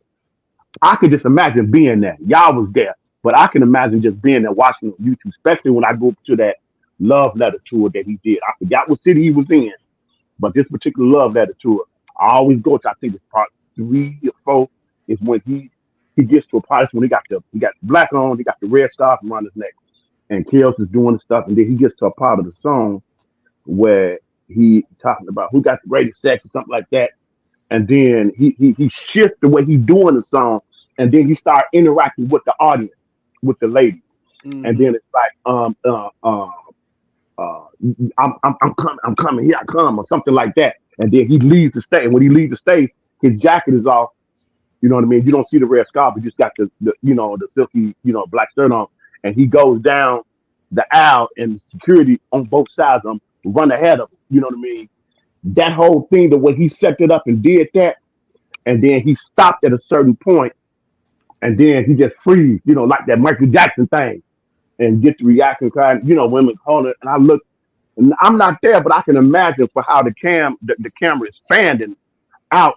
I said, wow, now I can see how even in this good moment that his artistry is being displayed, the reality is a lot of people don't like that.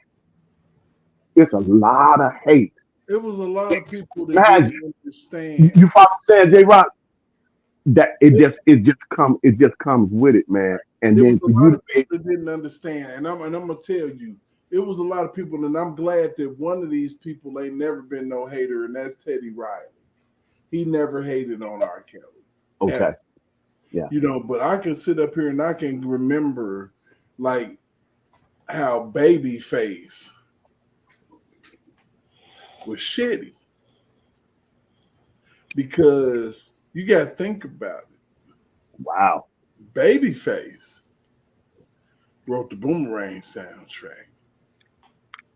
Babyface wrote the Waiting to Exhale soundtrack.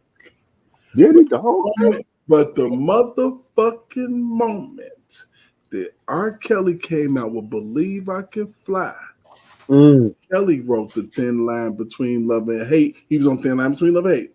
Yep. He ended up writing the soundtrack for life. Yeah. Wow. And R. Kelly started to getting those motherfuckers that was going to Babyface coming to him. Tony Braxton. Ain't no way in the motherfuck Babyface shit himself when R. Kelly did a song with Celine Dion. Bruh. And let's not forget, prior to Celine Dion, he had already worked with Tony Braxton twice.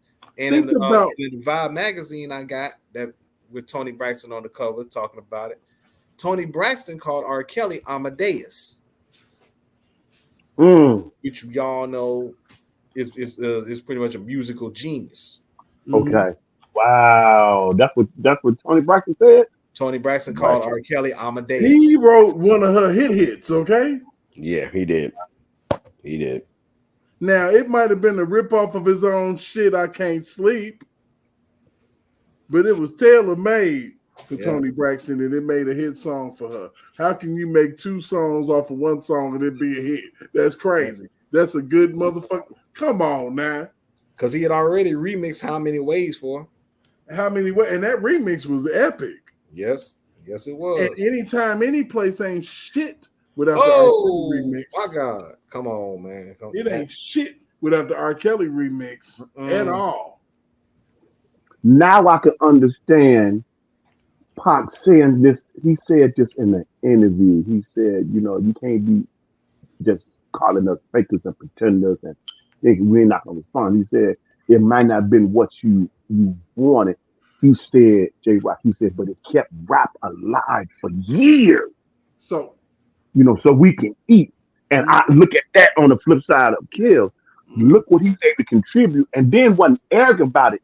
Just gave songs for you. Like, I ain't even tripping on it. Just, I'm so focused and so like a scientist in the lab that I can look at an artist, not even hate on his artistry, and say, hey, you know what? I got a song that I believe that will be very tailor-made to you. In other words, what he's trying to do is keep this genre and bring back that good soulful R&B. So, and just let it just, and I guess people, well, I mean, y'all get my point. The absolute vitriol that Babyface displayed that I saw when R. Kelly did You Save Me, and I believe this was on the Soul Train Awards or whatever awards Babyface was hosting that shit. That song, man. And he performed You Save Me, and he had that crowd all up and in the Holy Spirit. Yes, sir. Yes, sir. And Babyface, once the performance was over, didn't acknowledge, didn't say R. Kelly's name, nothing. just moved on to what was next. Yeah. That's some hate. It is what it is. Yeah, it is what it is, man. Unfortunately, some man. hate. That's our And, reality. and the thing about it is, you know what I would love to have seen? A Babyface R. Kelly collaboration. You don't think that shit wouldn't have been epic? No, I would have rather, may he rest in peace, man. Or, but I would rather have seen Gerald Levert and Kelly. Or it nearly happened. Absolutely. Or it nearly happened because remember he already wrote and produced a song for Gerald Levert on one of Gerald's albums anyway. So they kind of collaborated, but not as far as what should have been the collaboration. They could have did an album together, like some of the rap. What like Pac started that double album. I think Pac was. You correct me if I'm wrong. I may be wrong, but I don't. I think I'm on point. I think Pac was the first rap artist that came out with a double CD, and every song on there was a banger. Right. If Els and Gerald Levert could have did that for R&B, with both of their flavors. Music actually was going to happen.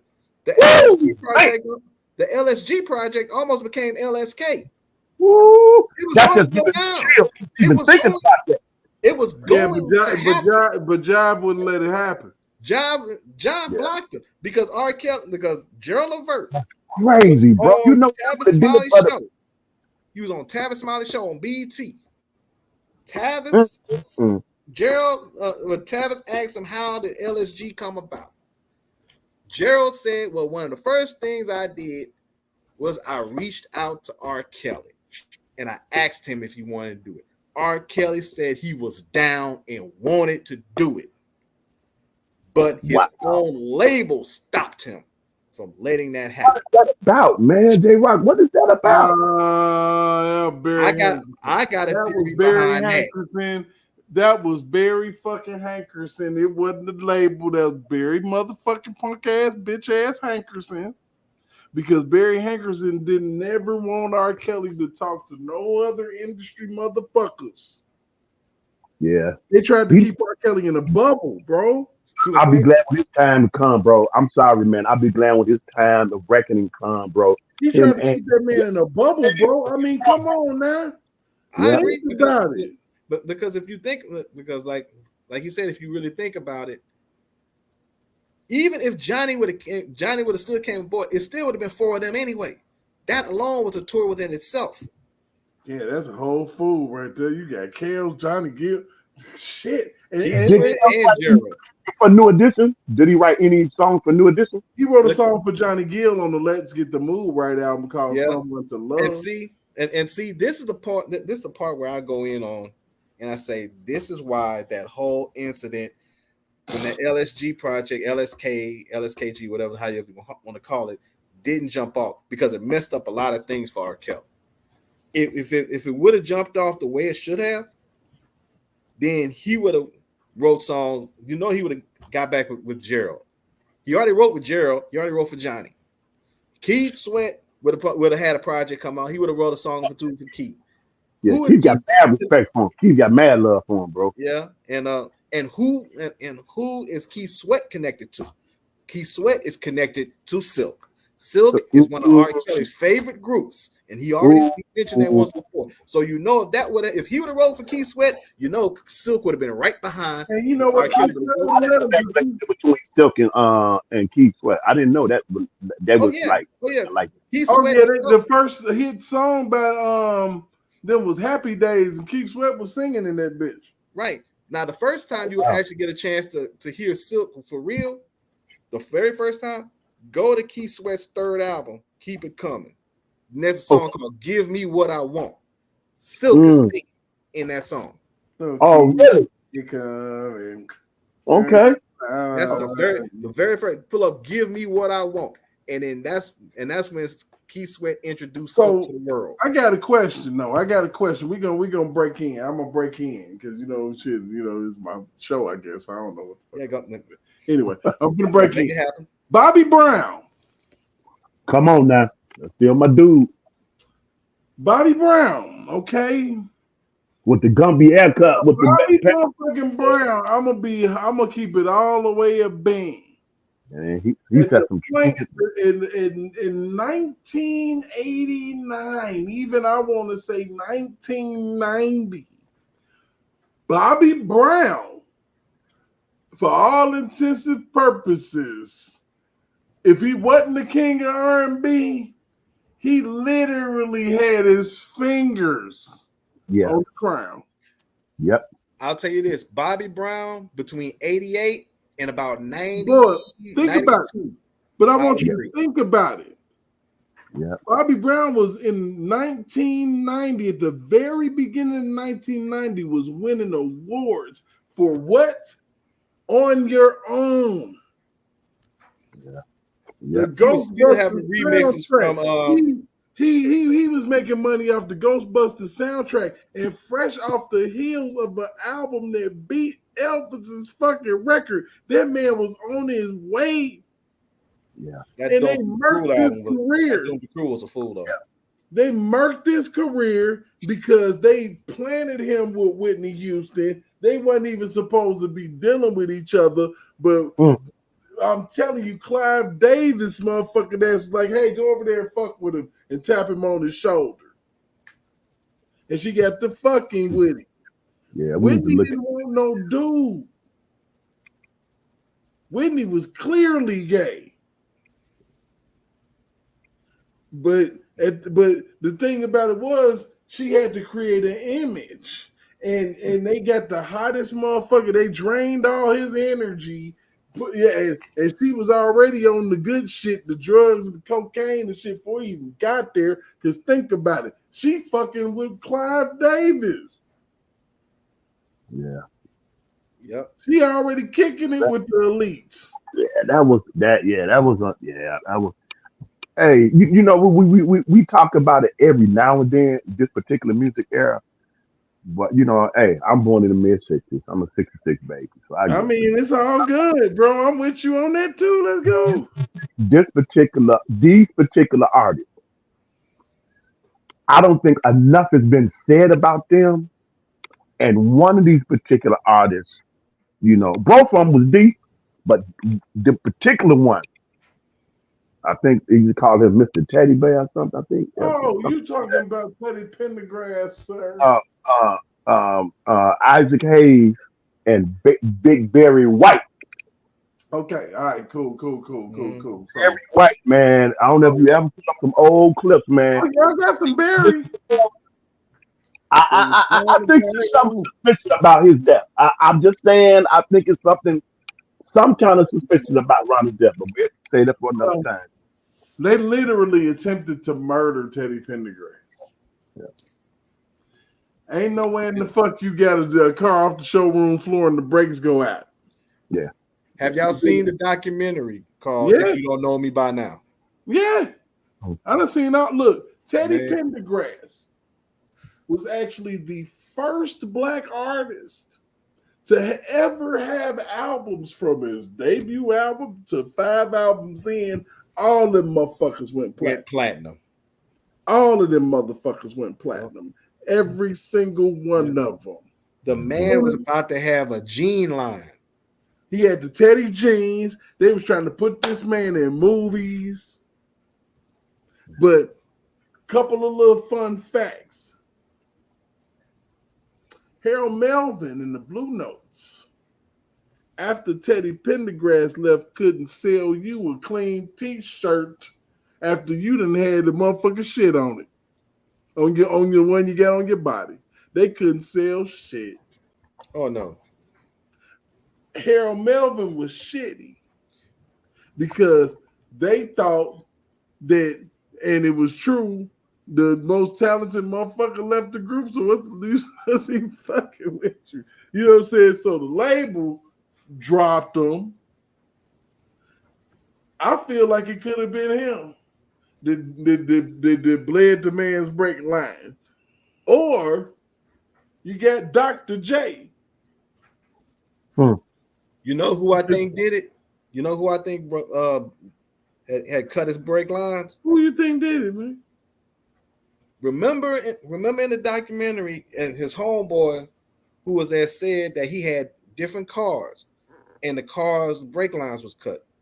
Remember when the cops came up to his estate and they arrested him? Right. I believe that one of those cops made it their way to the garage and may have cut the brake lines on his car. I think because remember, also keep in mind, Teddy Pendergrass had a lawsuit against Philadelphia PD. And Teddy Pendergrass doing them all-female shows, and I watched them shits, man. And there was a lot of white women in that motherfucking audience. Mm-hmm. Now, if you can just imagine if eras could intersect, what would it have been like if you would have had Teddy Pendergrass, Marvin Gaye, and R. Kelly on a all ladies show for one night? All I want to know is, all I want to say is, if that was to happen and I was in the arena, I just had to make sure I was gonna be single that day. Say shit. I'm gonna let that breathe. I would love to have heard a R. Kelly Teddy Pendergrass collaboration. That's why I mentioned Big Barry White and Isaac Hayes. Barry White, R. Kelly collaboration with R. him. Kelly. White, something else, man. That brother was deep, man. I saw a couple of them, man, and I was like, "Whoa! I ain't know Barry was heavy like that, man." Crazy is if you listen to Heaven's Girl, He was predicting future stuff, bro. I said, "Oh yeah, it's something going on with him really fast." I said, "Oh yeah." I would say that R. Kelly was not like I knew, like, it was crazy because I knew what I was listening to when I was a kid. When, because I can remember the first time I motherfucking heard, like, Dedicated. Yeah. And I was sitting in the car with my two sisters, and my older sister, she had a powder blue, like, 1985 Impala. Okay. Ooh, wow. Woo. Okay. She didn't even know what the fuck she had. Wow. With the hubcaps and the white walls. Shit. Didn't know what she had. If I had that shit right now, I'd put it in the garage and hide it from the world. Man. Yeah. But my brother had a 76 Monte Carlo, man. Mm-hmm. Woo, man. Yeah. And they got the original radio, all that shit. And that shit came on. And I'm like, listening, I'm a kid, and I'm like, man, this dude is good. He good. They don't talk about him. They don't talk about his life. Like, I knew when I was a kid that Luther was the voice. Like, yeah. Ain't nobody, look, if you put R. Kelly and Luther in a singing contest, I'm sorry, R. Kelly, you're going to fucking lose. Mm-hmm. Yeah. I'm sorry. Yeah, Luther's on the level, man. That ain't no cap. That's just real talk. When you just talking about vocal, yeah. And what Luther does registry. Hellified vocals, but Luther in another stratosphere. Yeah, you just got to understand, vocal teachers, you know what I mean? I just think, was crazy. You on point with that. What Luther could do with his voice was retarded. And maybe you could have. You wrote a song for Luther, but you didn't write one of them motherfucking, like some of the shit that he sung back in the beginning. Nah, you didn't do that. And I love you, Kels, but you didn't do that. Sorry. For him, you didn't do that. Now, for the Isley brothers, you tore the game up. Oh, man. Every time they came out with a new episode, man, we all dropped whatever we was doing so we can watch it. That Body Kiss is a fucking fool. Whatever it was. That's a foolish ass album from yo to yo. Oh. Body Kiss. Oh, shit, that's on the playlist too. Oh, yeah. See that guy, you can play that music right now. I don't care who your lady is, man. You play. That's how. I can't even put it into words, man. You can hear that now. the song that I always go to when I pull up Isaac Hayes, man, is "I Stand Accused." Woo! Mm-hmm. Wait, them jokers, they had game back then, bro. They had game, bro. You got raggedy ass, Bobby Womack raggedy ass singing songs. I wish you didn't trust me so much. Oh, that man, bro. Hey, I'm sorry. I gotta show love to Bobby Womack, man, before he's off. I want Mac in the room, bro. Go ahead. That facts of life, man. That facts of life. He was spending $1 million worth of game, bro. That was just what they did back there, man. You know, I like what they told. They was trading women in and out back then. Man, they wooed you, man. They really just, man. By the time they finished spitting that rap, man, and then singing that song, it was over. Right. It was over, bro. Y'all got me up after midnight. So, you know, this shit is a pleasure, but it's over now. Yes, sir. I can't do this shit no more. I got 4 hours and 14 minutes. You done broke the internet, bro. You 2 hours ago. It's going down the provoke all kinds. My motherfucking self fucking around with y'all. That's what's happening. So, I'm proud of you, bro. Hey, if anybody tell about provoke, man, fall asleep, man, y'all forget it. Hey, man, that door did a 4 hour live. Hey, look, I'm gonna bring it back. I did it, and I stayed woke, and I stayed. Yes, sir. And I'm good to go. And I'm gonna set my alarm and pray I wake up for work. Shit, man, you be all right. I'm gonna get put me some jazz on. Like nights like this, like Wednesday nights is usually my karaoke shit. So I'll be on that, you know. So I'm good to go. Now, and now my man Map Zone, D Map Zone, I appreciate you, bro.